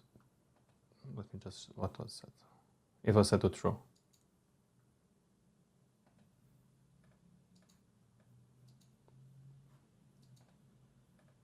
I mean, you don't need, because we are removing null, we are not removing empty.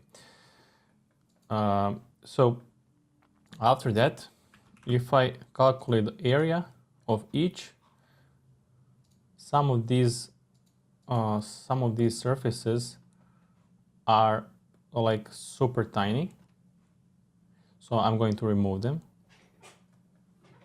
So I'm going to calculate, so if the area is larger than, let's say, 0.001. I want to keep that area. Otherwise, they will be removed from the list. Let me just show you which are these. So you can see here we have like surface as a line. So it's like, instead of like having like surface, we have just a line, because we created surface between NURBS index 3 and NURBS index 1, and they're overlapping. That's why I don't want to have this guy on the corner. So here it's okay, but on these two opposite corners we have these tiny surfaces. So I want to remove them. Okay. And we finish with the glass part.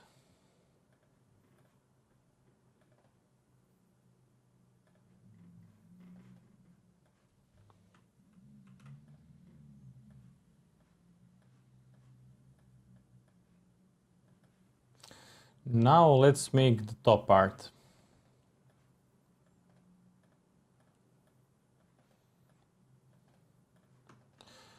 Okay, so I will open the sketch to show you what we're going to make. So this is what we created so far. Our idea for today is to create these elements on the top, to also add glass on the top. And really important step is to merge glass surfaces. So from this step to this step. Why? Because I want to have like a single surface, and based on this single surface, we'll take the outline, and based on the outlines, we'll create frames. Otherwise, if we don't merge them, we'll have this horizontal frame that we don't need. So that's why we need to merge glass surfaces, and after that, we're going to create frames. So we need to offset all the glass surfaces and then to add frames. So what we need to do now? We need to extract all top surfaces of the vertical facade elements. So this is the first step. And when we extract them, they will be placed in this data structure as we have here. So same color represent surfaces that are placed in the same branch. If you remember, this comes from the data structure when we created pairs of branches. So these two will be in the same branch. These two will be like the same branch pair. These two, and so on. But I want to create this kind of elements, which means, for example, this surface and this surface should be in the same branch. This one and this one in the same branch. So it should look like this. So once again, we need to change data structure. Okay.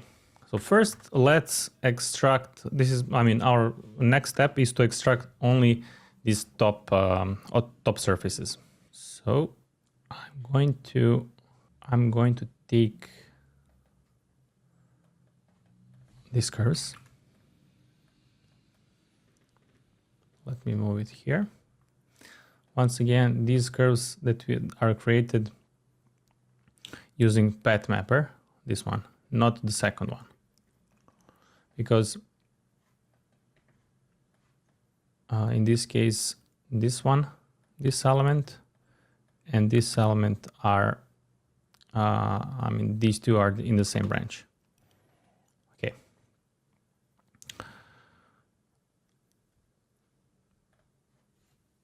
And we already created, maybe we can just copy this part.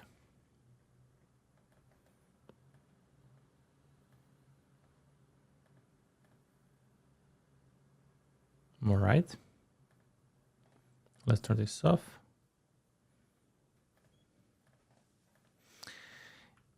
And there is component edge from from face. This one. So what it does, we're going to create all edges. So we're going to position point on the B-rep, and where this point is placed on which face, all the edges of the face will be selected. Okay. So we need points for face coincidence check. These points we can get if we take, let's say we will take endpoints of the curves,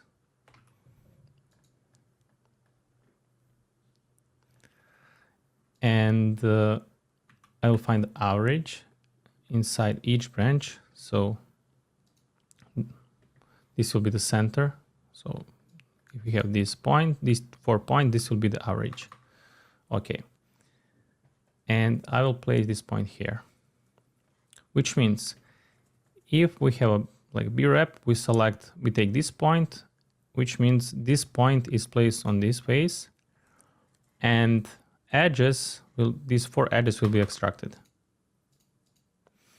And I'm going to join them. Once we join, we can merge these two. Let me just check data tree. Right now we have 56 branches. Inside each branch single item, but if I trim tree, we'll have 28 branches. Inside each branch 2 items. And let's visualize, let's say first branch, items in the first branch. So we have these 2, then we have these 2, and so on. What we want now, I want to merge, so I want to create region union between these 2. So instead of having like this, instead of having 2 rectangles, I want to create 1 rectangle, like that. So I will use region union. Perfect.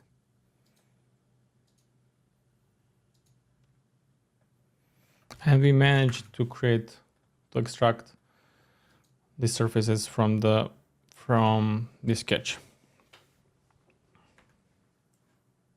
Now we need to change the data structure from this to this. I will zoom this out for you to follow along.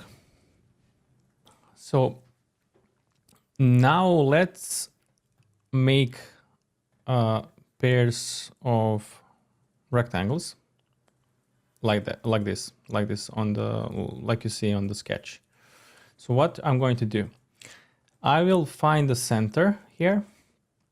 I will create circle fit, and I'm going to sort these rectangles. Not circle fit, my mistake, sorry. We are going to create, to find the center. And this center will be origin of base plane that we call base plane in our Grasshopper script. So this is X, this is Y. And center of these rectangles, we are going to how it's called, we're going to use plane closest point in order to get local UV coordinates of this point, of the point that I just sketched on this plane. Once we get UV coordinates, I'm going to sort all the points based on their Y value. And for example, these 2 will have the same Y value. These 2 will have the same Y value. So once we get the list of all the points, we'll then use list partition to say, okay, list partition that the length of the branch will be 2. So these two will be in the same, then next two will be in another branch, the next two will be in the third branch, and so on. So this is the logic. Can you show where you pull the curve from again? Yes, okay.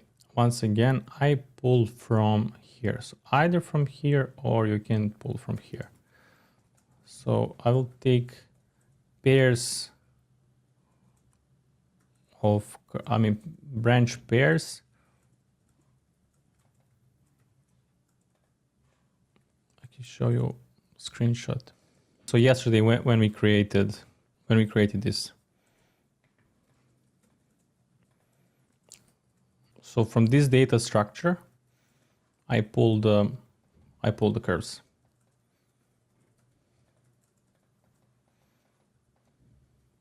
After, so as I said, like, let's turn this off.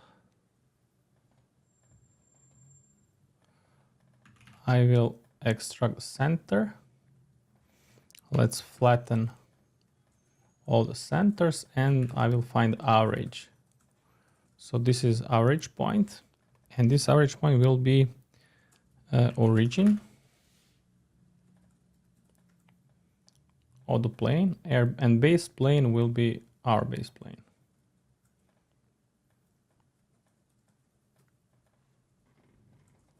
And the next step, we want to use plane closest point to find the UV coordinates of the local coordinate system. So here we should place the plane. Here we should place the sample points. And here we have the UV coordinates. So I'm going to sort this surface based on the y coordinate of the UV coordinates on the plane.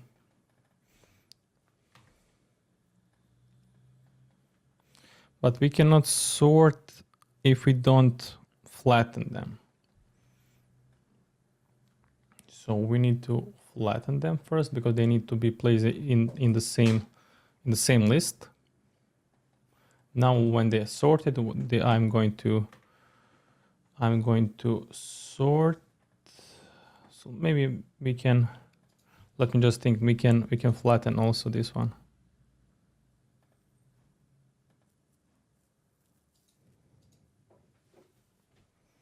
We don't need flatten here. We don't need to flatten 2 times.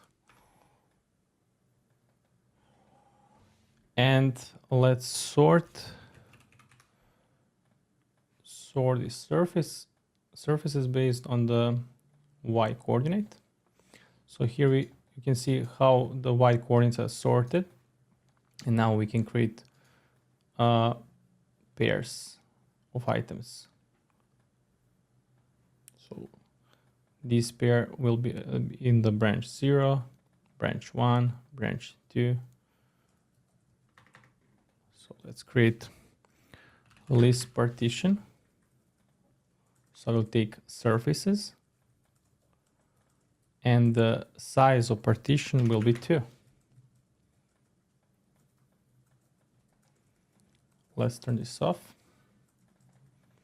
And let's see what we have inside the branches.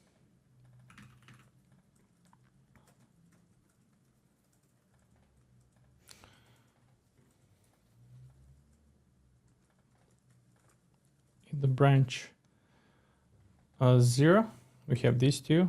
The branch 1. Let me just turn off. This makes confusion.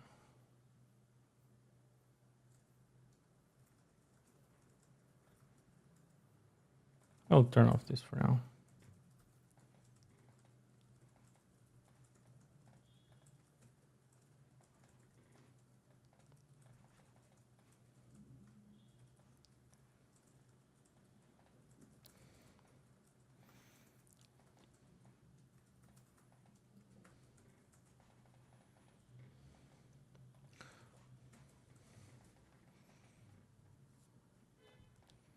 I'm trying to find the best way to visualize. No, this is not the best way. Let's delete.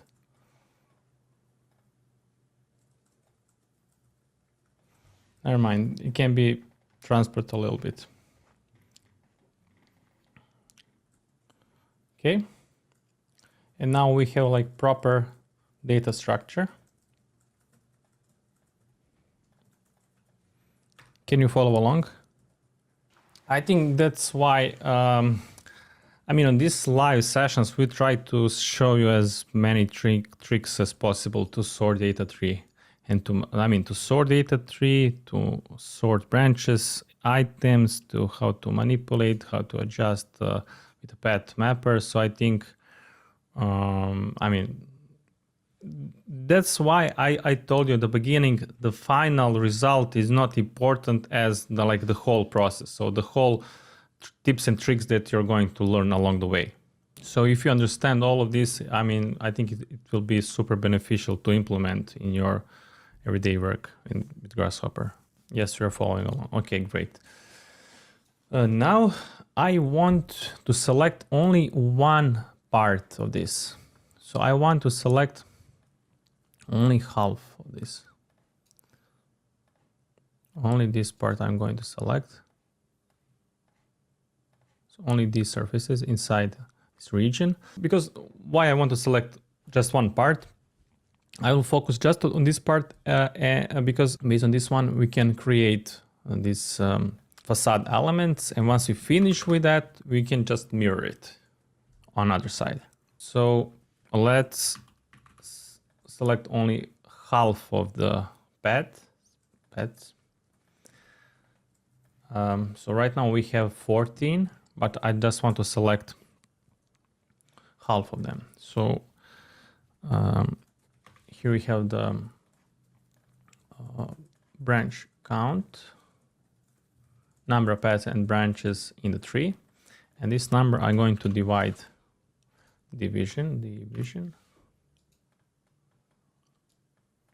divide by 2.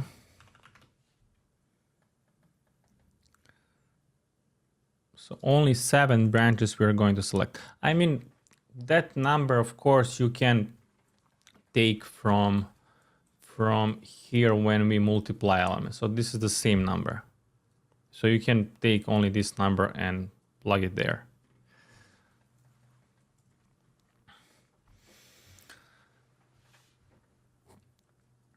Once we get that number 7, I will use component list, it's called split list, this one. So I will use index 7 to split this list, and only first branch we're going to select.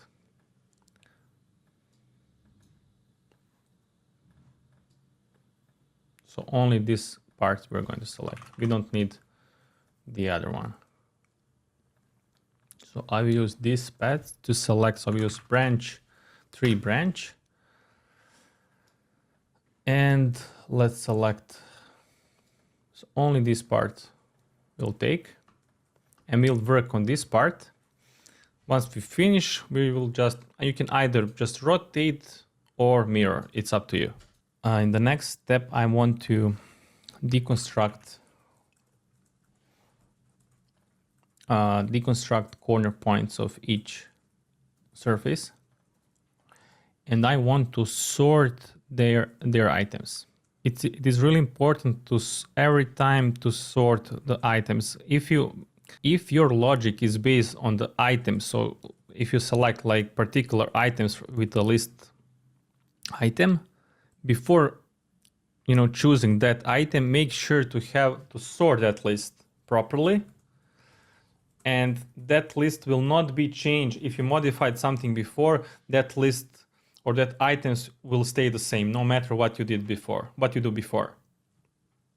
So remember that the problem that we had here, because we didn't make our Grasshopper script universal.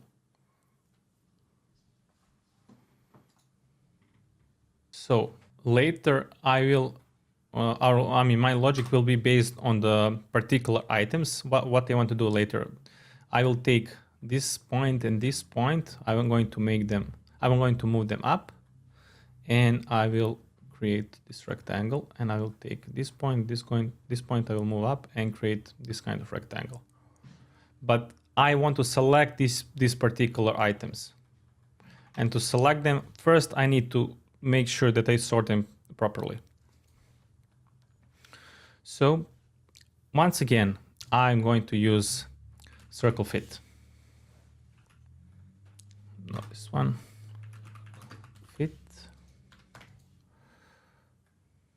And this time I will not forget to use base plane and to generate a new circle.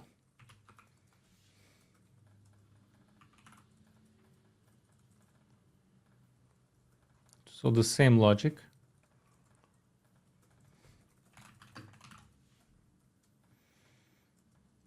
Plane is pure origin. Okay. And these circles I will use to sort control points, so the point lines.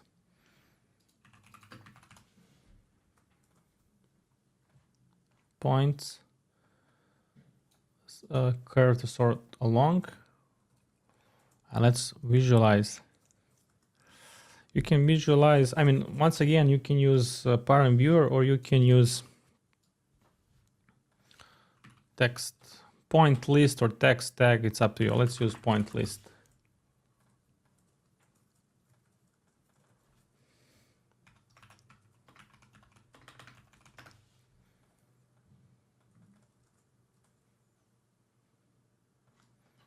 Okay, so you can see the same order of the points inside. Let me show you how it was before.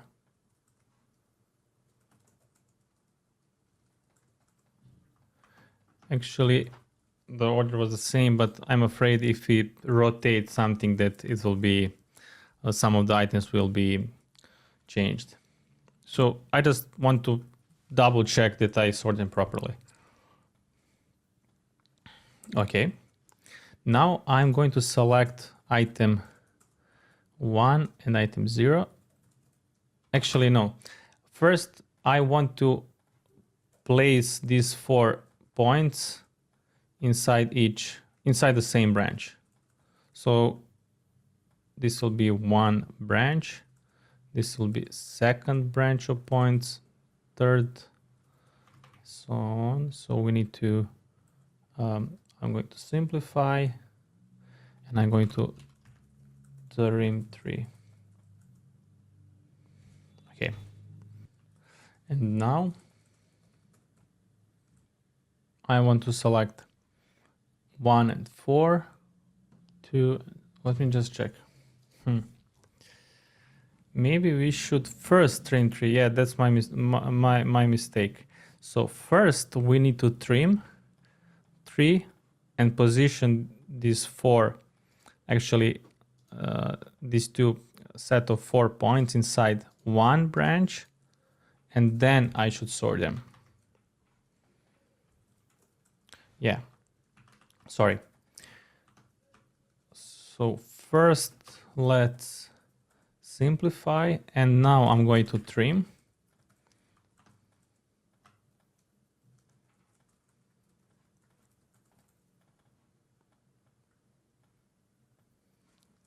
Okay, now it's correct. So you can see how the points inside each branch are, I mean, they have the same distribution. So this is 0, 1, 2, 3, 4, 5, 6, 7. 0, 1, 2, 3, 4, 5, 6, 7, and so on. So now it's okay. Did you understand why I had to trim 3 first and then to sort them? Now let's select items 0 and 3, because I'm going to move them, and I will create this polyline. I will select items 4 and 7 and create another polyline. Maybe I prepare some sketches here. Let me check. Yes.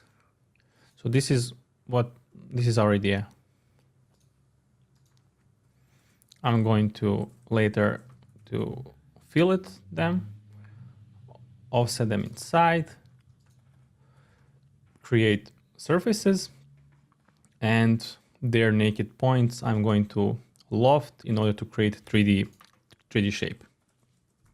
So that's why I'm going to select these 4 points.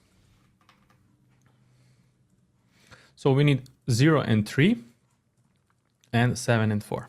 So make sure to have like the same order.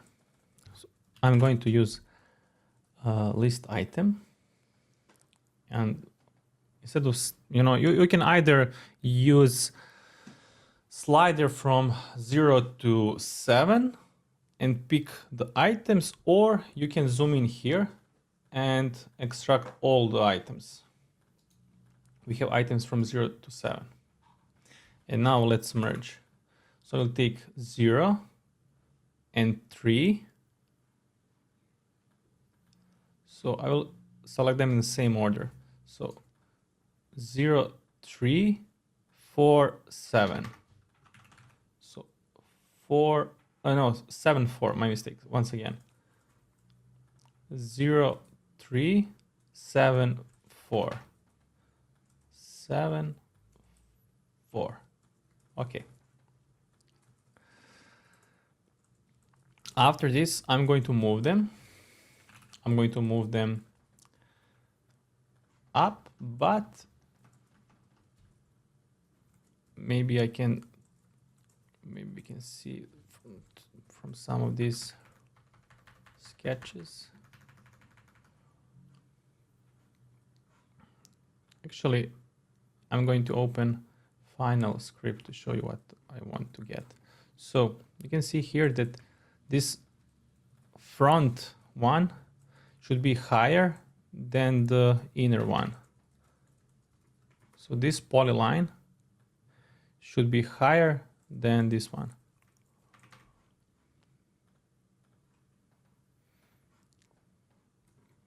This is outer, this is inner. So let's use unit Z to move this one.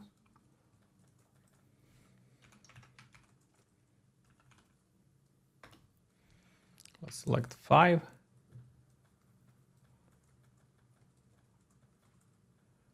This is inner. And outer can be, we can use addition. So 5 plus slider, value that we choose here, let's say 4, and that will be amplitude to move items 4 and 7. Okay, and now I want to create polyline starting from here. So this will be index 0, index 1, index 2, index 3. So this order. Sorry. This one, and this one. So 0, 1, 2, 3. Like this. What we can do, I will take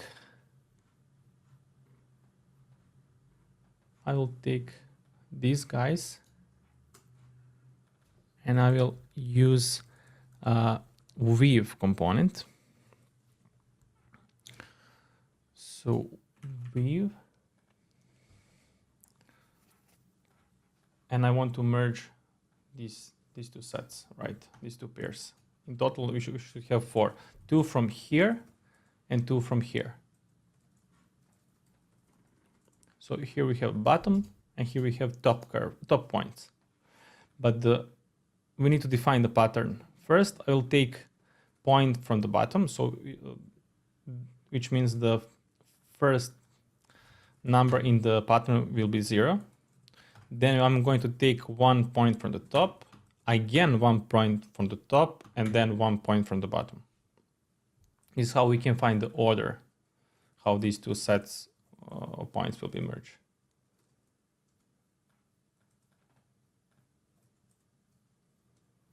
And let's see what we get. If I create polyline,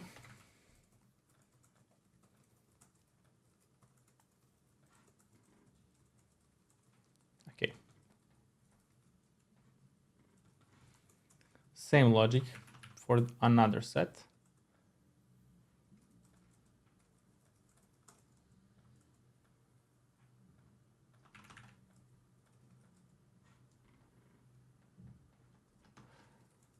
My mistake here, I forgot to connect this new vector. So vector 9, I mean vector z with the value 9, with amplitude 9. Okay.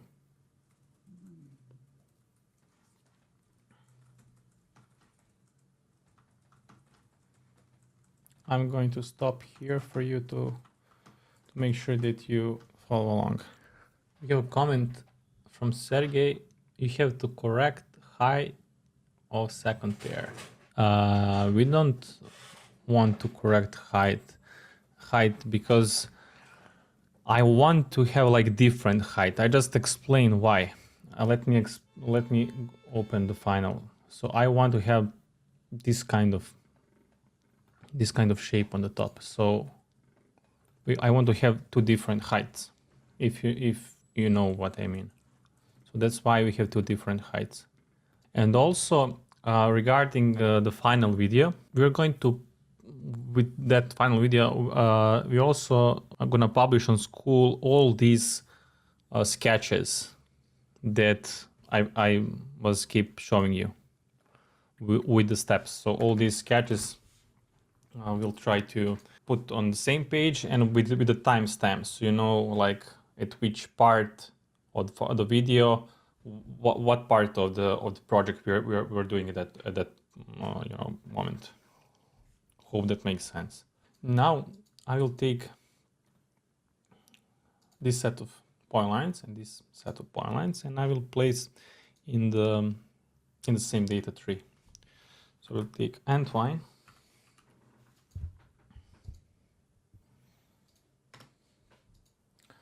I will remove branch 0, 2, and I will merge them. This time I will not uncheck flatten inputs. And the next step, I want to fillet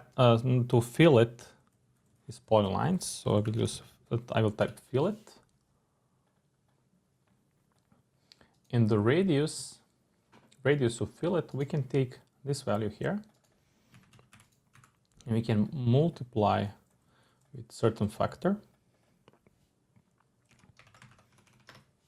I mean, this is up to you how you want to fillet these curves. It will be based on this factor. So I will take the height of the the lower polyline, and I will multiply with the factor with the multiplier from 0 to 1.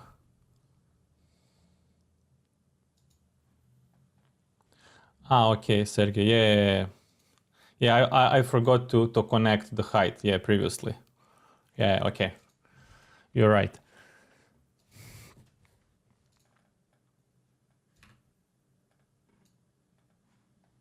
Okay, so we fillet this one.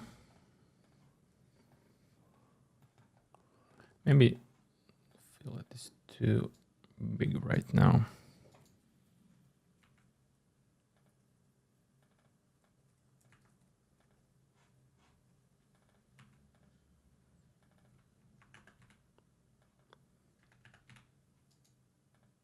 Okay, now in the next step, I want to offset inside. So I will take all these curves and I want to create them inside like this. but we need to find what will be the that offset factor. So I will type offset curve. This will be offset curve, and distance, offset distance. You might say, okay, offset distance is the same as width that we created at the beginning here, right? This is width. Maybe I can reference it here and call it vertical element, vertical facade element, facade width.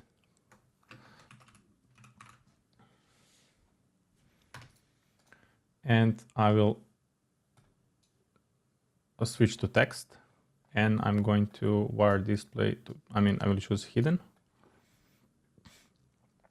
And you may say, okay, this should be the offset distance, but there is one step in between.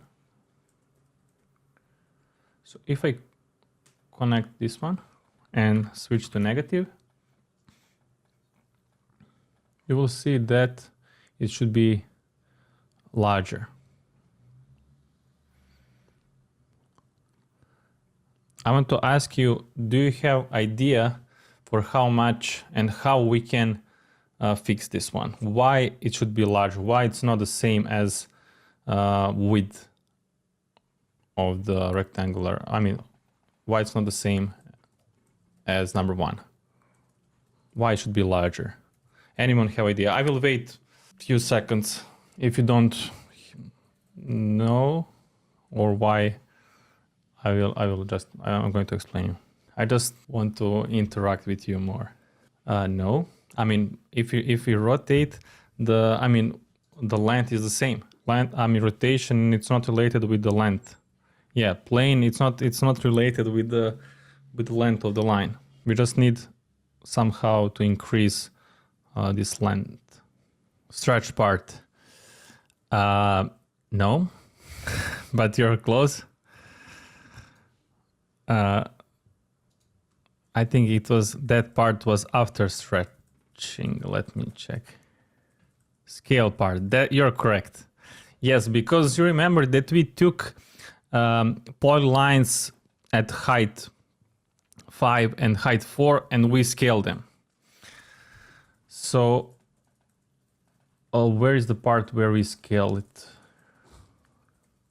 Yeah, top power scale, that you're correct. So this adjusting control, yeah. So we need to scale these rectangles by 1.3. So I will take this scaling factor. Maybe you can either create remote receiver, remote sender and remote receiver, or you can take what I did with the width. So I will take this one, scaling factor.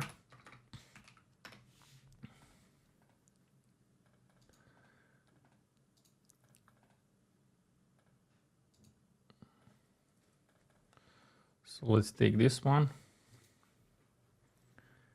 and I will multiply with the vertical facade element width. Now let's see. Now it's correct.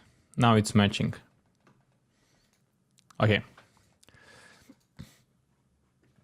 So now let's place them in the same branch, but make sure to have the same data structure. So now here we have 2 branches with the 7 items inside each branch, and here we have 14 branches. But if you just find the width of the top rectangles you just created, yes, you can do that. You can do that as well. Yeah, this is also okay.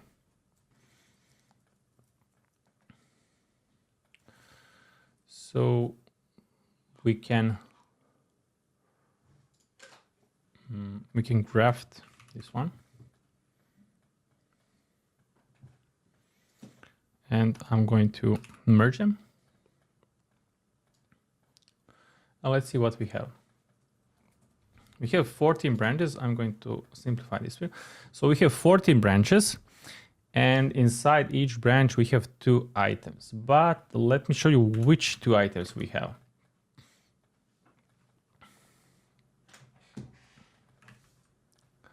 So in the branch 0, we have these 2 items. The branch 0, in the branch 01, we have these 2. But our idea, let me show you what is our idea. I want to have data structure where this is 0, 0, and this is 0, 1. Because I want to create geometry between these guys. I want to use these 4 curves to generate BREP. So that's why we need to adjust data tree. Let me show you what we need to do. So I'm going to use how it's called, shift paths, and I want to use positive value to remove this one. So we have only 2. Actually, let me just double check. If we use trim tree, we will have 2 items. But I want to, my mistake, I want to remove this part and have branches from 0 to 6. So basically, this one and this one will be in the same. This one and this one will be in the same. This is what we need. I'm going to show you once again. So 0, 0 and 1, 0 should be in the same branch. So we cannot do that with a trim tree. We can do it with the shift paths. And here I will use positive 1. Minus 1, if we use minus 1, we'll get the same as trim tree with the positive value, positive 1. But if we set positive 1 into offset, we'll have 7 branches. And let me show you what we have in the branch 1, in the branch 0. In the branch 0, we have these 4 guys. So 0, branch 1, branch 2, branch 3, and so on.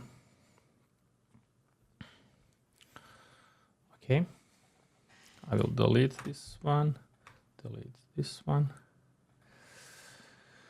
Okay, but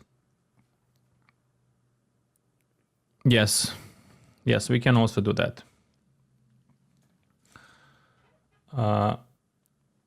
And in the next step, I want to separate. So I want to have this and this one. So these 2 curves, 1 branch, so 0, 0. These 2 branch 0, 1. Simply, we can use once again partition list. So right now we have 7 branches inside 4 items. But if we divide each branch, if we separate each branch in 2 sub branches, this is what we'll get. So 0, 0, 0, 1, 1, 0, 1, 1. Okay. Next step, we'll create first loft between these surfaces. So I'm going to create loft. And once you create loft, I will extract their naked edges and create 3D BREP. BREP is always 3D.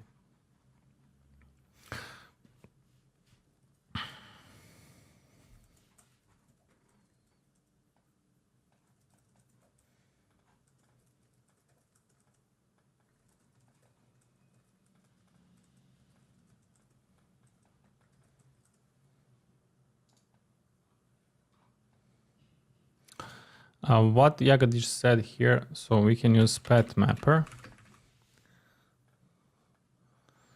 Right click, create null, and we can switch B. No, sorry.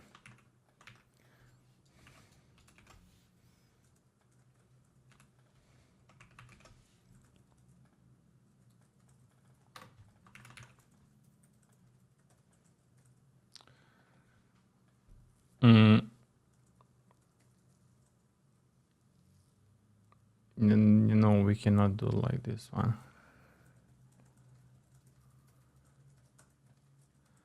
So from this one, we should get this. Yes. So we just need to switch B and A.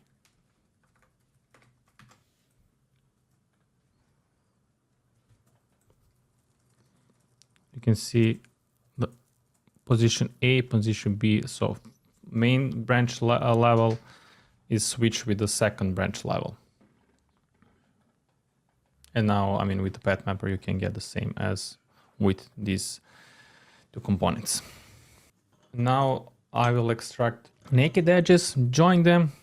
So I will use brep edges, join naked edges, simplify data tree. So try to keep checking your data tree. Okay, so in order to loft naked edges, we need to trim the trim tree.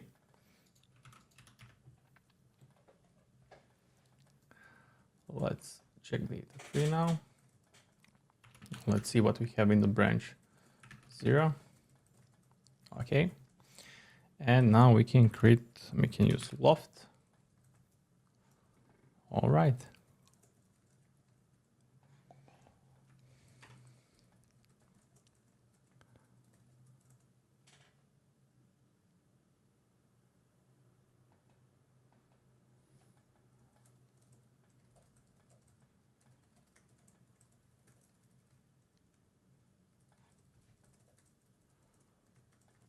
Let's just create brep.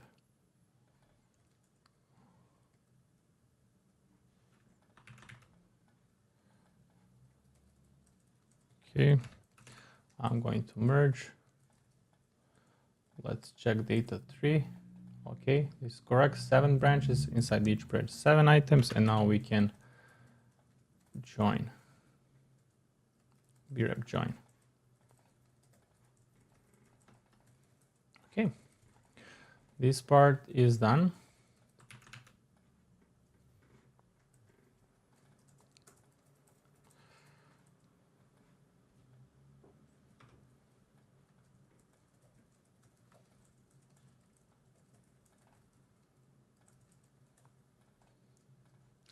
And let's mirror it. I mean, you can also rotate. Let's rotate. Rotate by 180 degrees, or you can use just pi.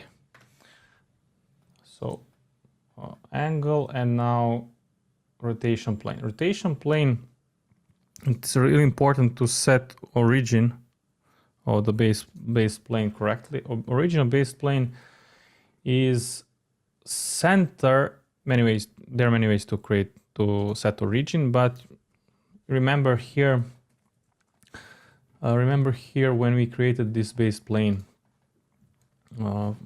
after creating region union, and we sort all the surfaces from the region union, we created this average, this center. So I will take this center,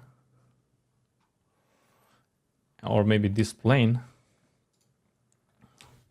and use as a rotation plane. We'll type here plane. For all of you who are not sure of which plane I'm talking about, remember here when we extracted edges, then created region unions and sorted region unions, and we use this plane. So I'll type here rotation plane, right click, select text, and this plane, I'll go here, bar display hidden plane. Let's see. Okay.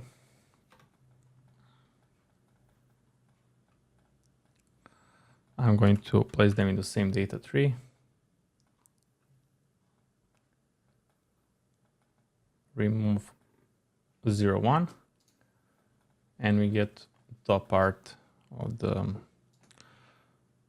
facade, and we need to create glasses on the top, and probably one of the most difficult part for today's session will be how to merge glasses on the top that we're going to create with the glasses that we already created. We're going to do that part after the short break. Okay, we are back. The next step, we'll create glass surfaces. So we need to create glass surface in this part.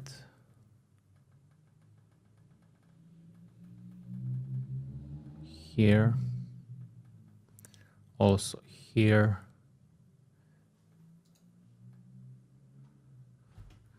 Maybe that will be more visible if I turn off transparency. Okay.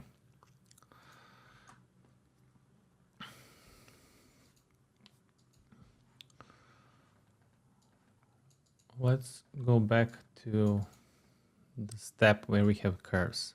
So I will use these curves to organize them in the proper data structure, and then use a loft. So I'll take this set of curves from the partition list, and I'm going to trim tree.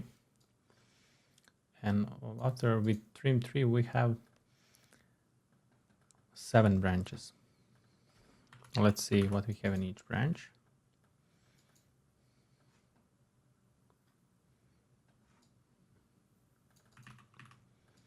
So these are the curves in the branch 0. So all the curves that we have right now are, which word is, are corresponding with the B-rep that we created. So these 4 we have in the branch 0, then these 4 in the branch 1, these 4 in the branch 2. Okay, first I want to create this small surface. This one. I want to fill first this gap. For the rest, we need to find the logic how to fill all these gaps.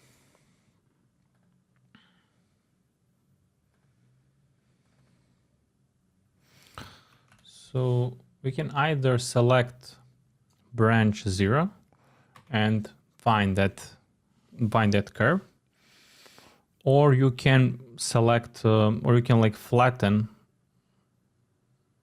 all the branches and pick that particular item. Let's do that. So I'm going to flatten the list, and let's pick that item. Pick this curve.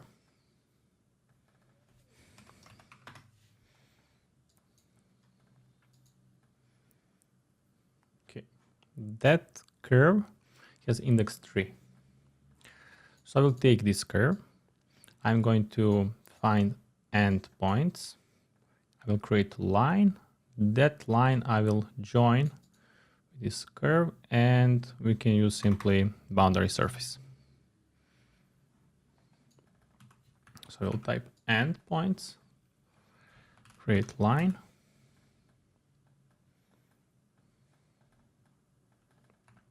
merge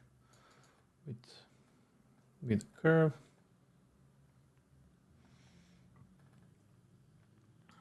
and then I'm going to join, and I will use boundary surface. So we filled first gap, but now we need to find the logic how to fill all the other gaps.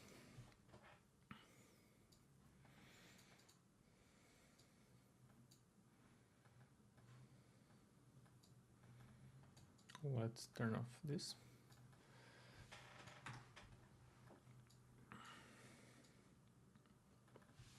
I will extract middle point to visualize first index numbers. Or maybe we can just simply use Parm Viewer. I will make this transparent. Okay, so what we need? We need to take item 0 from the first branch. This is item 0 from the first branch. And I want to loft with item 3 from the next branch. So 0 and 3. 0 from one branch, 3 from the next branch. Right. So I'm going to select here items 0 and 3. So list item.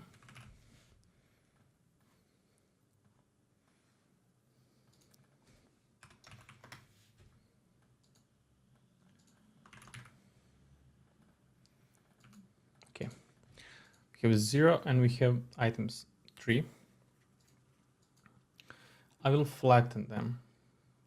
First, before flatten, I want to show you what is our idea.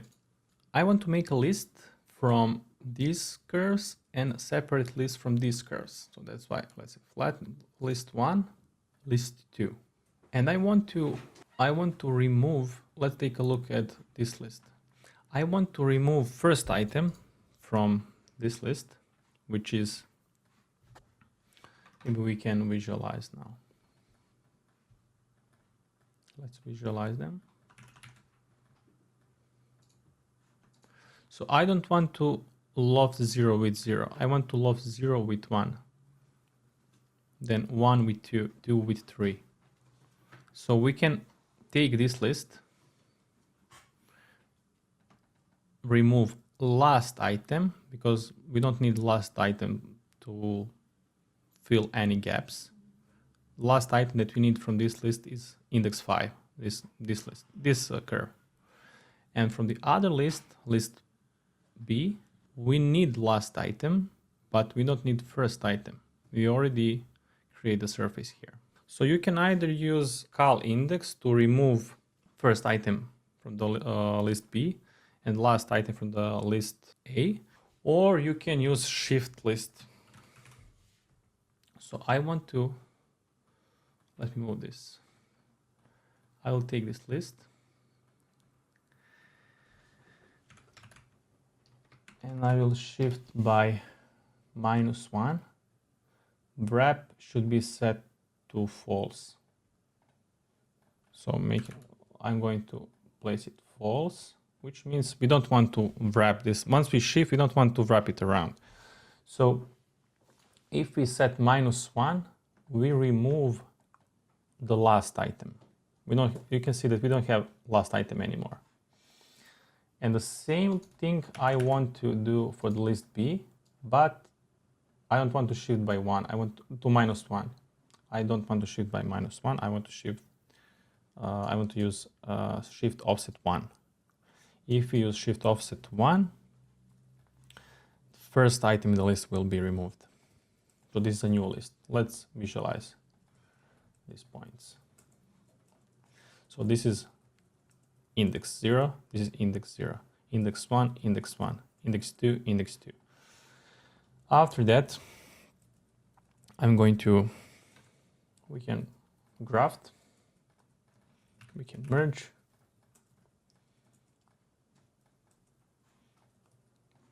and you can see inside each branch we have 2 items.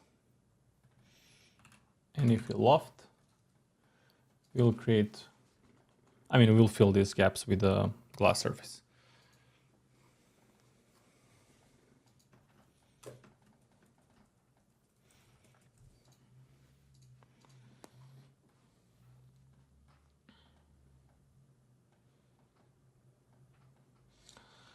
After this, we are going to merge these two lists. You can either use Entwine or let's use Entwine. Entwine 0 should be 1. Let's flatten the list. Turn this off. And I'm going to rotate same angle and same rotation plane.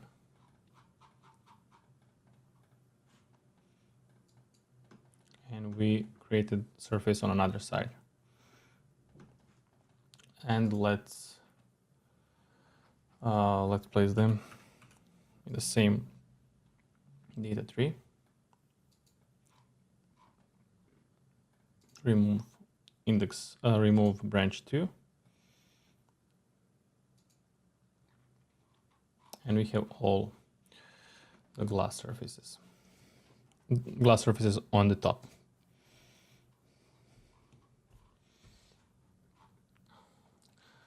I didn't make these groups here. Maybe I can do it now.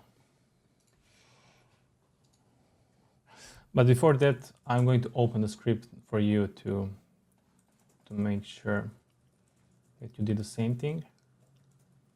Okay, let's create groups briefly. So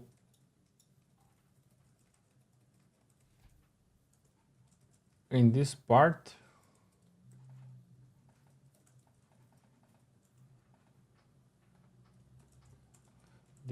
here we can call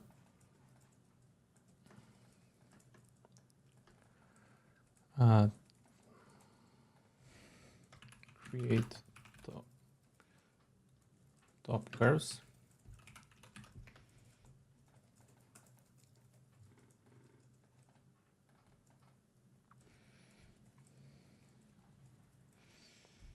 This part here, create top facade element, and here we created top facade glass, top glass facade.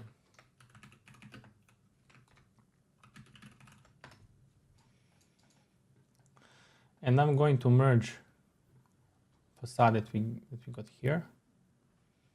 So I'm going to remove this from the group.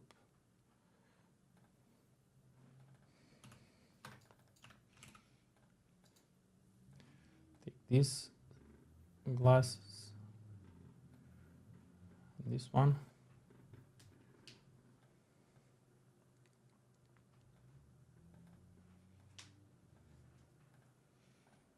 Let's flatten it. Okay, so turn this off. I'm going to turn off this as well. And this one as well.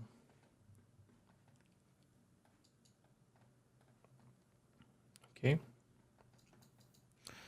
We are getting there. Now we need to join this. I mean, we can, of course, we can, use brep join, but I want to remove this edge.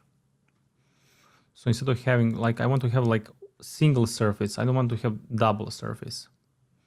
Here, I mean, in this part here, we'll have 2 surfaces, but here we have 1, 2, 3 here as well. 1, 2, 3. I want to have only one surface. Okay, so here we'll use brep join, but before we join them, I will use where is it? Data dam, this component. These components help us if we tweak the sliders.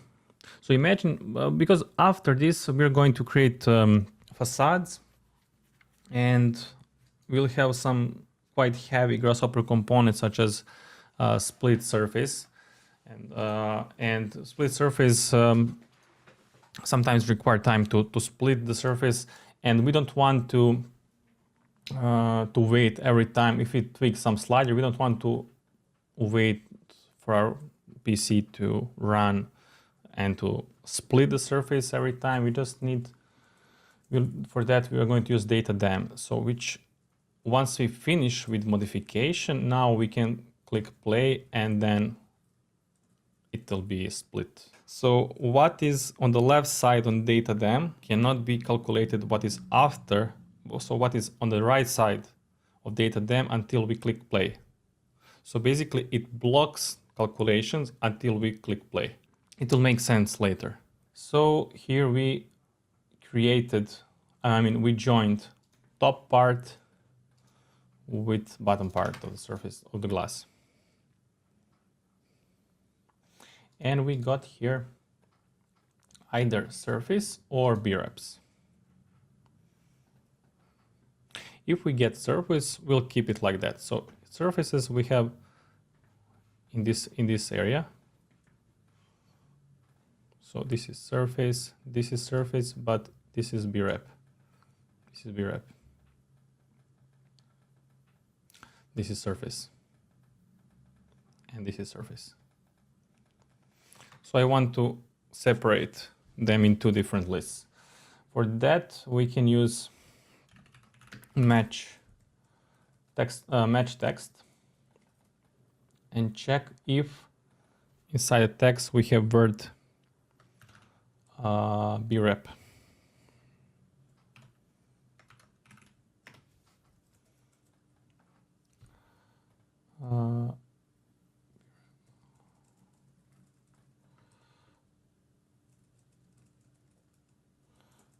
Sorry, it should be in the wildcard pattern for matching. And we get true and false. I will use this patch to be a pattern. So in the A, we have B-rep.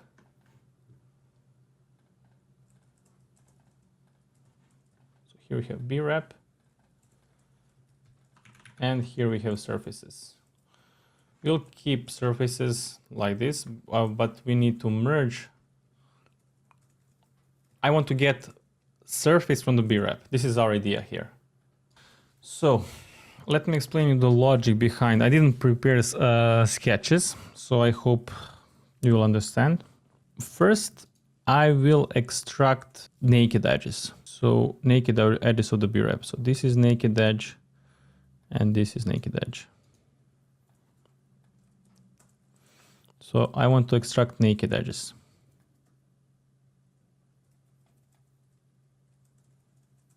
This is the first step.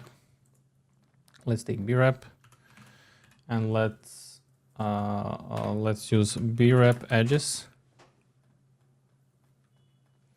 and let's extract only naked edges. We need naked edges, right? And I'm going to join naked edges.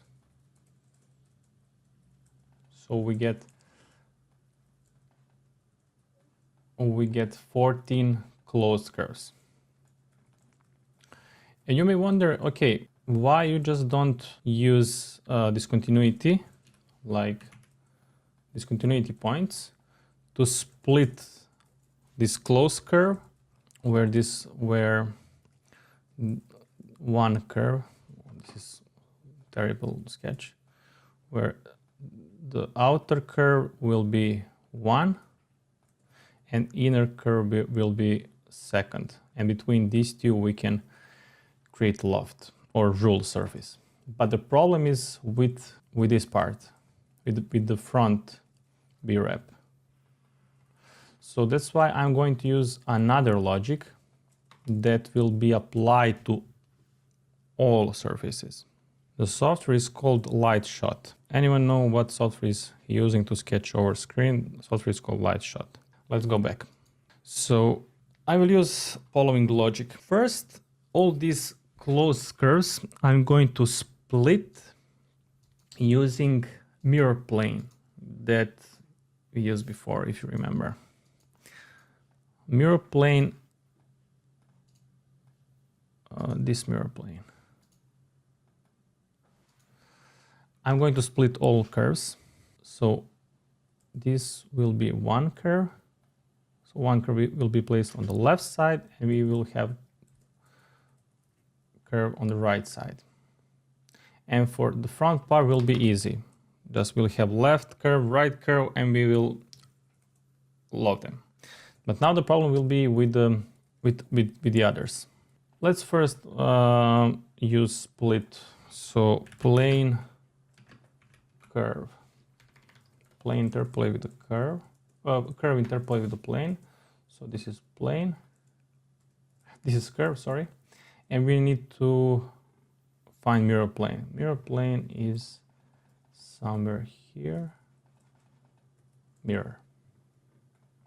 I think is this one. Mirror plane 1, yeah. So we're going to use mirror plane 1.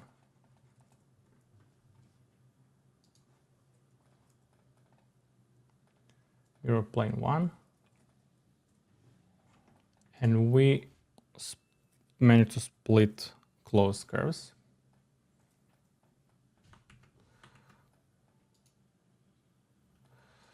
And I'm going to use shatter.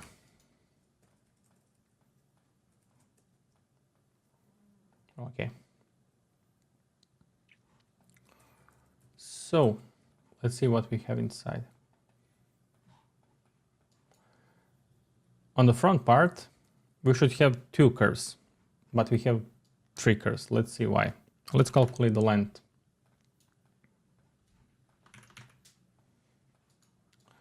We got one super tiny curve, which we're going to remove. So I will calculate length of these curves. And I will say if the length is larger than 0.001, like this. So only these lines we will keep. Let's check what is that tiny curve. Where is it? I mean, we cannot see, it's too small. Never mind. Okay, let's go back. I'm going to delete this one. And let's see what we have. Basically, inside each branch, we have 2 curves, left and right. What is our idea? I want to take, once again, terrible sketch. I want to take a left curve, and this one is another. And I want to split it at this continuity point. So we'll have 2 curves on the left, and we'll have 2 curves on the right side. This is one, and this will be a second curve on the right side if we split it at this continuity point. So this will be left 1, left 2, right 1, right 2. And our idea is to join left 2 and right 2 with left 1 and right 1. Once we have curves like that, we can join them. And the same, we can join them and we can create a loft. Same here. We'll have curve left 1 and right 1. There is no right 2 or left 2, and based on these 2 curves, once we have 2 curves inside the branch, we can create a loft. So now I want to find this continuity at each of these points. And based on the T parameter, I want to split left and right curves. But be careful with the data tree. 28 branches.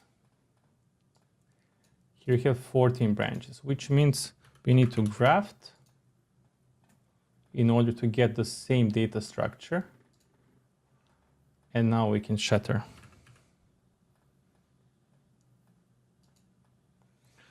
So what we get? At 0, okay, I'm going to simplify. At 0, 0, 0, we get left 1, 0, 0, sorry, 0, 0, we have left 1, 0, 1, we have left 2. At 1, 0, we have right 1, 1, 1, we get right 2. But if you remember, I want to join left 1 with the right 1. So we need to modify tree structure.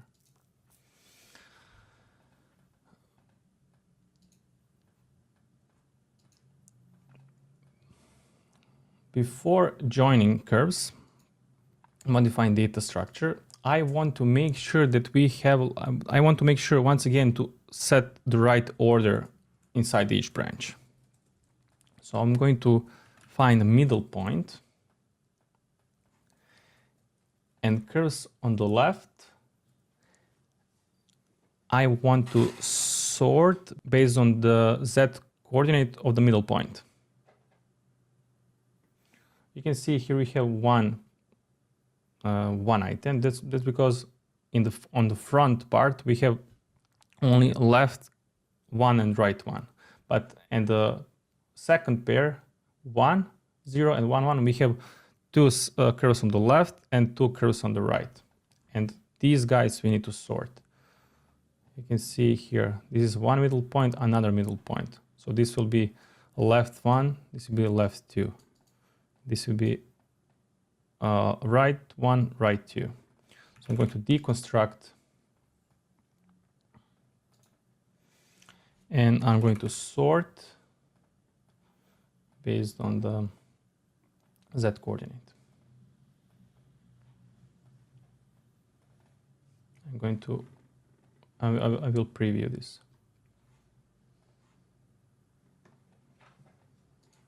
Actually, I'm going to take middle point.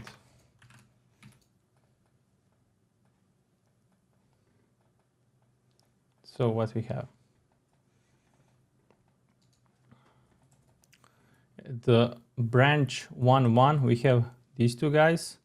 At the branch 1, 0, we have, so curves that are closer to the corner will be 0, will have index 0. When I say closer corner, I mean to this corner here.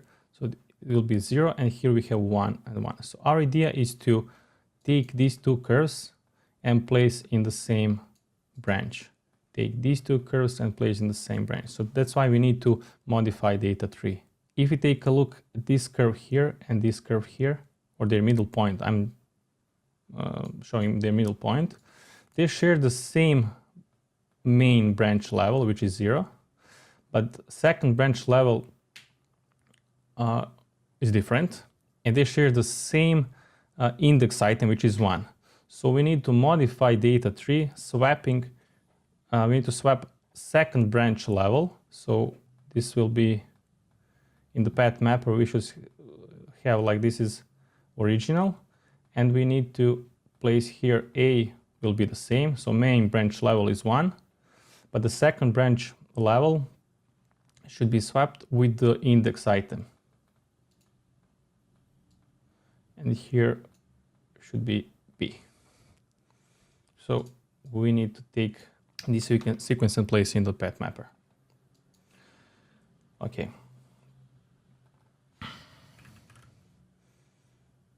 I want to ask, before I'm doing this, I want to ask you, is it clear what I just explained? Yep, sure, okay. Now let's use path mapper. I will take these sorted curves, and let's type here A, and I will swap with second branch level.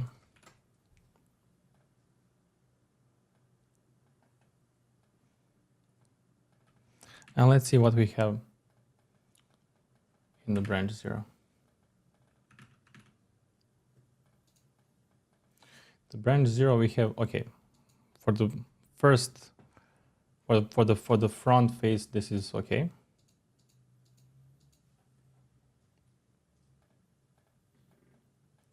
But let's see here. These two curves are in the same branch, and this is what we need. I want to join them, and these two curves are in the same branch. This is also what we need. So I'm going to join, and now inside each branch we should have a single curve. Yeah, single item. Perfect. And now we are going to trim tree. You can see for the branch 0, we have only one branch that has main level 0, because we don't have like two curves. We don't have two branches, because these two curves are placed on the front, in the front. And also the same is for the okay, yeah, only for the 0, and the rest we're going to mirror. I mean, we're going to rotate or mirror on the other side. Okay. After we do this, I'm not going to join.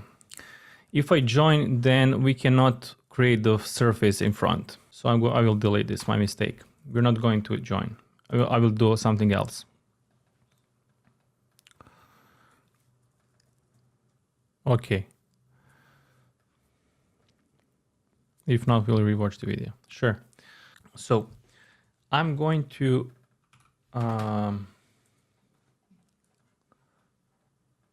trim tree here. And branch 0, we have two items. So these two curves. But in the branch, all the rest, all the other branches except 8. I will check what is 8. Yeah, 8 is on the other side. Yeah, of course. All the rest, except 0 and 8, we have 4 items. Which 4 items? This item, sorry. This will be one item. This will be second item. This will be third item, and this will be fourth item. Sorry for these sketches. Maybe I can use middle point to visualize. Okay, 0, 1, but for the branch 1, we have 0, 0, 1, 2, 3. For the branch 2, here is 0, 1, 2, 3. What we need to do? If branch has 4 items, we are going to use partition list, and that branch with 4 items we are going to divide, where this will be one branch and this will be second branch. If branch has 2 items, we'll keep it like that. Same for the branch, let's say 2. Branch 2 has 4 items, and we'll divide that branch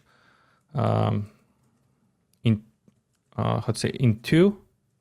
So instead of having 4 items in that branch, we'll split that branch, and we'll get 2 branches for that from that branch.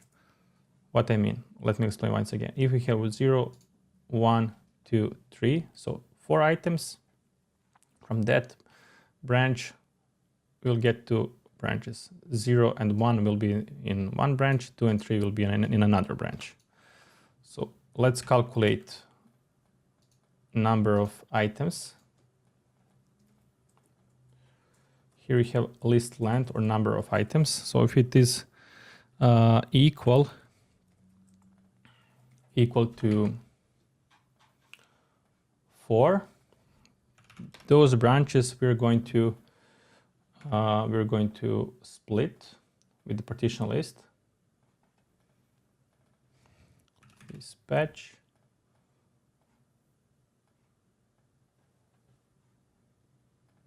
So these branches, and we have another branches that we're not going to split. So 3 branch. I'll take these guys, and I'm going to use list partition.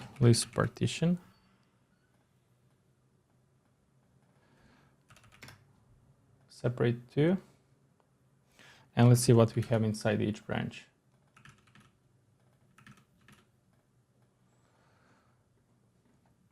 These two curves are in the same branch. Now we can join them. And these, I mean, inner and outer curve. And I'm going to join them. The rest, this branches 0 and 8, I will keep.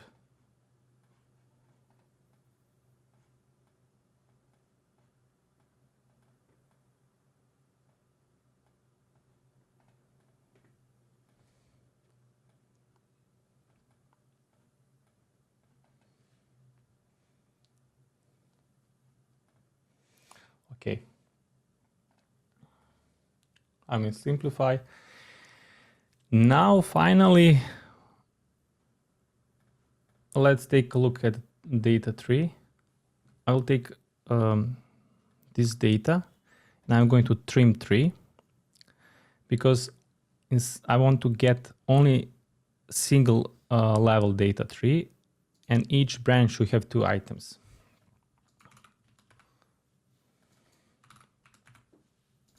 Or 2 curves.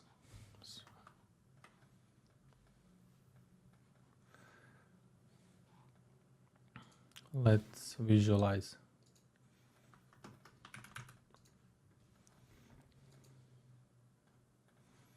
Okay. Branch 0 is this one. But let's focus on the branches 1 to 13 except 8.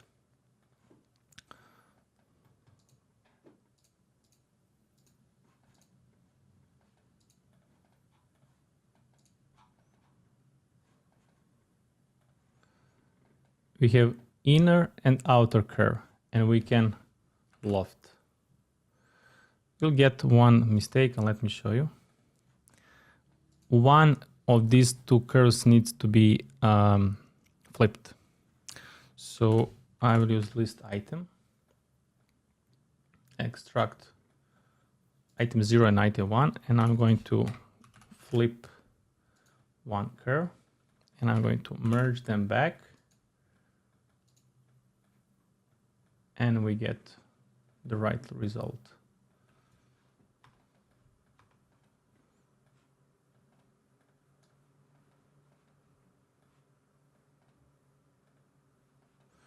And for the front part, we can simply, we already have like branches with 2 items, same that we have here.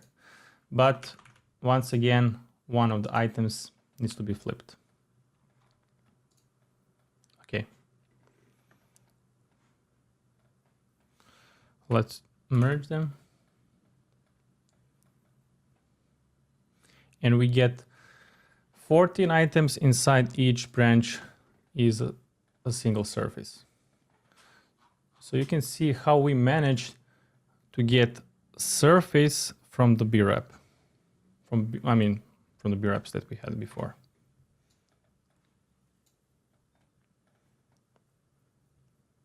Now we don't have any edge here. I will wait 1 minute for you to take a look at the script, and feel free to ask if you want me to explain some of the steps. Once we get like single surface inside each branch, I'm going to merge them with surfaces that we have here before. So after we use match text, so all these surfaces on the bottom. So let's merge them together. And here we have all surfaces that should represent glass. Okay.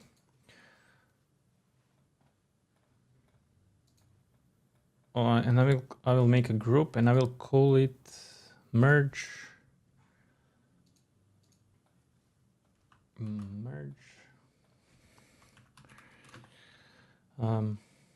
Side and top facade, glass facade.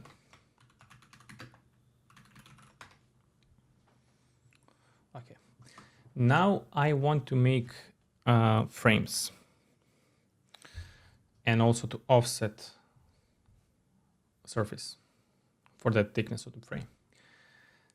This solution or this approach, it's not the best, but I mean, probably there is some better solution for that.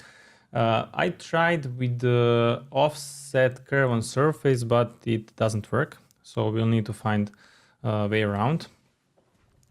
First, I'm going to extract all the edges. So let's flatten this and let's extract. So I will use this surface and I'm going to extract all the naked edges. So let's move this here.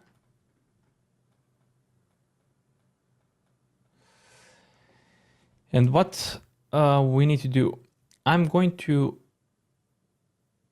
project these curves if we make this surface, if we make our glass flat.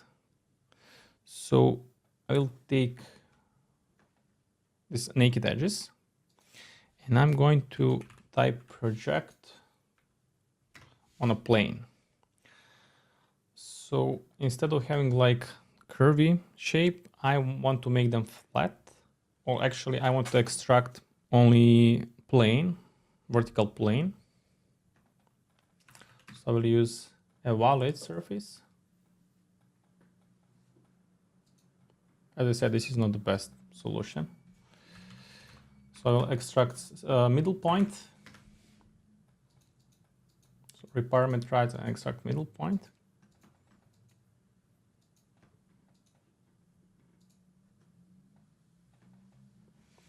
Okay. And this plane I'm going to use to project naked edges. So frame at, so this one.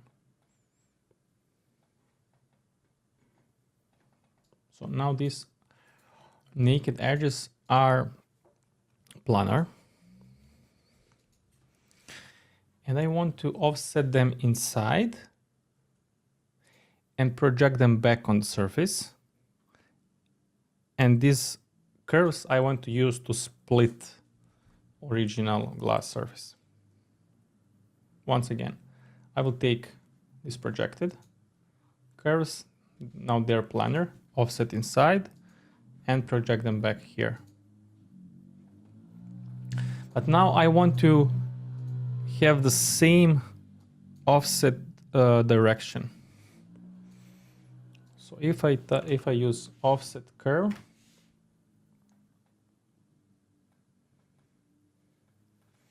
offset direction can be some small number. Let's say 0.2. So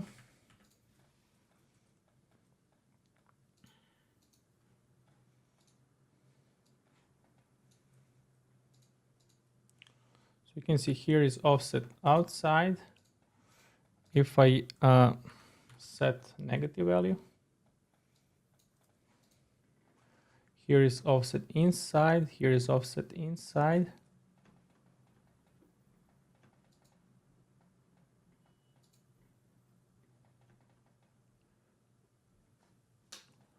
Let me just check all of them. It seems that at each surface we managed to offset inside with a negative. But sometimes offset is opposite. So sometimes curves will be offset outside. So I want to add that step just in case. And this is a nice trick to use in your workflow on another project. If you have this problem, sometimes let's say you offset the curve on the inside, sometimes is same curve is offset inside, sometimes it's offset outside, even though you set the same distance. What if we offset both sides and sort the inner curve again? That's what I'm going to do. I'm going to offset in both sides and check which area of the curve is smaller. So this is what we are going to do.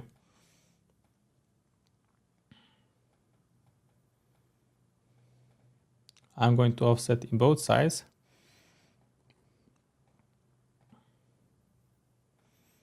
Make sure to simplify, have the same data structure.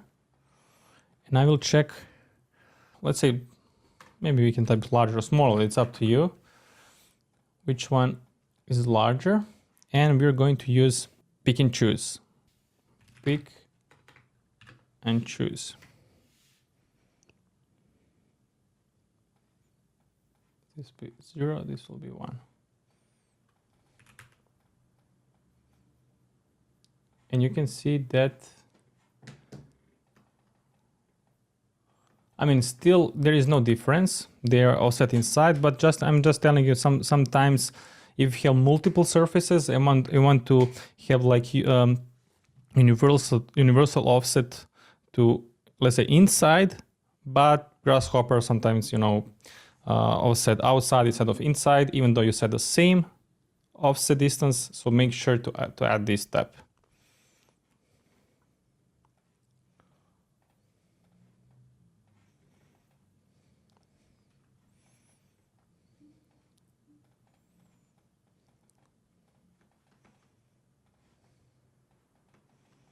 Okay. And in the next step, I want to project them. So there is component project on project, this one. Here, curve to project. And we need to have B-rep to project onto is this one. So let's graft. And we need to know what is the direction, right? Direction should be should be normal. This one. I just want to make sure, yeah. But we need to graft also normals. Let's see if we got. So this is direction. This is surface that we want to project onto. Okay.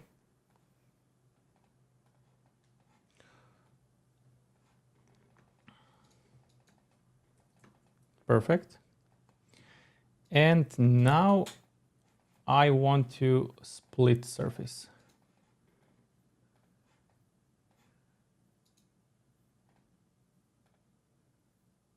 Okay. So there is component split surface. This surface I want to split. Right. And I want to offset surface. I mean, here we get inside each branch we should get 2 items.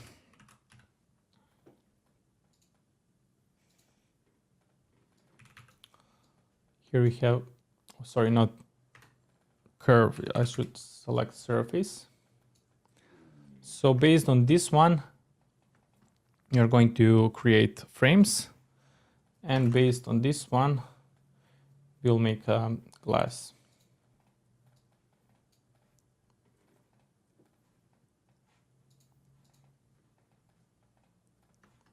Okay. So I will keep this one, and I want to push the surface inside. So I want to move it inside, but now to move it inside, I need to know what is direction. Direction we have here, this normal direction. But let's also try to unify this direction, these vectors. So let's use display vector.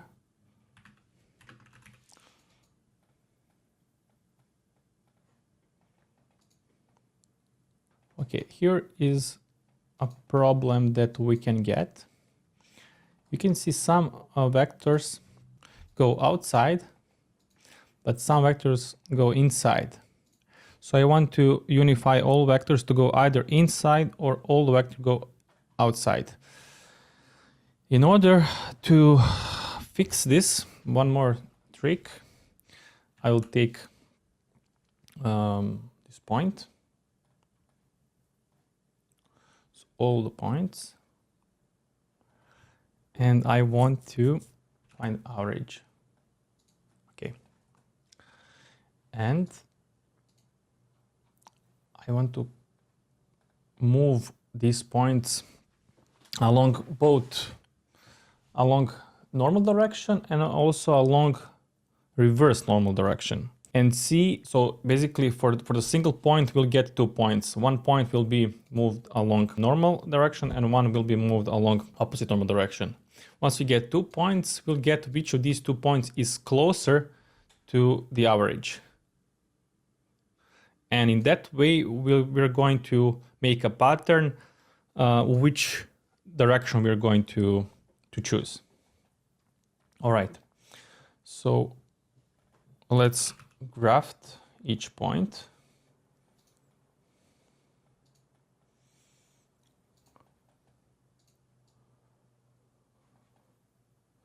And let's graft all normals.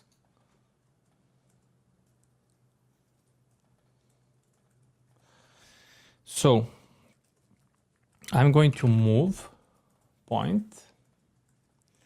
Here we get vector. And I will add different amplitude. So for each vector, I will add positive and negative value. Let's say 0.3. So negative and positive value, which means each of these points will be moved along positive and negative normal direction. We get 2 points. And these 2 points, I'm going to, for these 2 points, I'm going to calculate distance to the average point, this one inside. And I will say, okay, sort these vectors based on the distance. And this vector we're going to use. I mean, vector with the index 0, we're going to use. So, is this part clear? This is very important.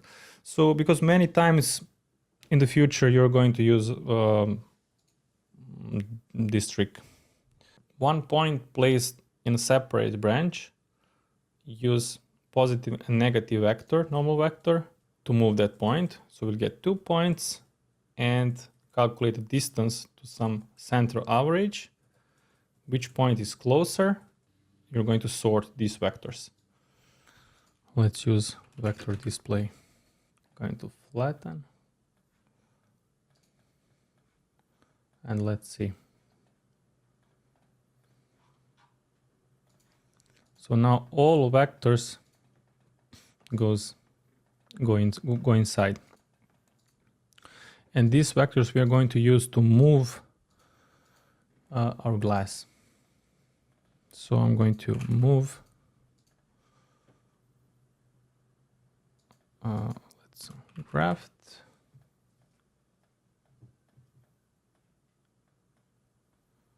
So we push the glass inside. And also I want to extract both of the edges of the frame surface, and I will select smaller one.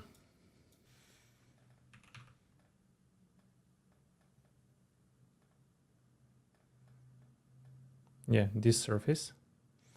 So yeah, I'm going to outline. I'm going to take outline of the surface, this glass surface, and I will take outline. Here we also can get outline, and I will use a rule surface to create the depth frame. So I'm going to merge them. Let's make sure we have the same data structure. Inside each branch, 2 items, brep join. Okay, so here we have frames.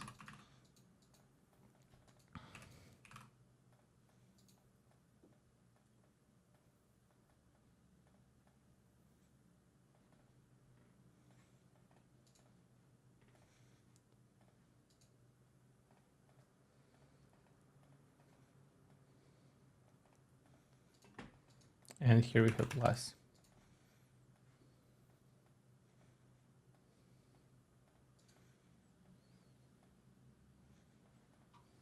That will be all, guys. I think we're done. So we managed to create all facade glass panels with the frames. You're showing the other view. Hmm? Monochrome. Yes, but maybe we need to bake it first.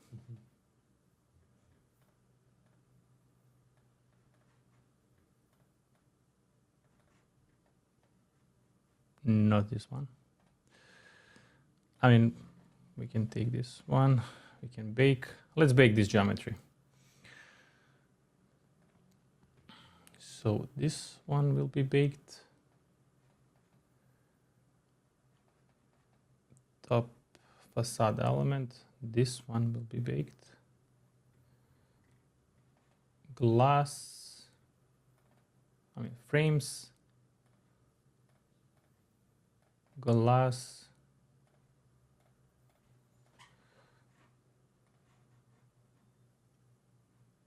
Oh, maybe I should close Grasshopper.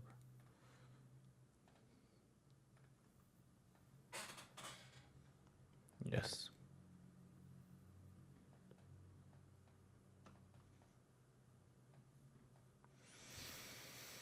There it is. There it is. How many? Yeah, it will be in total 9 hours tutorial, I think. So 3 times 3 hours. Yeah. So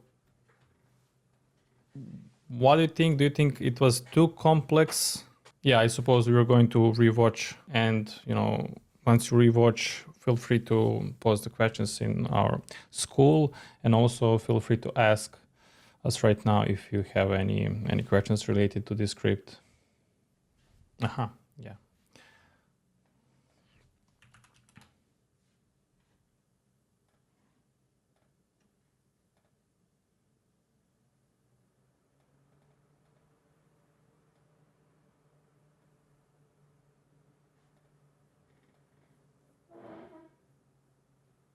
Whoa, cool. Yeah. This is nice to be animated.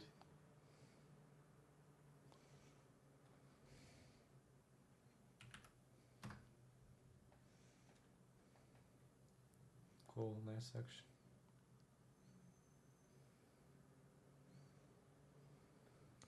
Beautiful. Would this be the same process to move the glass to different location to the structure?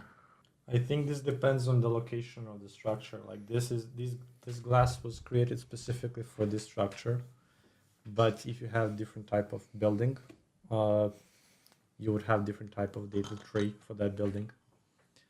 So this was specifically done for this shape, but of course, the whole idea about the tutorial was to show you how you can manipulate data trees and how to be able to do this yourself with your projects, of course. 3D print, yeah, this is actually a good idea. We can 3D print this. We should do a 3D print. Yeah. Why not? We'll just check. We can do even like a bigger model. We can do the maximum size, 25 centimeters. It would look cool. Can you move clipping plane using Grasshopper? I'm not sure. Did they implement clipping plane? I know it wasn't implemented. I'm not sure. I think we still don't have clipping plane. So, for example, this is an excellent idea for somebody to develop like a Python or a C# component for Grasshopper that can do the clipping plane. So this is the idea of like we talked about this earlier. Like if you don't have something in Grasshopper, there is probably a Rhino common command for this, and you can create these new components in Grasshopper if you need them. So yeah, maybe this is a cool challenge. Maybe we can in one of the future tutorials, maybe we can do one component in Grasshopper. For the clipping plane.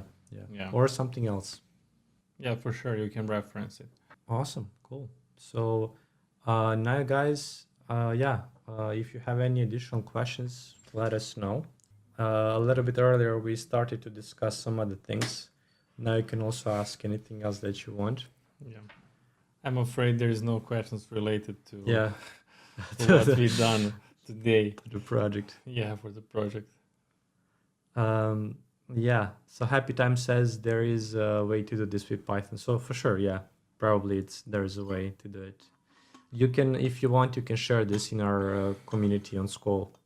Can you put a link for the community? Yeah, sure. So you can share this if you want with the community in our group, and everybody else can also see it. Just go there, it's free. And we're also gonna publish material on there. So can you tutorial explaining all the components in sets? Well, this is something that we have actually in our course, Grasshopper Complete course. So we actually explained all of the almost like 95% of all of the components are explained in great detail in our Grasshopper Complete course. Yeah. So if you guys want to learn Grasshopper starting from the ground up, that's the best option. What we show here on YouTube is a little bit more complex, more advanced. But if you want to start from scratch, you should. This is like definitely a good option. Yeah, thank you, Walter. Yeah, I was here next to Lazar on the separate table because I wasn't needed at the time. Now we're gonna close it up. So yeah, that would be all, guys. Yeah. Once again, thank you for joining us. Thank you for staying with us. We have around 25 people that stayed until the end. 24 right now. So I hope that you learned a thing or two about data trees and manipulating this in Grasshopper. For those of you who are not familiar with us, you can join us in the link that we just have, school.com/howtorhino. That's the best place to interact with us and also to join the community of other architects who are learning Rhino and Grasshopper. And we have a lot of free resources, additional resources there. And yeah, that would be all. I would also invite you to maybe check out How to Rhino Premium. Yeah, so let me just open up my window here. So this is our How to Rhino community on School. And once you join, you'll be able to interact with us. Here we have a lot of people asking questions. We have a lot of other architects helping other architects. So it's really good to be a part of this because if we cannot help you directly, somebody else will jump in and help you out. And in the How to Rhino Premium group, which is the group that is paid, we have a lot of workshops coming up. So the next workshop we have is on D5 for architecture this upcoming weekend. It's going to be with Andy Cristoforo. We're going to talk about how to use D5 for architecture. This was the tower that we just did now. So all of the project files will be available in the premium group as well. And of course, you can also purchase all the individual mini courses and workshops from the previous months. But if you join us now, you will have access to these available things in November. And in the next months, we're going to have other workshops and other mini courses that are coming up. So I hope that that was clear. And yeah, that would be it. I would close this with. Thank you also. I want to say thank you for staying with us, not just today, but thank you for everyone who stayed all these 3 days with us. So in total, more than 9 hours. Yeah, more than 9 hours. And yeah, thanks God we didn't have any problems with the sound. Yeah, finally. So I think we solved that. So yeah, once again, thank you guys. And we'll see you in some other stream next time. Bye-bye. Bye-bye.